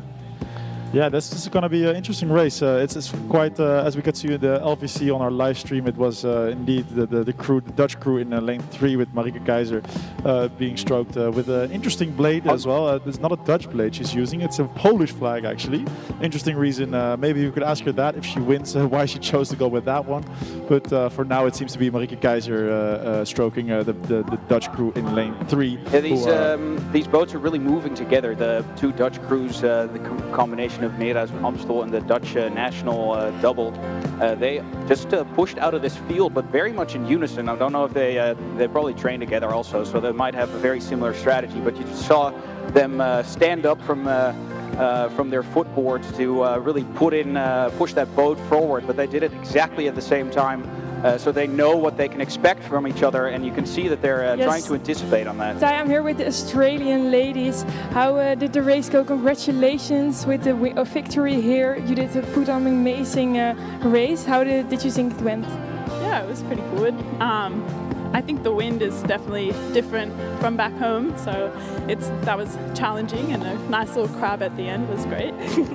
Yeah, but you still took the victory very nice, and I think you handled it very well. And we saw that you're also combining with the Dutch crews in the quadruples. How did you join each other? Yeah, we got it in like under an hour, so make this a little bit quick. But yeah, we had the contact through Bert. It's going to be a good race, I reckon. I'm looking forward to it. Did you train together? No. Okay. We trained this morning. Our first training was this morning. Okay, well, we'll see. Congratulations. Thank you. So I guess there's answers, Tij, to the questions that were so burning on your mind. Training is actually for people without talent. Exactly, as it was once said, right? But it's just an interesting race approaching Boris and Anne, and maybe you can tell us how it's going there. I still see the Dutch crew in front. This is the women's elite doubles, right? If I'm not mistaken. Yes, it's correct. Yeah, and it's indeed the Dutch crew here in the lead in their yellow boat, but they are being chased, I believe, by Fedra van der Molen, right? Yeah, that's correct. Yeah, you're correct. It's very tight here still. They actually have an orange boat as well, so lots of orange here at the front of the race. But it's unmistakably the Dutch crew currently in the lead. But as they're moving into this finishing area, the rates going up, the strokes are going up, and you can really see that composed rowing here from the Dutch crew. Long strokes, tempo going up, and that is converting that into the power at the front of the race. But also a really nice mention to the ladies following them in the other lane in the second position. They try to maintain contact, losing contact, regaining it. You can see it at the finish tower right now, I think. Yeah, they just have been finished, and looking at the blades, it's a Holland blade and a Maas blade, not a Poland. Ah, there you go. So, yeah, that's to resolve that confusion. The second Royal, exactly. Yeah. Yes. We are switching over to the light men's doubles. So, yeah. Yeah, that's it. Exactly that. Yeah, exactly that. Light men's doubles, elite. I think they already started. Yeah, we see some footage now, and yeah, exactly. It appears to be an Indonesian battle for the first place together with the Gias-Okeanos combination. So those are who are already in the morning heat who battled each other. Then Indonesia was just the victor with about a second difference in the morning, but they have repeated their battle, or are repeating their battle, I should say. Yeah, so Thij, hopefully you get a view on it quite quickly, but for now it seems they're neck and neck as we pass. I think that's the 500 meter we just passed, but hopefully you can tell us more. They're almost at the 750 meter mark, which is where I'm standing now. This morning, as you called already, we saw both Indonesian crews win their heat and doing very well on the water. We now actually have the Okeanos Gias composite crew who's doing very well, sticking with these two Indonesian crews. Yeah, that's Jordi de Boer and Brent ten Boom, who we also saw this morning, of course. They were doing quite well compared also to these international crews. Who, of course, these Indonesian crews, they also have international world rowing races on their name. Experience, indeed, that's what I should say. So, Thij, what's it looking like? Yeah, so the Indonesian crew in lane 4 is actually still just only the front of the boat ahead of the Okeanos Gias composite, and then the Indonesian crew in lane 3 just right after. Very front-loaded stroke there from the Indonesian strokesman in lane 4. Definitely putting a lot of work into urging this boat on. It is not actually slowing him down that much at the catch, which is very favorable, especially in these conditions. But it might be a bit difficult to maintain. But this morning we've seen him do it too. So I have a lot of faith that these guys are going to bring it home. I see a crab. I heard your guys' reaction to that crab of the Gias-Okeanos combination. It didn't do much, but I think it may have done enough for the Indonesian crew to get some light between the boats.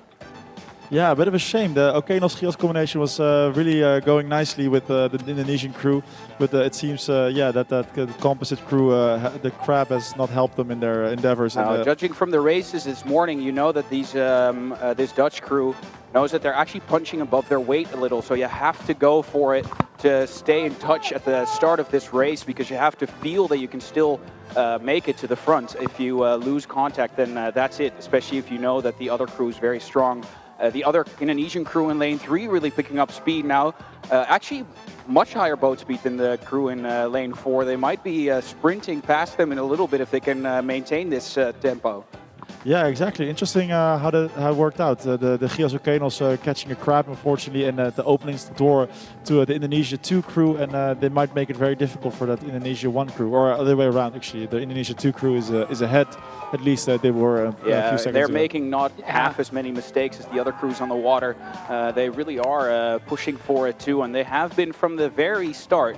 Not once have we seen them waver from that pace that they're on. I can imagine that perhaps in Indonesia you're also rowing in waters that tend to be a bit more wavy, right? A little bit more upset. I'm not sure if they have a sheltered rowing course like here, but maybe a bit more on the lakes, etc., or in the coastal areas. So maybe they're a bit more experienced with waves and with wind coming their way. But it's not laying them any wind eggs in this case, because as it looks like they will be taking home the Amstel prize, the Amstel prize here in this light men doubles. Yeah, but the question will be which Indonesian crew, since the crew in lane 3 is really pushed on, and they're only a second behind now. How do you see this from the side? Yeah, I just turned around, but actually I would still go for the crew in lane 4 because they have been very steady, and also their blade work is just a bit more compact than the other crew. I think it does seem like the crew in lane 3 is really catching up to them, and it's extremely close, as we can see on the live stream. So I think it's really close. It's indeed really close. We can see that trusty old Toyota Yaris with the cam right on it. But we are here close near the victory pontoon, also looking at these two Indonesian crews battling away against each other. And it's the crew in lane 3, which is really putting that sprint, that finishing sprint here at the end, actually putting their bow ball just in front of the crew at number 4. They are taking the lead. Lane 3, Indonesia here is taking the lead from number 4. They are going past them. They are going over and over them. Get the finish camera ready. This is going to be extremely close. This is going to be exciting. Yes. Yeah, it's the crew in lane 3. What a surprise in the end. In the last, I think. In the last meters of the race. Wow, Thij, so you're glad you didn't put your money up for this, since I'm glad I'm not a betting man. Yeah, exactly. Since you can see that momentum really driving the crews here on the side being really happy as well with the victory. Really great, of course. Yeah. Wow. Yeah, you see what it meant for those guys in Indonesia in lane 3. So they made an incredible comeback. Very happy. You see some slapping of the water. Yeah, they're ecstatic, and I understand why. They're strong in the light rowing, and they displayed that once again here. Yeah. Yeah, wonderful. So we shift our attention to the next race, which is the men's elite doubles. So Thij, do you have a vision on that already? Since I see you really overestimate my power there, mate. Yeah, your quads may be burning. I get it. So I'll get some overview. This race, the men's elite doubles, is raced by 6 crews. One is from Denmark, D.S.R. Then we have RTHC Bayer Leverkusen. Then we have Rowing Canada. We have a Dutch national crew.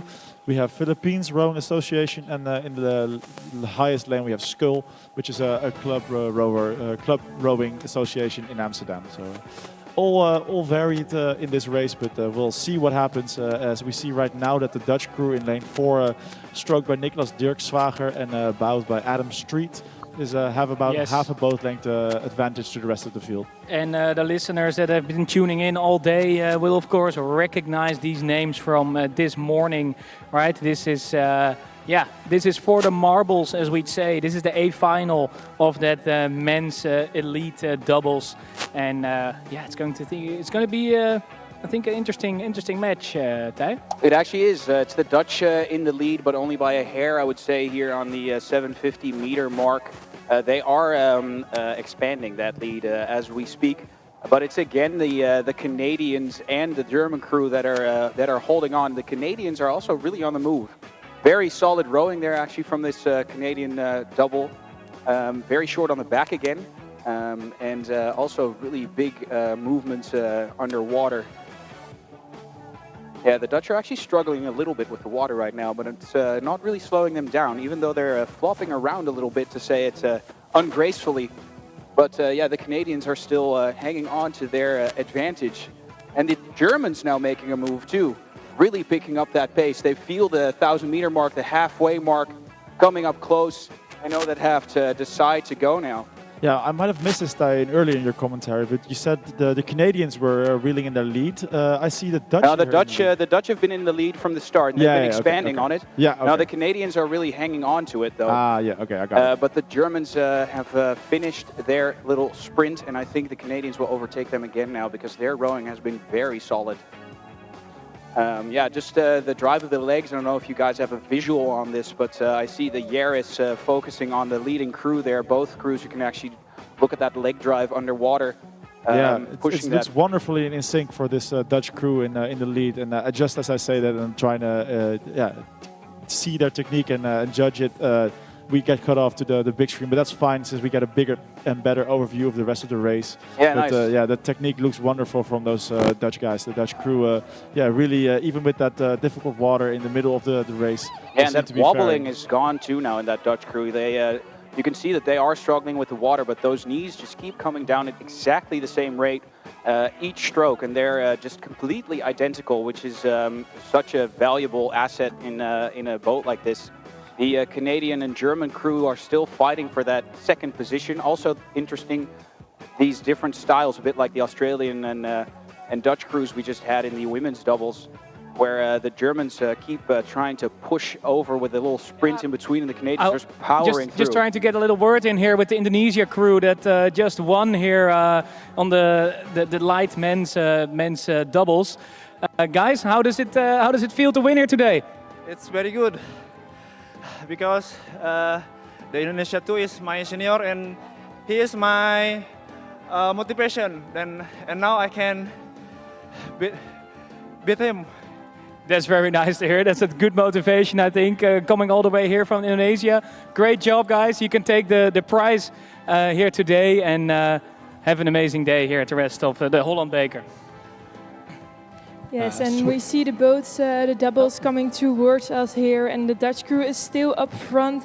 And you said that the nice legs were together going down, and I was expecting nothing less from them because they still rode together on the quadruples in Varese at the World Cup, so they know how they rode together, and they're putting up a nice final last 100 meters here.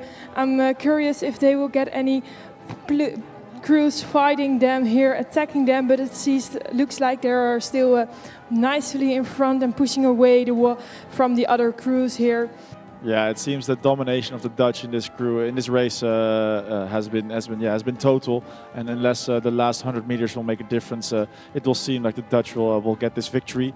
And the crew in lane 4, I think, or lane 3 it is, the rowing Canada, they came quite close, closer than we have seen on the live stream, so they may have made a last ditch push, but unfortunately it wasn't enough, and the Dutch crew will sustain their lead, and as in a few seconds will go over the finish line and claim their victory. And as they claim their victory on home ground, we look to the next race. We go from the men's elite doubles, we go to the women's 18 doubles. So Thij, of course your quads will be burning. I'll give you some information as you go towards that race. We have 6 boats in this next race. The Maas in lane 1, the Hope in lane 2, we have Viking in lane 3, we have Nautilus in Is it lane Viking 4. or Viking? Viking. It doesn't matter because here there are some Vikings finishing, or they already finished, right? Oh yeah, it's sorry, I had a wrong perspective of the race. No worries, no. And I will not. No worries, I'll just keep going. In lane 4 we had Nautilus. That's, I think, it looks like a Danish flag, but I think it's just a Dutch crew. It's Hetsund rowing. Hetsund rowing is in lane 5 indeed, and then in lane 6 the Hunze Amstel composite crew. So there's a lot coming your way, Thij. Yeah, and if I saw it correctly at the images here, it was Denmark in first position, but now we see the Hunze Amstel composite crew at the screen. So I'm not sure what we are looking at exactly, but if I'm correct, it's Denmark in first position, and I hope Thij, you're near the race and can confirm my earlier thoughts about this race. I can confirm nor deny at this point. I'm at the 750 again, but the crews aren't yet. So yeah, they're at the 500 meter mark, and we see them passing there. So I expect some times coming in, and then I can confirm it. The Hunze Amstel composite crew is in the front. Yes, they are way out of it actually. A few lengths in between them and the second place. They have very solid rowing actually. It's stroked by Britt Potman from the Amstel, and again moving in great unison in this double, moving very efficiently through the boat. Wow, together. that does surprise me, since in lane 5 we see Hetsund rowing club, but oh yeah, and the camera is shifting, the IGO is revving up, and we still have some open water. Still have open water. It's just they're way too far ahead. Yeah, there we go. Yeah, finally livestream caught up with them. So looking at the crew, it doesn't surprise me actually, because I see Noorderwit and Britt Potman, both known names for us, and we know them because they win a lot here. And Thij, it seems that they are going to win today again. Yeah, and you guys, I can see the car right next to them, so you have a good view on their blade work now. Really letting go of the water very quietly there in the end. No rush to get out, just releasing at exactly the right time. It almost happens to them, which is a very efficient way to deal with this tailwind. Just behind them, actually, I believe that's the Danish crew you guys were talking about. Yeah, that's the Bermuda Triangle. Not sure what happened there, but we're back on air, so that's good. Please keep going, Ty. It was an interesting analysis you were giving us. I just lost visual. Just all right. I think lost visuals, lost contact. Lost visuals. We've lost Ty. Please send out a search party for him. But yeah, we can't see them coming in yet. But I think indeed you're in that Bermuda Triangle reception. I'm back actually, and we're back. the Danes are in second place, and then about an ocean's worth of water until that Amstel Hunze composite crew. But yeah, we're just talking about their rowing. You guys have had it in view for quite some time now. I think we're going to shift back the visuals to the second place race that's going on behind. But those rowers from Hunze and Amstel, we've seen so much of them this year. Yeah. Both excellent rowers and also very working together very efficiently. Yeah, you did not exaggerate. The times of coming in from the 1,000 meter or the 1,500 meter, I should say. Or no, it was 1,000, and it was a 15-second difference. Yeah, an ocean's worth of water is indeed the apt description. But also those Danish crews, they are a crew. They're doing their hard work to even get that second place, but that first place is definitely going to the Hunze Amstel combination or composite crew. And that's very impressive because Melody Herati at stroke seat in the Danish crew is only 15 years old, so it's very impressive how they are competing here at the Bosbaan today. But indeed, it's the Hunze Amstel ladies, Britt Popman, that are in the lead, and that's what I was expecting from them because they are doing so well this year. They know what it takes to win. And they're putting on some nice strokes today at the Bosbaan. Yeah, absolutely. And as we're talking about that, it's also just really nice to be here in general, right? The Holland Beker really made sure that it's a really nice event to be. There's a complete fair that they've made here with everything that you can wish for. Later today, after the races are over, there'll be some live music and enough reasons to stick around and kind of discuss the races that we've seen today. Yeah, they really made us feel welcome and made everybody feel welcome. The fair is indeed a great thing. The Ferris wheel is maybe something I'll go in later. Perfect background music to do this on. Yeah, Absolutely. exactly. That's exactly why we felt inspired to talk about it. But what we should feel inspired by is that rowing performance by the Hunze Amstel combination, or composite crew, I should say. We can see it from the finish tower already. It's a gigantic. Oh lead. yeah, indeed. It's I had to squint my eyes. I thought, oh, maybe it's another crew who's just finishing their day. But oh my God, this is a crazy lead. And yeah, hopefully you can see it better from the victory pontoon. We can definitely see it. I was looking at the wrong end of the race because I didn't expect there would be so many lengths of boats in between. But this is a very dominant display of rowing here at the Holland Beker today on a Saturday. Incredible. What can we say on it? Yes, it's very fluent and smooth how they're rowing together.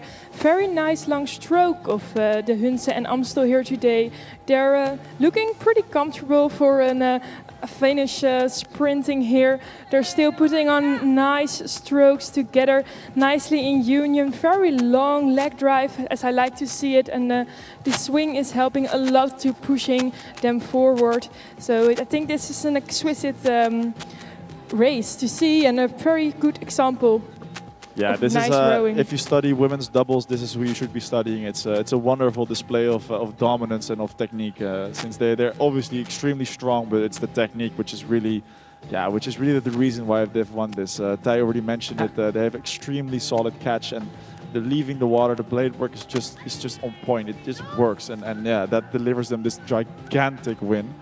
Since they've already finished about 10 seconds ago, and the rest of the field is just coming into our view. Yeah, and it's getting really busy here in lane 0 as well, the lane in which you make your way towards the start line. We see lots of 8s making their way. We see men's quadruples. There's lots of fire coming our way later this afternoon. Yeah, we are switching to the men's under 19 doubles, and I see the crew from Willem III and the Hunze steaming up. Martijn Aris and Simon van Dijk. We saw them about 2 hours ago, I guess, in the men's fours, but now they are in a pair. Ty, I don't know if you are already near them, but I'm right next to them actually. And it as you said, Willem III composite crew just taking the lead from the start,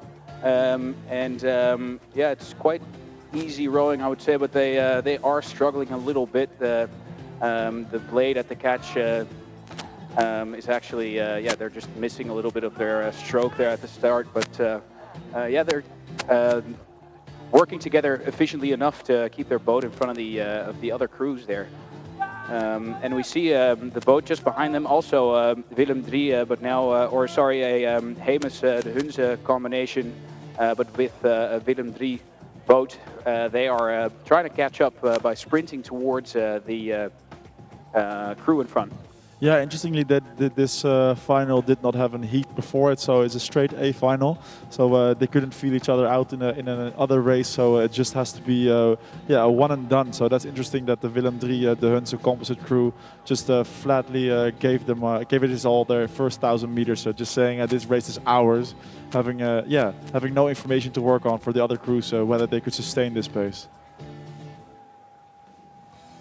Yeah, it seems like they just had to make a decision there, and I think it's working out for them thus far. The third crew from Utrecht is lagging behind more and more. It's just 2 crews in front, and I see that there's a lot of intention to win in that Hunze composite crew, because they keep trying to scratch away at that advantage that the Willem III composite crew has. Yeah, and the live feed is very strong of the guys in front, but it's only a 3-second gap I just saw pop up on the live stream, which means probably just out of sight are the Hemes, the Hunze composite crew in lane 5. So I'm interested to see how is their technique there.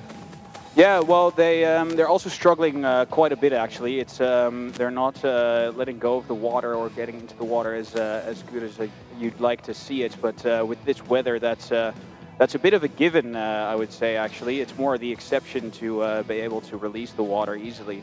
Yeah, and here at the Victory Pontoon, Noorderwit and Britt Potman are just coming in. And let's see if we can get some words with them in a moment. Yeah, we should ask them about technique advice. They are the perfect people to ask them. It's crazy how much the technique won them. Yeah, you have to, just showing that you can shorten your stroke a little bit, and with the tailwind, that actually works out quite well, as they just demonstrated. I'd say quite well is a rather bigger understatement. They won, I think, with almost half a minute of the division between them and the rest of the field. So yeah, that's definitely something you should ask them. Anyway, I'm heading back to the start because I would like to see some crews starting away from there. So I'll be back to you when I'm at the starting line. Yeah, you are going to some para rowing. We have some talents over there. I see Bram Graus. Let's see if we can get some words in here. Noor and Britt, you just had an amazing victory here on the Holland Beker today. How does it feel? Did you expect to win with such a lead? No, not with such a lead, but we wanted to row faster. Like, this is not our PR, so we're a bit sad, but it's okay. A bit sad after this display of rowing. Well, that means that's a true winner's mentality. What do you think about your race? There's room for improvement. The weather is not great, but I think we can train more and then it will be better. We can do better times, better things. Well, we love to see it. We've seen you here all year on the Bosbaan already. Some amazing rowing. We saw the great technique from you guys here on the water. We are very impressed. I think if you want to have a little scholar in rowing like you do, the other girls need to take you as an example. And that's also why you will get the cup here, the Bergsma Cup today. Any tips for other rowers out there from you? Train hard. Yeah, I don't know, just have fun, I guess. Have fun and train hard. Well, those are good words. Enjoy the rest of the afternoon, ladies. And I think the Willem III and the Hunze composite is also enjoying their last strokes of this race because they still look very nice in rhythm together. They're showing how to do this pair, how to do this race. Such a nice length and good blade work of those guys. So I'm curious what they will think of their own racing and if they are also trying to get better and not completely satisfied with this race or that they are very happy with these results, and I think they can be. Yeah, but such professionalism from the both women who just won their race by a more than 30 seconds of margin and still weren't satisfied completely. So that tells you all you need to know about them as competitors. But that's wonderful to see. And yeah, as we were discussing and we also was interviewing them, we saw indeed that Willem 3, the Huns composite crew, cross the finish line, and they've won by a landslide as well. Yeah, but it's good enough blade work. Indeed, a bit of a interesting catch, but yeah, the rest of the work was good enough for them to win. And yeah, it looked great. And so now we shift our attention to some para rowing. Yeah, exactly. And like I said, we have Bram Graus, one of the athletes willing to compete at the Paralympics 2028. And he is joined by Laurens van de Vijver. If I say that correctly, that Belgium surname. But when I was researching Laurens, I saw he's on a, yeah, I don't know the English word, but on a lichtfiets, lying bike. A lay-down bicycle. A lay-down bicycle. But he's rowing today, and maybe incline bike. Yeah, maybe it's my bad, but I wasn't able to find some rowing statistics about him. But how's he doing, Thij? Well, pretty well actually. They are quite close together actually. And Bram Graus we've seen row before here, and I actually think that he may have been working on lengthening that stroke a little bit from the last time we saw him. But he's in front with a few lengths in between him and the Belgian competitor. But they are not that far apart. So yeah, it's gonna develop. We're gonna see how it develops over the rest of this 2-kilometer race. But thus far, the Dutch rower from Maastricht in front. Yeah, Bram Graus in front of this race, and as I said, I think for Laurens this might be a first in rowing. But if that's true, he's looking very relaxed in this boat, actually. Yeah, so what I but said. Still putting in quite a lot of power because he's staying close to the rower from the Netherlands, and I don't know if we can get a view in which you can see both of them at the same time. But then you can just compare their stroke. Technique and the Belgian rower is yeah, he's looking pretty chill in this boat, so he may have some power left to jump at the first position later. Yeah, I believe he is very strong because the bike sport he is performing is also very heavy on the arms, of course, and it doesn't surprise me that he is very strong and can compete against Bram Graus in this race. So yeah, Thij, they are going our way, and it seems they have some difficulties with the circumstances on the water. Yeah, as we've seen with all crews actually today. Yeah, it's just far from optimal rowing conditions, but that's the fun of an outside sport. Yeah, you can see that they're struggling a little bit with the water there, but actually, yeah, I wouldn't really take your word for it that the Belgian rower hasn't rowed before, because he really isn't struggling that much with it. He's yeah, just powering through this 2-kilometer race. But still, the Dutchman in front, as you can see on the live stream images, I guess. Yeah, Laurens is a competitor at the Paralympics for the sitting bicycle. So yeah, that's the only thing I was able to find. He's definitely an athlete, that's for sure. Yeah, that's for sure, and he's doing great here. So that's really nice, and maybe he can compete at the Paralympics in this category as well, performing multiple sports at the Paralympics. Why not? Hybrid sport athlete. It's becoming more and more popular, so who knows? But yeah, I agree. It doesn't look like he's doing this for a first time. The blade work is really good for someone who supposedly would be doing this first try. But yeah, the Dutchman still leading this race. But yeah, my hats off to if this indeed is his first race, which I can't say for certain. But if it is, wow, tremendous! My hat off to this Laurens, who's doing great. Yeah, and I'm heading back to catch the second or the next race a bit early on. I can see the 8s and quads doing their warm up here on the Bosbaan. So that's we're in for some excitement. Yeah, some very fast rowing today. Yeah, we can look forward to some great races with quadruples and the eights later in the schedule. Yeah, looking at this race, they are still proceeding, and it looks just fine. But I don't think there will be a surprise. Just a little technical note. When do we have the next recess because of the battery capacity of our mobile transmitter? It's after the men's elite eights, so that's about half an hour. Yeah, 35 minutes so until if you have start. problems with the battery, I can hop on my bike with a new battery and coming to you. Yeah, I'll let you know when it starts beeping. Okay, thanks. Yeah, that's the technical background checks we also need to perform. Yeah, Anne, at the Victory Platoon, how's it going there? Yes, it's going very good at Victory Platoon here. The crowd is very excited to see the next races coming up, the eights, but also this para rowing in the skiffs. The event is very well gezellig, as we say in Dutch, cozy. The Ferris wheel is turning. There are bubbles in the air. I see people are drinking their drinks. So it's again, everyone is getting very excited for the races coming up here. It's still Bram Graus in the lead, putting on nice strokes, having a little bit of difficulty with this weather because the wind is getting harder here at the Bosbaan 2025 Holland Beker.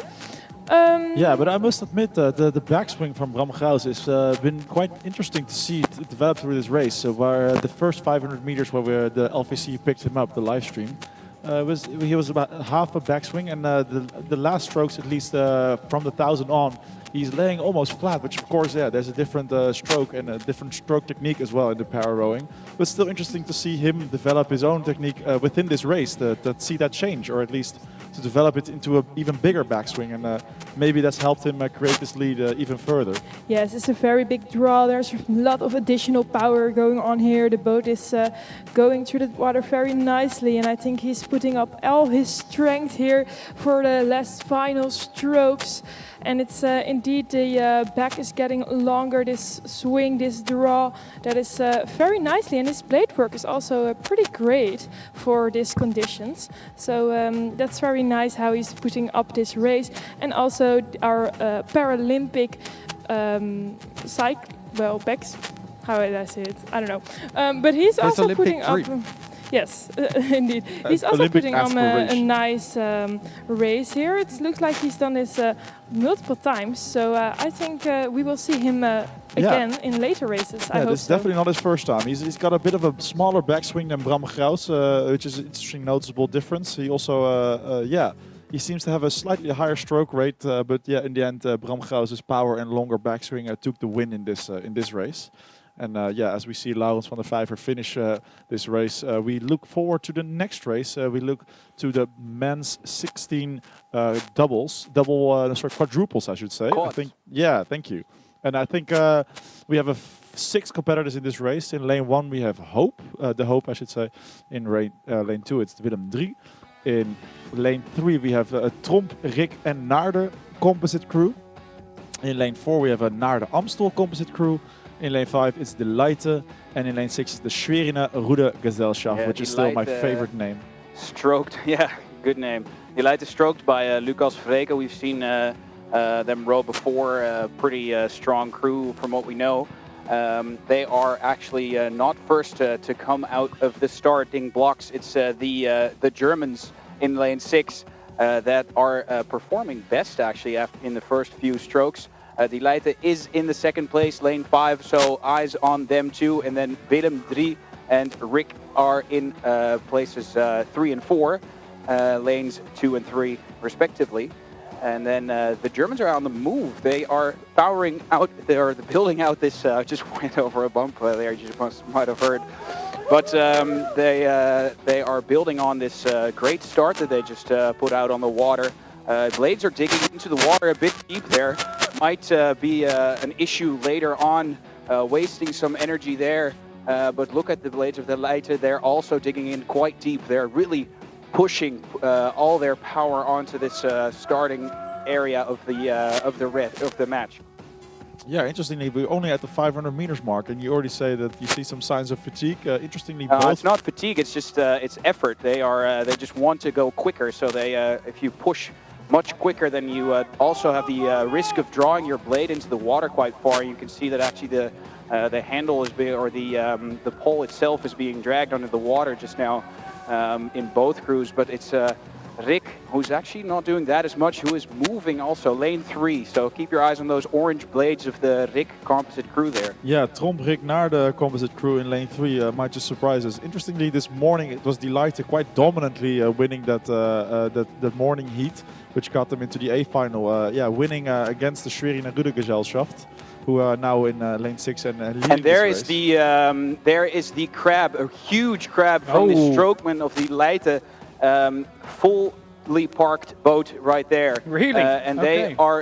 they will have to fight very hard to get back into this. Rick now really on the move, still that composite crew, but it is the Rudergesellschaft, the German crew that are really moving fast towards the water. As of yet, so the Leite was actually caught a little by drawing those blades too deep into the water. You get stuck, but the Germans still having no issues with that. And also Rick really moving through this race quite elegantly, I would have to say. Yeah, as the live stream zooms into the Rudergesellschaft, we don't really see the rest of the field, so you have to keep us updated on that. How far away do you say the Rick crew is approximately? I wouldn't know. I'm just a bit behind them, so it's difficult to judge distance, but I would say a few meters. I wouldn't say that there's light between the boats, at least not much of it.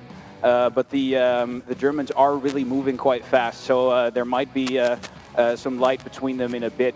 The Leite picking up speed again after that parking issue they just had. Do they still have the third position, the Leite, or not, led by Lucas Vreke here? Well, if they don't, they will in a very short moment. So they, we've obviously seen their dominance. It's impressive how they recover then from this crap, right? It is, but it is also a bit what you can expect from these rowers. I think that they were the favorites going in. They might have felt that pressure, but they are grappling back into this race, still in third position. Yeah, because they showed us on the junior circuit this entire year, especially on the RB, the dominant fashion. They dominated the entire competition. So a bit surprising that they caught such a big crab, but I hear they're fighting back, which is nice, encouraging to hear. But the Rudergesellschaft still looks quite comfortably in the lead at the moment. Yes, they're at a very hard point in the race. Just not only physique, well, everything is hurting. Your legs are hurting, your core is hurting, your glutes, you're strengthening them, they're hurting, but also mentally very much. It's difficult to stay focused at this point in the race, but I think all these crews are doing that very well, and they know it because the other crews are doing the same thing. So every stroke you need to do that. And every stroke you need to put those legs under, put that blade in and pushing the boat away. Yeah, despite their age, they look quite experienced, and the Rudergesellschaft look to be making a quite experienced and comfortable race. Of course, they're still not comfortably clear from the rest of the field, but it still looks like they're sticking to their race plan. It's working for them so far. Is there been a change on the position, Steyr, or is it still remained the same? I've just turned around because they are starting the next race already, and I want to catch them a bit early on. And I was just distracted by a beautiful bike that just. You were distracted by a beautiful bike, of course. That is understandable. That checks out. Let's see. So they are shifting into our field of vision here at the Victory Pontoon, and I think it's still pretty clear that it's indeed still the Schweriner Rudergesellschaft that's at the lead here, but there's still a fierce battle for second place going on between Tromp naar the composite crew and Willem 3, or the Amstel, the Amstel combination, the composite crew, naar de Amstel. Yeah, unfortunately, that crab that the lighter crew took, unfortunately, ruined their race. But we'll look forward to the front of the field, which in the Schwerin and Gesellschaft is still heading. Yes, they are still leading the pack here with about a boat's length in front to the Rik boat. They are also pushing away from their Amstel Naarden co-colleagues. So yeah. I think the Germans just finished first, right? Yes, no doubt about that. And switching to the next event, the women's quads. And I heard Thij looking forward to this race, and I can imagine that we have some very good crews in that race. And I'm looking forward to hear Thij about this race. We don't have any footage of them yet. There they are. And not surprisingly, we see the Dutch national crew in front of it. Lisa Bruinings, Margot Leeuwenburg, Willemijn Mulder and Tessa Dullemans. Not surprisingly, in the front of the race, Thij. Good crews is a bit of an understatement. I think they're moving very fast over the water. Nera's quite close to that Dutch national quad. But the dominance that national crew is asserting on this race is getting more evident with every stroke, and they are moving fast. But keep your eyes out for that Nera's crew in lane 4, and also the weirdly colored skull crew in lane 1 and the composite one, because they will be fighting it out for the second place, which Nera's is really moving through this water quite efficiently. And they're holding on to the second place as of yet, but Skull is gaining on them. Yeah, interesting color scheme for the women from Skull in the lowest lane, sort of green. As you already mentioned, the Koninklijke Holland Beker, you can pick your own color scheme for once, but it has to be the same for everybody, at least in your boat. So that's a nice touch at this regatta, that you have that option. But yeah, it does confuse us a little bit. So Thij, you were indeed right. It is indeed the Skull crew in the lowest two lanes, with the Skull combination crew in the lane 2. Yeah, they're dropping behind a little bit. That Focus or that, I'm not quite sure, Focus, yellow one. They are dropping behind a little bit there, and Nera's, as expected, is still moving very well on the water here. But that Dutch national quad is miles ahead of them to avoid using metric. Yeah, we've lost them quite a long time ago on the video feed. So we only see the Nera's crew. We see a storming crew in the lane above them, the Australia-North combination, who is catching up to the Nera's crew quite quickly, actually. And that is that double we saw actually win just now, exactly. Right? That's two bow seats of Australia. They're combining their powers with the Leiden crew and moving quite well, actually. Thanks for drawing attention to that. I almost looked over it. But they, it's I don't know if you have a view on them, but it's interesting to see how well they're moving together, actually, despite obviously very different strategies, at least, because this is more the composed traditional rowing strategy. Traditional, maybe a Dutch way of like the relax and then only sprinting at the very end, trying to make up for some relaxing you did before. Nera is still moving very well, and also building on that advantage on the in the second position in this race. Hopefully you get some a good view of that Dutch quad ahead of everyone else too. Yeah, I imagine especially that Australian duo who are in the Australian North composite crew. That's Alexandra Moylan and Hannah Tippett. They, of course, they're fiery. They want to win again, but I can imagine some extra weary after having already done 3 races, 2 heats and an A final already today. So this being their 4th race, their 4th 2K of just one day, I can imagine that tires you out. And still a big threat to the crew from Amsterdam. 4th or 3rd? They're third, actually. Yeah, Nera's is second, and the Hannah Tippett and Alexander Moylan with their Leiden's crewmates. Yeah, they are moving up towards the Nera's crew, so that might be a very exciting finish for second. Those 2 stroke seats from North we've seen a lot this year too. Not the least bit up for the win, I think. But I hope they'll make it a bit difficult for those for that crew from Neras. Yeah, so time team showing is only about a 3-second difference between the composite Australian Njord crew and Neras crew. So yeah, we've already gone into the last 500 meters, so we'll see what happens. But yeah, it's definitely dominantly going to be the Dutch national crew. Getting the victory and making their way to the victory pontoon in a few minutes. Yeah, maybe we can get some footage from them as well. We only see the crews behind, but we also have that amazing Dutch crew in the front of this race, and there they are. You ask, they're they just deliver. pushing on. They are just pushing on in this last few meters. They are still increasing their speed, and I think they are going to set a tremendous time in the end. And we will see some tremendous rowing as well at the men's squad currently at the start. But first the finish of the Dutch national team here at the Koninklijke Holland Beker regatta. What a speed here in the last few meters of this Dutch national crew. Yeah, this is world-class rowing, Joost, absolutely. Still such nice catches at the end of this 2K.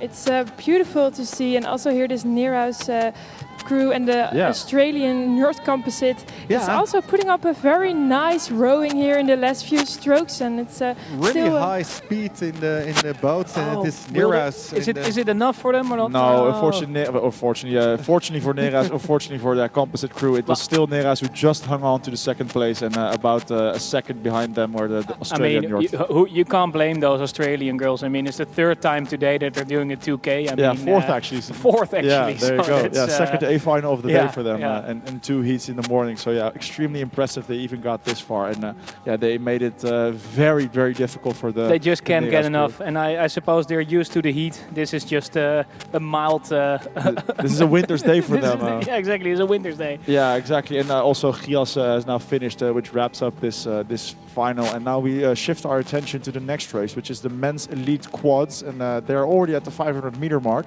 and they're. Just as the previous race, it's the Dutch national team, the Dutch national quad, stroked by Mats van Sabben. And they're sorry, Joost, for interrupting you, but they're racing against Belgium, led by Boris Taaldeman and a Skull Willem III composite crew. But I believe, Anne, we saw that this Belgium crew, this men's quads, they had some technical issues. We saw them here at the victory I think we have pontoon. to go to the race quite fast, but because it will be over before you blink your eyes twice. Because these boys are moving very, very fast. We're almost at the 750 meter mark. It's the Dutch in front. About a boat length light between them and the Belgians, but the Belgians are holding on for dear life. And they are looking back. You can see the bow seat looking back at the Dutchmen to see if they can do something, to see if they can get closer. But the Dutch are actually moving away. They have started building to something that is quite similar to what we've seen of a lot of other Dutch crews, actually. Just this turning point there somewhere in the race to see if you can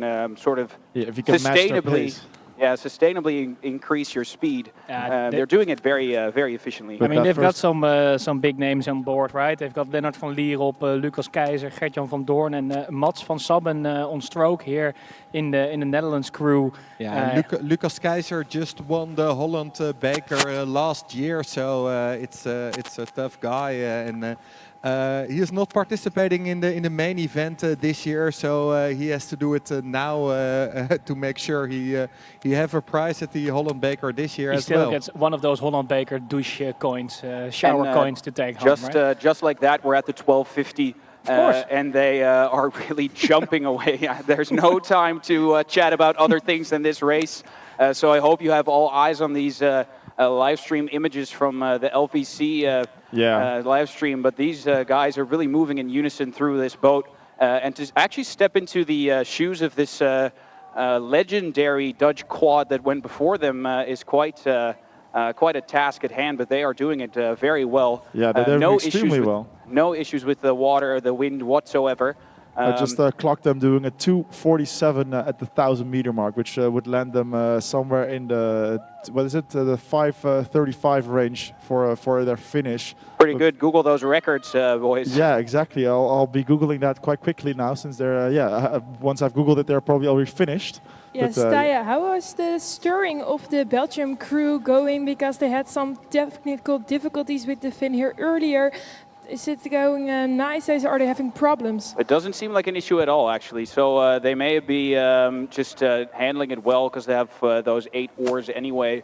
So they might just be using that power distribution quite efficiently, but they're staying in their lane quite well. And they have made a gigantic gap with the number 3 in this race. Also, the Belgians worth watching for a while because the blade work there also very tightly regulated. But the Dutch are just a class too strong for them at this point. Yeah, and as you mentioned, they're aiming for records. Well, they're aiming for that historic and legendary Dutch crew who came before them. They have the record. It's a 5:32. That's a crazy fast time. But they're as their time through the 1,000 meters indicated, they would end up about 2.5 seconds slower than that. But still, it's an amazingly great time if they keep up this pace. And so they're the 1,500 meter mark. They were 4 minutes 13 seconds. So I'll get my calculator head out and I think. But yeah, I can just enjoy that technique. How is it looking from the victory pontoon? Yes, it's such amazing rowing here, such an amazing race. It's very impressive how they get the rate up this fast. It's it's beautiful how they are putting their blades in together and they're just flowing over this water so fluently and so smooth. And also the Belgian crew is very worth watching because they are nice in union, but it's something they have to settle for second place because it looked like the Dutch crew is making their name word. Yeah, and we got the Red Devils here from Belgium. Despite those technical difficulties, they still did some amazing rowing here. But yeah, not enough for first position, but still really strong rowing here by the Dutch and the Belgians. Yeah, for the record watchers, unfortunately the record is not broken today. It was a 5:32, which was the record, and they ended up with a 5:40. Of course, the Dutch crew who set that record at the Tokyo Olympics set that record in necessity because they were being chased all the way to the finish line. The last 100 meters were finally free, but this Dutch crew today was loose a little bit more further from their Belgian counterparts. Boris, you're leaking a little bit of audio, but as we say that another race has of course already started since they just keep coming. Just keep getting quality rowing. We are in total comfort here because we just received 2 very nice krukjes or stools. So we are lounging. Chairs. We are lounging here on the victory pontoon and providing you with. And where they are not relaxing is in the Lightman's 8 currently started. And Thij, that's one of your favorite events, I guess. So take it away, or are you not in the neighborhood of those crews? The range is also banging for Thij. Ooh, this is. I think he went fully into the Bermuda Triangle again of the reception. Yeah, the wind is really picking up some speed here too, which would make for some fast rowing, especially in those lightweight crews who will probably be able to deal with that wind quite easily. But I went a bit too far with those quads, so I'm almost there. Yeah, it's the composite crew from Utrecht, Triton Orca combinatie in the first position in the race, but it's really Max tight. Gompel on stroke seat, I would assume then from that 4 we just saw, those veterans of the lightweight rowing, but a full, or that Triton Orca, the Utrecht combination, they are putting in the work here. Quite easy, actually, what it looks like. High rating, as to be expected from a lightweight crew, but also quite solid blade work there. Ooh, a little bit. Oh, that was a major crab, but he doesn't seem to care at all.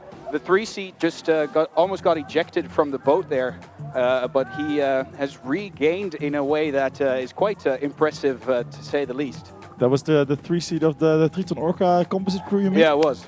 Definitely. That's a shame. The live stream was just watching the other 3 boats just a little bit behind. But yeah, as you say, he seems to be doing well since the live stream is now caught up with the Triton Orca No issue at all, actually. Yeah, exactly. Look at the hands also move through the boat. They have completely regained that advantage they had with steering their blades over the water. The Focus crew is trying to get back into it, and so is Proteus from Delft. But it's still the combination, the composite crew from Utrecht leading this race at the 1,000-meter mark. Yeah, stroked by Max Schompel. Behind them we have Bjarne van Mark, Cas van den Berg, Brian Pol, Niels Schievink, Lars den Haan, Niels Kanters and Elliot Coles. It's a full... Give me some times, Q. What are we looking at? Yeah, we had 2:54 to the 1,000 meters for the composite crew from Triton Orca. Focus behind actually the second place, but 4.5 seconds behind it. Same with the Focus crew. So Proteus-Eretes second and Focus third, and then the Skull crew is Skull Orca composite crew is the last with about a 7-second difference. You happen to see something glistening somewhere in the distance. It might just be the bow seat of that Focus crew, who is wearing what could only be described as a welding mask somewhere in the back. And we all know that's free speed. That is free speed. That is free speed. Are there any blocked riggings? I don't see it, but you would expect it from the lightweight eights. But no, it's still Utrecht handling this weather very well, very relaxed and high-paced rhythm, and they will be heading your way. Another big crab from that crew. They are struggling a little bit. It's interesting because what's in between is actually pretty solid from what they're doing, but then at some point they just lose it. But they can afford to. Because they don't seem to be losing any ground. They just won't be losing the race, but they might be losing a few egos there. Yeah, of course, yeah. But I mean, I'd lose my ego if I win the Koninklijke Holland Beker. It would be fine with me. But yeah, maybe they should watch out, since catching another crab, a big one especially, could really ruin their race. So with the last 500 meters, going into the last 500 meters, they should be wary of that.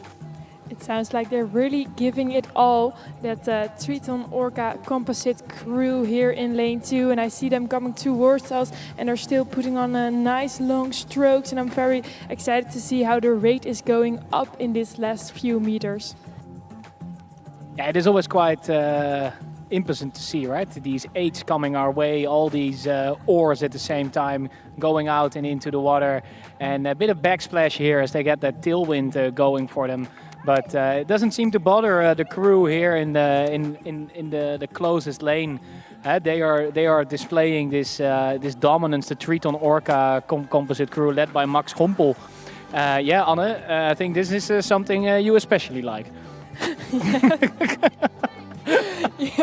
Yes, Boris, thank you very much. Yes, it's nice men's rowing. It's going very fast, such nice long strokes, and these last few meters very nice as one union together. And it looks like they're not putting any crabs at this moment because they are taking the victory. And Proteus-Eretes is going Whoa. faster than Focus at this moment. Will they take second place? Yeah. I It's think really they will. close. Really close, but the course is not long enough for Proteus to make it to the second position. It is Focus from Nijmegen second.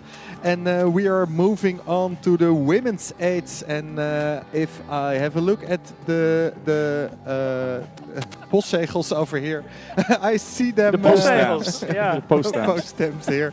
I see them starting, Thij.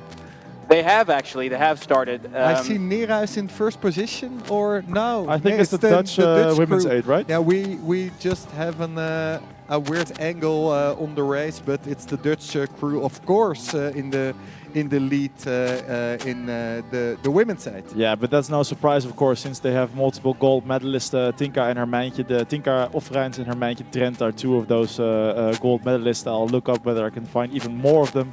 But yeah, the women's rowing, the Dutch women's rowing, especially last Olympics, was tremendously, worked out tremendously great for them. And so we look forward to seeing them race our way, and judging by their power and strength and technique, that won't take long. These are the titans of the Dutch rowing, and I think if we're looking based on paper, right, the stuff that they already have on their names, I think it's definitely the Dutch crew that will be favored here. But we'll see. Anything can happen here on the Holland Beker. So we'll yeah, see exactly. what So we it's look gonna at bring us. that crew, coxed by Dielke Vetter and stroked seat by Lynn van Aanholt. Behind her is Tinka Ofrijns, Imtje Klevering, Vera Snijders, Hermijntje Drent, Ilse Kolkman, Nika Vos, and about by Lisanne van der Lelij, excuse me. So yeah, that's a wonderful crew with so much international and national experience. It's it's beyond belief. So it's no surprise they're leading this race comfortably. Yeah, not much more I can add from my position next to these crews. The Dutch putting in a very relaxed and very controlled rate, easily pushing their boat forward. Not really much the rest of the crews can do to it. But if we take a look at the others, we still have Neerhuis and Egir, also probably in different colored suities. So but they are battling it out for the second place. Now the crew from Groningen is actually quite a bit in front of the crew from Amsterdam, and they are building up on that advantage in the second position. Yeah, as we hear some cheering for the Neerhuis crews, the Joei, which famously will be the Neerhuis cheer. We hear that in the background for you. So hopefully that will give them some power to get back in this race and make it a fun fight with Egir in this back half of the race. Absolutely, and here we got the Triton men's 8 also docking their boat after their incredible victory here at the Holland Beker. So it's nice to see. Tij, you as a master in rowing analytics, what do you see comparing this Dutch national crew to the rest? Something that stands out in their technique? Or well, it is always nice in a competition like this that club teams have the opportunity to race against the national teams. But in this case, there's just such a giant gap between what the Dutch national 8 is putting down on the water compared to the club crews. We have had an exciting case of a club crew trumping the national teams on this race, but today is no such day. It's just the Dutch crew powering on. The lead is getting ever larger, for the second position, it's also lost a bit of its excitement because it's the crew from Groningen who are now building on their advantage from on the crew from Amsterdam. Yes, we see the boats coming towards us, and it's indeed not very well. The Dutch crew is very up in front, but it's such nice rowing of them, and I think it's pretty cool of the club rowers to be in the same race as these big names. How are they doing? Yeah, it's quite clearly the Dutch who are dominating, and as Tij unfortunately mentioned, the battle for first or second is not exciting anymore. Unfortunately, the gaps have gotten quite big between those 8s, but that rowing, especially from that Dutch 8, I can't really get over it. That's extremely exciting to me. The stroke rate is relatively low, but the power and especially the technique from those Dutch national 8, it's wonderful to see. So really nice to put them for them to put on this performance for us, and we can really enjoy that as they fall into sight of the victory pontoon. Yes, they have a really long leg drive, very long strokes, and with just such a nice finish together, and they're handling this water, I think, pretty well, and it's a home race for them, of course, but it's still such a supreme race they're putting up here. Just a simple rate and just so strong strokes for them, and I think it's very wonderful to see here at today. Yeah, this is definitely a display of Olympic rowing qualities, right? Very controlled. They know what they're doing. All the blades catching in the water at exactly the right time. This is women's rowing at its finest. Really nice to see. Still giving it their all, right? You see the coxswain shouting. Bending over completely, shouting them and motivating them in those last meters, because every race is a race indeed, also if you're this far in front. Yeah, exactly, and that's exactly what they've just done. They just crossed the finish line and stopped rowing, and yeah, they can be proud of the performance they put on. Interesting to see whether they went up sixth their first few times. Unfortunately, just above, they went 6-3 in the end, but it's the EGR crew here coming up next to the finish line and just about crossing it. Maybe sort of a half crab we saw from the Neerhuis combination in pink, which is also an interesting fashion choice. Thetis. Yeah, Thetis. All right, well, interesting choice, but yeah, that happens. But only one race ahead of us before we have another quick break. But this one is one to enjoy. Exactly. Yeah, I think the rental car of LVC is running at maximum. I see the pedal to the metal as they're hasting themselves back towards that next race, which is of course the Men Elite 8. So that's going to be a really explosive bit of rowing. In lane 2 we have the Netherlands led by Mick Makker. Lane 3 we have Neerhuis led by Zeno van Rijn. In lane 4 we have EGR led by Gunnar van den Hoge. And then in lane 5 we have Willem III, Hoop, Maas, Spaarne, Amstel composite crew. Let's see if they will... they have the cream of the crop here in this boat. And I think this is going to be being fire on the water here. Yeah, exactly. That last composite crew you mentioned is full of junior rowers, so this is their chance to row to compete against the Dutch national crew who are in first position, of course. Which is a unique opportunity, right? This is something you can tell your friends on Monday. So I rowed against the top of the Dutch rowing. Yeah, not just rowed against, but really competed. Like this crew from Groningen, they are holding on to that crew from the Netherlands. There's no way that this is a done deal. The Dutch are in their advantage, obviously, but they are racing quite well. But to make a bit of an understatement, they are obviously racing well. But this is one of those races that we can really see some surprising actions from club teams. And we see it here most likely from the crew from Groningen, from EGR. We have had a bit of a slump in rowing for a while, but they are really back at it again with a top 8 competing with the Dutch national team. Yeah, and they're faring really well, this Dutch national team in this weather. Since I just looked up with what the record is for a men's 8, and it's a 5-minute 18 world best set by Germany back in 2017. And their first 500-meter time is well below that if they keep that up. Of course, it's a fierce start which you want to keep up, but yeah, you keep in mind that start is very important. And you start with no speed at all. So interesting to see if they can keep up this pace. But if they do, they will break a world best record. Well, if it is a day to break a record, it is today. With this wind is insane in the back, actually. But those rowers from Groningen are still not giving up. They are very close to that Dutch crew, and their stroke is actually their rhythm is really good. They've had such an easy placement of the blades here against the waves that they're hitting. And this speed is indeed incredible. The crowd that's come out to see this race is also much larger than what we've seen for the rest of the day. And I hope it's a bit of an insight for the rest of this weekend. But the Dutch are aiming for that world record then. Yeah, it's getting busy here at the Victory Pontoon. There's not enough space. When you say for all record, people run to the water. Exactly, people are running over to also congratulate the women's 8 here of the Netherlands, who had an amazing victory here. Yeah, it's an exciting day of rowing here at the Holland Beker today.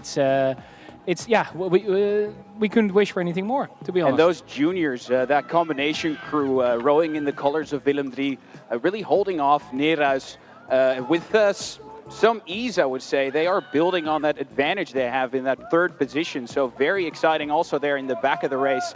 But all eyes back on the front where the Dutch national team is trying to set a world record on the Bosbaan. I unfortunately have to cut that party a little short. Otherwise, the 500 meters, the last 500 meters will be amazing if they do break that record. But unfortunately, the second 1,000 meters between the 500 Just keep up the pretenses. It doesn't matter. Yeah, if it turns out to be true, we'll see that when they finish. Yeah, exactly. But yeah, they at least the start was wonderful, and they'll finish up. But yeah, especially impressive from that EGR crew, who they haven't really let up, and they're still quite close to that Dutch national crew, which is extremely extremely impressive. So an insane race from that Egeer. yeah, crew. exactly. They can really hold their head up. But yeah, it is definitely going to be the Dutch national crew who are winning this race. And yeah, you can see why that power and that precision in that stroke, in that technique is just, yeah, it's just wonderful to see. So yes, the rate is going up. It's insane how long these strokes still are and how strong they are putting up this race. And the Egerbroek is very putting up a nice race indeed, but the Dutch are going to home with the victory, and they're already home, so that's nice. yeah, so eventually they went up like 5 seconds short of the world record, which is still extremely impressive. So you just saw something amazing, folks. But yeah, that is something really to be proud of for the Dutch crew. The crowd is going wild here. The victory pontoon is filled with people, and people are shouting and encouraging people on. It's amazing to see.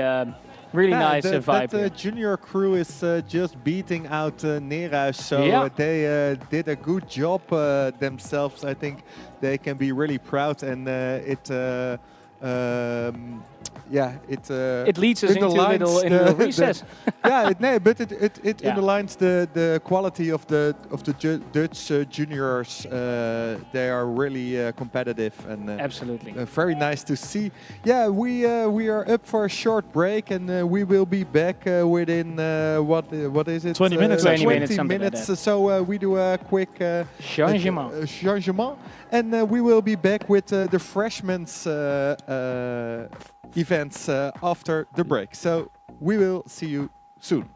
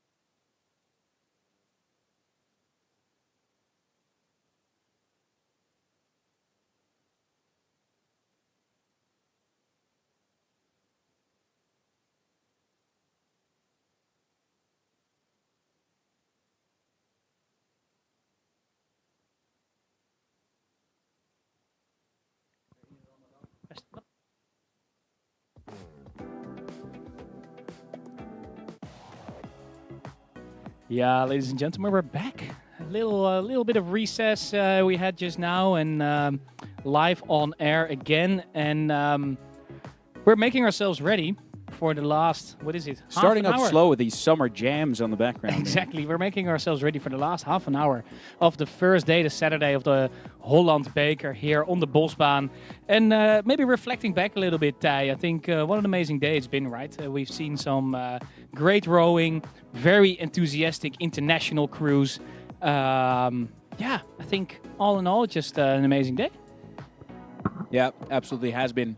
We're ending the day with some local excitement. Exactly. The freshman crews from the Netherlands. I believe there are very few international entries in these fields, but almost none, I believe. But for the they are lined up already. I see actually. The people on the stream watching, they will be hearing a lot of Dutch club names, often referring to. Oh, there went the whole put stream. something down on the table too hard. Often referring to some kind of Greek or Norse mythological god or figure. That's just how we do it here in the Netherlands. That's just how we do it. If we keep naming song titles, I'm going to go mad, I think. Exactly. But that's the risk we have, right? When We're we're doing starting this off stuff with in English. Yeah, with the lightweight women's freshman crews. And it's also going to rain prizes. It's going to rain prizes. You are getting a prize. I'm getting a prize. Everybody that's coming our way this half an hour will be receiving a prize. We are going to hand out the Viking Cup, the Hope Cup, the KNSRB prize, the Asebos prize, and then the Daan Verman Cup. The people, our commentators on the victory pontoon will of course be present when these are being handed out, and we'll get a little word in from the competitors. Talking about the victory pontoon, do we already have some boots on the ground over there? How's it going over there? I see the headphones going on. Yes, we are at the victory pontoon, Boris and Thij, looking at the course. No race in front of us, but I hope that Q is at the start. And we haven't turned him on yet, so I'll be kind enough to turn his dial open. Hello, a little basket coming from. That's rather wonderful. Yeah. Ghostum live on air, sound checking perhaps.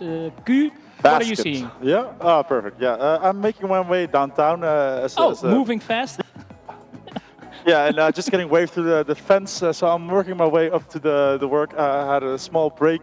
Someone had something important for me, so I'm 5 minutes late to this race. I'm sorry for that. Very mysterious. Yeah, I'll discuss later off air with you guys. But for now, I'm making my way. Studio Bosbaan to after talk. Exactly, the Studio Boscast. Exactly. The crews, we can see they're lining up at the start. They're putting their blades in the water. They're preparing themselves. Hello, we have some fans of the studio walking in. That's very nice, but we have to focus on the start here.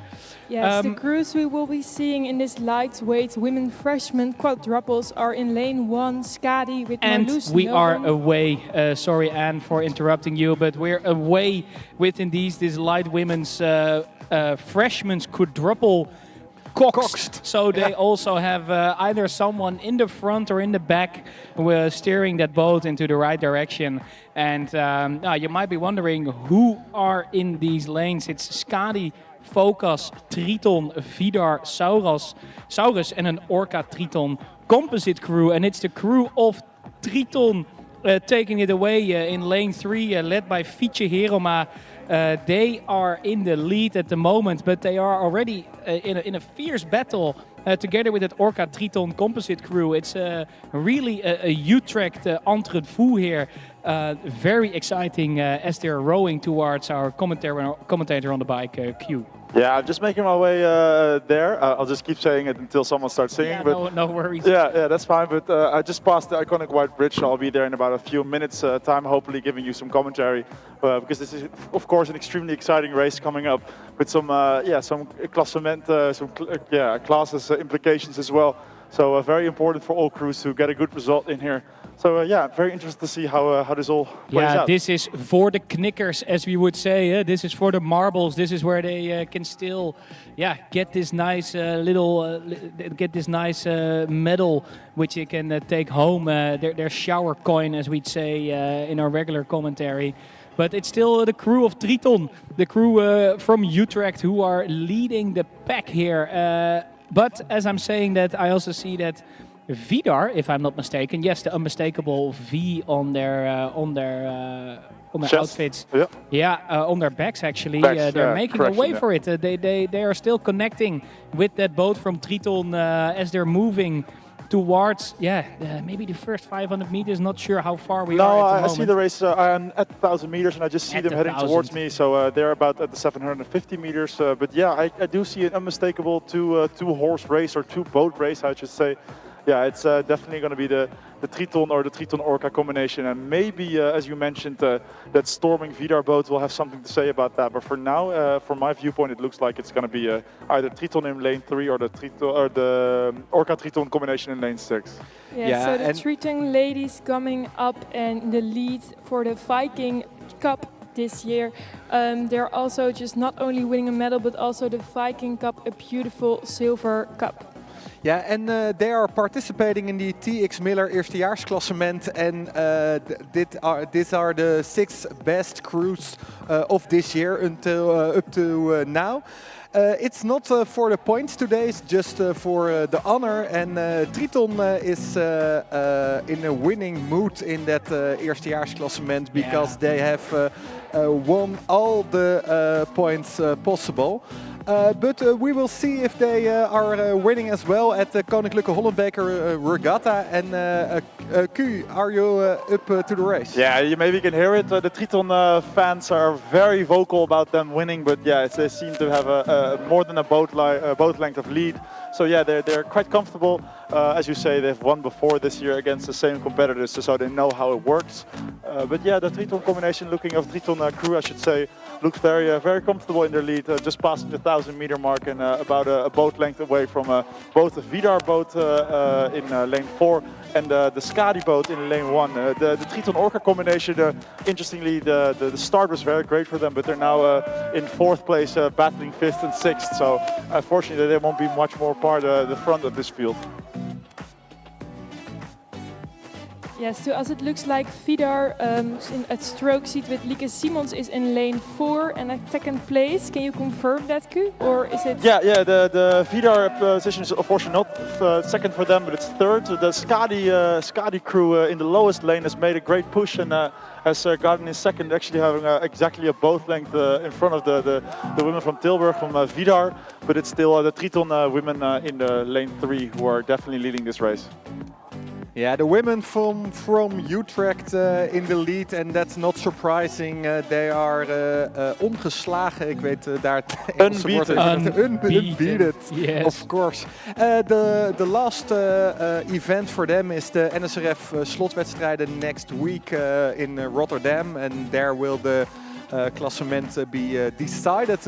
And today they are rowing for the coins and the honor. Yeah, exactly. And that honor is almost definitely going towards Utrecht, since they're still controlling this lead. Not much has shifted in regards to their lead. It's just a different crew they're leading now. Since they are still very much first, but the 2nd place now very much belongs to Skadi, where it was a few hundred meters back, it was still in the hands of Vidar. It now clearly is Skadi with the boat length in front of the Tilburg crew Vidar. But yeah, that Triton crew looks so comfortable in their leading position, so I can't imagine that happening. But the Skadi crew has lifted their tempo a little bit, their stroke rate, so they might eventually start challenging them, but I fear the Bosbaan might just not be long enough for them. Yeah, and it's already 2,000 meters long. I'd say for most crews that's more than enough for this hot day here in Amsterdam. So yeah, we'll see how it goes. I think still Triton, I can see it here from the finish tower, leading the pack. Their unmistakable dark blue outfits and their dark blue oars and blades at the lead here. Closing in on that victory pontoon area where, of course, Joost and Anne are right there waiting for us. Yes, thank you, Boris. It's amazing how they're coming up here. They're just such nice long stroke for these freshman girls. It's just nice to see how they're putting up with this weather, also with this tailwind. They're just still making nice long stroke towards the finish. And also the D.S.R crew is holding up nicely, but it will not be enough to beat these Triton ladies, because they are just such in union for freshman girls. Just amazing to see how they're putting up this race here. Yeah, no doubt that they will definitely win the eerstejaars klassement this year. Strange things need to happen to make that impossible for them. Yeah, it's great rowing from the crew from Utrecht, and yeah, we will see some more nice rowing, because I think the women's freshman fours are also started, Q. Yeah, exactly, Joost. You took away exactly what I was going to say. This women's first year's freshmen's four, they're approaching the 1,000 meter mark right now, which is where I'm at. And it looks like the race is still quite connected. There's no really, not really, from my viewpoint, any crew who's truly left behind. Maybe the crew in the highest lane, I think that's Njord, who's maybe fallen behind a little bit. But for the rest, it seems like quite a connected race. So in a few seconds time, I'll be hopefully be telling you the exact straight. But for right now, I can't tell you more than this. Yes, you're looking at the women's freshman Cox 4, and in lane 1 is the D.S.R Skadi Composite, lane 2 Saurus, lane 3 Argo, lane 4 Gias, lane 5 Euros, and lane 6 indeed the Njord ladies, who are a little bit behind. You said so, and how are they holding up in the technique?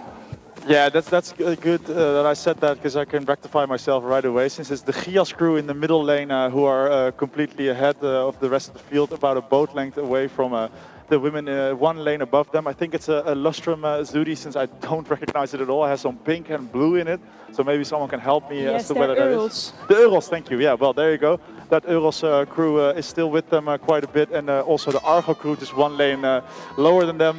So it's still very much not a race done for, but this Gias crew still has the lead. But of course, whilst I say I always jinx it, the Argo crew has made an incredible push, and from a boat length behind, they're only a half a boat length behind in just 10 strokes. As you can hear that, of course, that fans screaming for their favorite club to win. The crew of Njord is in the first place in the TX Miller eerstejaarsklassement, but it seems that they not have their day today, Q. Yeah, well, that's certainly true. The Njord boat has unfortunately fallen even behind the rules officials in the motorboat. So unfortunately for them, it's going to be a rough day. But at the front of the field, it's extremely exciting. The Gias crew is still about half a boat length ahead of that Argo crew, but also Euros with their interesting color scheme with pink and light blue. They are about a boat length behind the race leaders, which are still Gias. But it's going to be extremely exciting towards this end. We're nearing the iconic white bridge, so about 700 meters to go, just before that white iconic bridge. But yeah, Gias has responded to that push from Argo, and now seems to be making the lead a little bit bigger again. Especially the Gias stroke seat has really stepped on the gas. So you can see that she really desires this win. But yeah, this is great to see, a really fun race. Quite a different rowing actually from what we're used to from the Gias freshmen. They're turning their blades quite late. Normally from these Groningen freshman crews we really see that they're doing everything by the book. But they're doing quite well here. So Argo still holding on.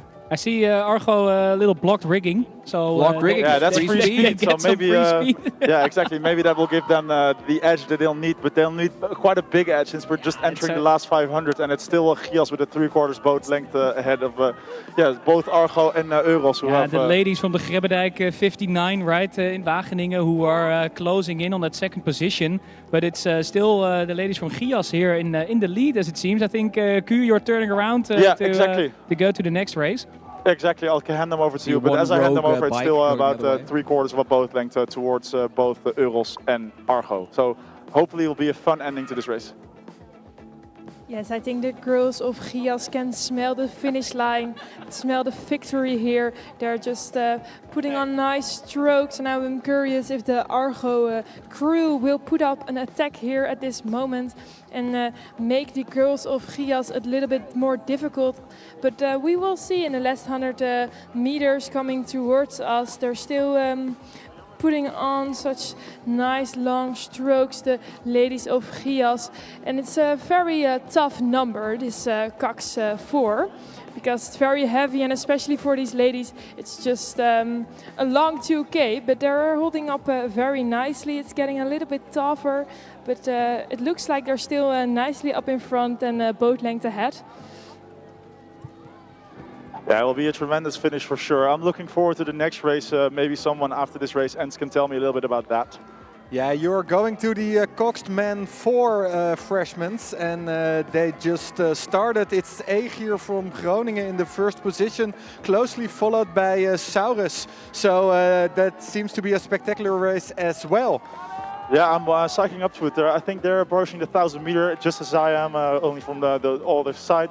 And it seems to be quite a close race. Unfortunately, the two lower lanes don't really seem to be joining the fight, but yeah, the middle 3 lanes. Oh, this is very exciting here at the end. Yeah. I think it's I don't dare call it. We just started up the photo finish here. Yeah, so, we're gonna dust off the photo finish here to see what's happening in the second position here. Yeah, we'll get right back to you. But it's indeed the Gias ladies who will win the Hope Cup at this Holland Beker. So very nicely done of them, and nicely honor at this Koninklijke Holland Beker. How are the men for Yeah, exactly. Cox I'm just getting up to speed with what exactly I'm looking at. Exactly as Jo said, it's the men's freshman Cox 4s, and yeah, it's the Laga crew and the Euros Maas composite crew in the lower lanes, who unfortunately don't really seem to be joining the race anymore. But the 3 crews in the middle, led by Nera's crew. Yeah, so the Nera's, Egeer and Saurus crews in lanes 3, 4 and 5. They are in the opposite order, but they are fighting for that lead. But it's Nera's who seems to be getting a push, and yeah, almost half a boat length ahead of their competitors from Focus. Egeer, I'm sorry, Egeer, and it's Egeer and Saurus now battling for that second position. Nera's getting almost loose from the field, so a great push at the 1,000 meters, working out for them. As you hear the supporters screaming breken, which definitely just translates to break it. So break it loose, get away from the rest of the field. And that's exactly what Nera's is doing at the moment. It's a very experienced push, well, obviously planned out, but it's working for them. So they broke loose from the rest of the field. About a quarter of a boat length of free water in between them and the Saurus crew. And then almost half a boat length behind the Saurus crew is the crew from Egeer from Groningen, the north of Netherlands. A very solid execution of that race plan by the crew from Nera's. You can see them moving away from the other crews every stroke. And what only was a canvas ahead of the other crews is just been growing out by each rower. And now they're actually free of all the other crews, aren't they? Yeah, quite far free actually. Yeah, so the last, I think, 300-400 meters has caught up with them like for at least 1.5 boat lengths. So they have a tremendous plan and it's working for them. So that 1,000 meter push has got them this lead. And yeah, barring something crazy, which I've already said a few times today, I don't see this going any other way than Nera's way, since they're just claiming this victory. All right, because in the first 500 meters it wasn't like that. It was actually very close between, as I see here, Saurus, Egeer and Nera's, but you're saying Nera is taking the lead here. Yeah, Nera's is at least 1.5 boat lengths ahead of Saurus, and then in the third position it will be Egeer in the middle lane. Well, it's all red and white that's coming our way. Yeah, definitely. The victory. Very, what very the clock red, is saying. Red Yeah, race. what the clock is ticking. Yeah, yeah. Yeah, and so closing down the field in 6th position is the crew from Gias in the most upper lane. They unfortunately will be the hekkensluiter, the closer of the gate, as we could literally translate it to. Unfortunately, yeah, they have to put up with this. But yeah, it's going to be an interesting finish. But I suppose Nera's will be taking it home. But how is the view from the victory pontoon? Yeah, from the victory platoon we see Nera's steaming up to the finish, and I was just chatting with Anne about the Triton crew, who received their medals, and we are going to try to catch a glimpse of them and ask some questions. But for now, I'm looking at the Nera's crew in front of it, followed by the Saurus crew in 2nd position. I don't think this will shuffle, so it's yeah, it's done for Neerhuis, I think. Yeah, it's going to be an interesting one. The next race as well. I haven't seen what the race will be, but I've seen some obstacles in the row. It's live obstacles in the water. That doesn't sound good. Some small ducklings, unfortunately, in the middle of the water. So hopefully they will be moving out of the way before the next race. We'll be steaming ahead of them. So here in no animals were harmed in the making of this race. Hopefully, yeah. Let's keep it that way. I have seen it once on the Amstel, but let's not venture down that lane. Let's switch to Anne. Story, man. Yes, I'm here with the ladies of Triton, and they're unbeaten this season, so they're doing very well. Congratulations also today. How are you looking forward to the NSRF? Yeah, very excited. I mean, the klassement is also, we also won it. So it's going to be more a fun race than a very challenging one. But I'm so grateful that we can do this with the 7 of us, and it's such a nice experience. So very grateful. Yes, you've done amazing this season. I'm looking forward to what you are going to put up next year. Are you going rowing again? Yeah, I'm definitely going to continue. It's very challenging, like putting yourself and your body through so much, but it's so rewarding. And winning here, it's just such an insane experience. So yeah, I'm definitely continuing. You've done amazing. Congratulations. Thank you. Yeah, switching over to the Lightman's freshman 8. Yeah, it's the same view as the last race. It's still Neerhuis in the lead, only now from the 1,000 meters, before the 1,000 meters already. They're about a boat length in front. In second place, it's Gias in the upper lane. They are still about 3/4 of a boat behind Neerhuis. But as you can hear, that the encouragement here, the Gias crew definitely thinks there's still more for them to gain, and they are gaining on the Neerhuis crew quite a lot actually. So maybe the Gias crew has decided the 1,000-meter point will be a good start to threaten the Neerhuis lead, and they're only about a 1/4 of a boat length behind the Neerhuis crew. So this will be an interesting finish to this race. But yeah, this is that Gias freshman rowing that we're used to. Very by the book, very steady. And that's actually working very well to gain on that Neerhuis crew. Yeah, exactly. That steady, that stability, that standard rowing. Yeah, it's working for them.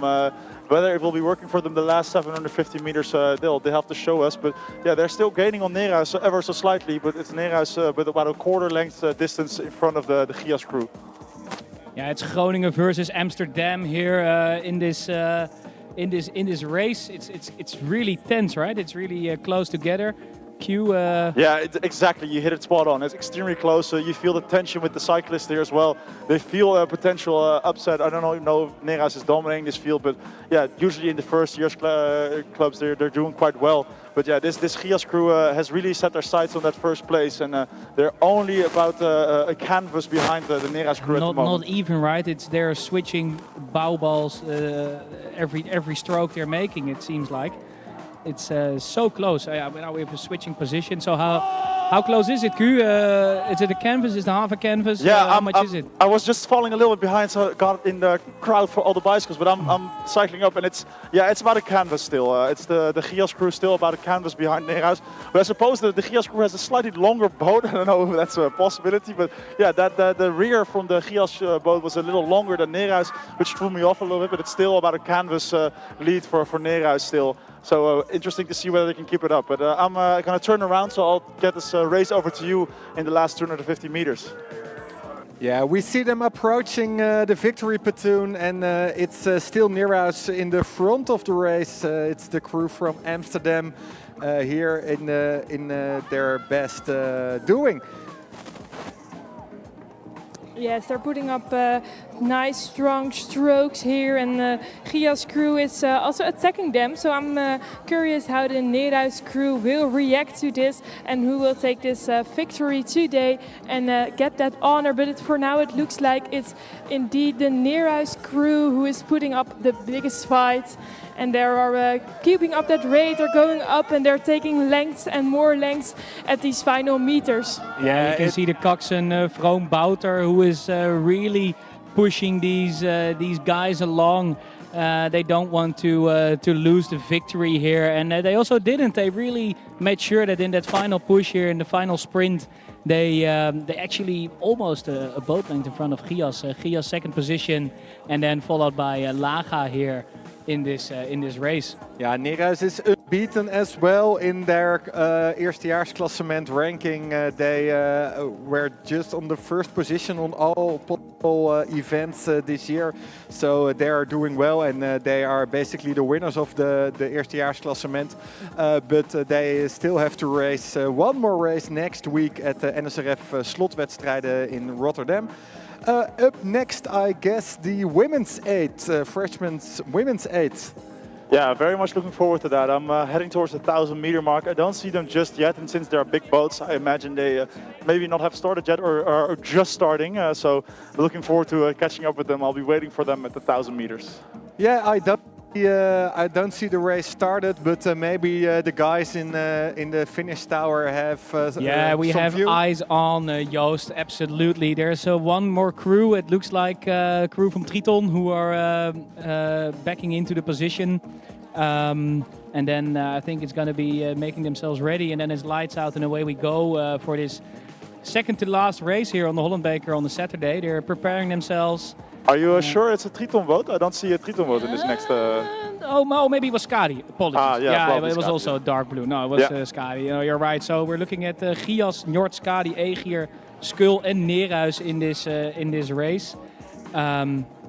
Women's freshman 8 here. Yeah, Egeer is the favorite crew. They are just in the first position in the eerstejaarsklassement, but they are followed by Njord. Leaderboard.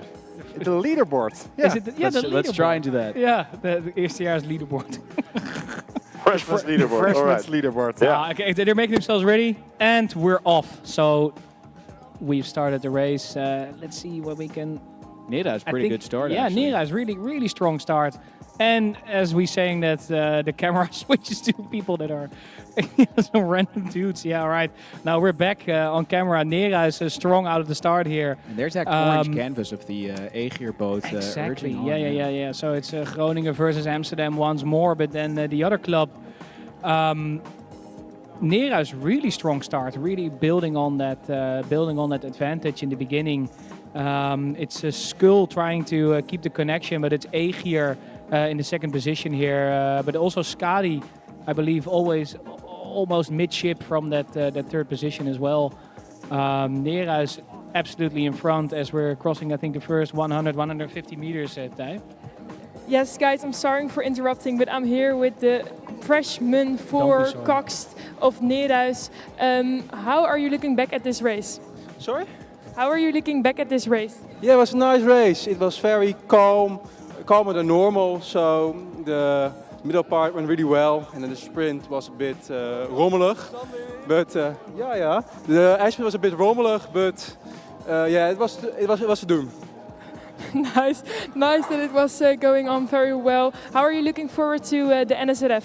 I'm looking forward to it positively. So we will get it. You had a great season. Good luck. Yeah, you too, eh? Thank you. Okay, actually, back very to you. accurate description of that race. It was such a solidly executed race plan. I couldn't expect more from this answer. Yeah, exactly. He hit it head on. So Neera is still in the lead of this freshman's 8 women's, and that has to be we have seen this field fall apart after about 100 meters. We have 3 crews aligned in the front, and the rest are really falling behind already in this quite early on in the race. But it's also we shouldn't forget the crew from Njord, who are I believe momentarily having that third position, but they're gaining on that crew of Egeer. I think they have a bit of a different game plan, and Neera is still in the lead here. But as you can see, Thij, that the crew from Njord is gaining on them. Yeah, they're very close actually. I think we need Q to actually say something about this. I got you guys. No worries. Yeah, it's definitely Njord in front of the Egeer crew, and it's hard to tell for me. I'll be able to tell you whether it's the Egeer crew, the Njord crew or the Neera's crew. I think it's actually the Neera's crew, but just a little bit in front of the Njord crew, and about half a boat length behind them is the Egeer crew in the middle. But yeah, it's a very interesting race to see 3 boats quite close to each other, but especially that fight between Neera's and Njord will be an interesting one to see develop this last 1,000 meters. I'm not sure if it's the perspective of the camera, but that Njord crew is really steaming up here. They're really approaching. Yeah, position. I think they have a slightly higher boat speed, but Nera is still with about 1/3 of a boat length in front of the crew from Leiden, from Njord. But still, it seems to be Nera's, and actually, whilst I say that, of course, I always say it, Nera's has gotten a push, and they're about half a boat length away, and gaining with every stroke. So yeah, that should be an interesting one. But Nera's with at least half a boat length in their favor, and then the Njord crew is still about half a boat length in front of the Eger crew from Groningen. Another crew, freshman crew, finding their wings halfway through the season or towards the end. We only have one more race to go after this. Maybe Joost, you were up on the leaderboards in the mainframe. Maybe you can tell us a little bit about the position of Njord in this one. Are they the surprise we think they are? Yeah, they are on second position, shared with Neerhuis in same position. So they are competing against Eger in first position on that leaderboard to win. And yeah, it can be very close. It's going to be a mighty punch from these ladies in the Neerhuis crew, since they're almost both length in front of the Njord crew from Leiden. And still about traditionally half a boat length behind the Leiden crew is the Eger crew.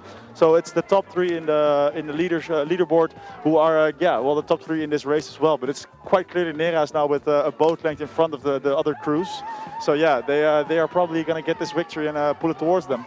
Yeah, and I think that leaderboard of the women's 8 is still very exciting, because it's not determined yet as the other leaderboards kind of are. So it can be decisive what happens next week in Rotterdam. But today is a first test for them. Yeah, well, they're definitely answering that test if you speak about Nera, since they're still a boat length behind. I just turned around, so hopefully the fireworks will remain in that last 250 meters. Yeah, we will looking forward to that, and they are just approaching us. So yeah, it will be Neerhuis 3 times in a row. I don't think there is another crew messing up. Will not messing up that. But we have the crew in the lower lane. I think it's Njord? Njord, yeah. Njord is the lowest lane. I keep hearing Superman's girlfriend when you say that. What? The lowest lane. Ah, lowest lane. Yeah, there you go. No, I still say lane 2. There you go. Well, guys, it is the ladies of Neerhuis, the women's 8 freshmen here, who will take that lead. But the Njord ladies are pushing up that rate very fast, so it will make it difficult. I'm very curious to see if it will be enough. Will they put up enough rate, enough strength to take that lead? I do not think so. Gentlemen in the finish tower, who will win this race? It's Neerhuis in the finish tower. They are already offline. I think they think there's just one race left, so just put off the mics. And that one race left are the men freshmen's 8, and it's Neerhuis again or not? No, it's Laga in first position, Q. Yeah, I just got up at 1,000 meters. I have to turn around quite quickly to not be ridden over by 1,000 people on a bike. But yeah, it's a battle between the lowest 2 lanes. So lanes 1 and 2, Thij, for you. Not lowest lane, the lowest lanes. It's Laga who momentarily had the lead, but right now it seems to be the Neerhuis crew again leading this race. So it might just be four times in a row for this Neerhuis freshmen's crew. But yeah, this Neerhuis crew has about a quarter of a boat length in front. Still very much in this race as well as the crew 1 lane higher than them. And I have to look up for a second who that is. It's the Gias crew, I think. No, sorry, 1 lane higher even. It's the Njord crew. It's a battle between Neerhuis, Njord, and Laga. And also, not to be forgotten, it sounds like you're around the 1,000 meter area, listening to the crackling on air, but... Oh, I fixed something. Is it better now? No, this is good. Yeah, sounds okay, good. Great. Yeah, so this Neerhuis still with about half a boat length in front. Yeah, it's basically neck and neck for the crews in second place. That's Neerhuis. That's Laga. It's a little small crab from one of the rowers from Njord, but it seemed to not make too much difference. And also sculls, so it's a three-way tie for second position. But as I say, that Neerhuis is pushing away further in that first position, and is almost 2/3 of a boat length in front of the rest. And they'll be breaking that 6-minute mark, if I'm not mistaken, unless they throw it in that third 500, which is the most brutal part of the race, where you have to hold on to what you're doing before it, and you can't look forward to the end yet. But Neerhuis is actually building on that advantage there at the closing in on the 500 meter mark. Yeah, they're only pulling away further and further. So where they were about a quarter of a boat length ahead at the 1,000 meter, at 1,500 meter, it's more like half a boat length, a little bit more even. But that crew from Njord has got some energy left on those legs. So maybe they'll be able to do something about it, that push from Neerhuis. But it has to be now, since we're closing into that finish line, and closing into the 250 meters. So that sprint has to start this really is really quickly. close. It's a really tense race here, Q. Still, the boats are, I think, within the canvas of each other, between Neerhuis, Skull and Njord, if I'm not mistaken. It's Neerhuis still with half a boat length, but that Njord crew, maybe have some sprint left in them, but it has to be now, and it has to be really, really big. What a race for the final race here on the Holland Beker Saturday. It's amazing, and I think we're going to hand it over to our peeps on the victory pontoon here for the last bits of commentary on this race. Yes, the Njord crew is doing an amazing job considering they're fourth in the klassement XT Miller today. But it looks like it's Neerhuis that will go with the victory as expected. There's such a long, nice strokes. The crowd is going wild. The length is getting longer and longer. They're pushing away from the other boats. They are really the victory winners here today. And it's amazing closing of this day, I think. Extreme acceleration at the end here from Neerhuis, taking the win here, followed by Njord. 5:46 is not bad. 5:46. Extremely fast for a fresh very crew. fast weather. It's quite quick. Very fast boat too. Very fast crew. And led by Daan Eggekamp, also a last name we recognize. Yeah, that was the last race. I know him from winning most or a lot of junior fields too. Exactly, last race here very of the fast Saturday. times in that last insane. race, and as we are closing off the Holland Beker regatta for today, we would like to kindly ask you to move over to the event area. There's live music, there are drinks, there are bites, so please come over and I think not before you guys will have a little bit of commentary from these final rowers, right? During that medal ceremony. I would like to know what they were thinking. You guys have some nice questions lined up for them, so we'll stay live on air a little bit longer just to hear what this crew thought of their race today. Yes, of course, we will do that, Boris. But we are kindly asked by the organization to just promote the event area. Of course. So we will do that. Well, if you'd like to, if you'd like to meet us in person, then you exactly, definitely should come. And we are also that open could to be have a fun. little studio boss talk. If you'd like to discuss some races with us, we will be definitely in that event area. Photos are fine, but only outside and no flash. Without flash, but that's fine. No, so yeah, we are moving into that event area later today. We'll have a bite and a drink, and to just discuss this lovely first day of the Koninklijke of the Holland Beker. I think it's been amazing. We've seen some really great rowing, international and national rowing. Incredibly fast rowing. Really How close fast. have we gotten to records today? And extremely close. So surprisingly little accidents, given that tailwind today. Only one crew that didn't finish, but it also shows the height of the low risk of capsizing. Yes. Then, Yeah. As I'm cycling past the boats on land, I see the Dutch crew, literally all 8 of them laying next to each other and being dead. So they definitely got to work out, but they got some win for it as well. But I'm more curious how the crew from Neerhuis, the ladies who won, I think they're close to the victory pontoon, maybe already on it. How are their thoughts? Yes, Q, I am here. I will see if I can get a word of them, but for now they're just very happy with each other, hugging each other, and that's completely what I would do too, because they put on an amazing race with each other. They can take this victory home today, and I think that will give them a lot of confidence for the NSRF to close off this season. And I will see if I can get a word with some of these girls, but first I will let them hug everyone because it's just an exciting day here today, and maybe we can get a Ferris wheel ride together as soon as the event is closing and we are going to the main event. They will take their cup in hand in any moment now, and after that I will see if I can get a word with them. Yeah, curious to see what their thoughts are, but yeah, most definitely very interesting races today, and yeah, wonderful day. So happy to hear what they're thinking.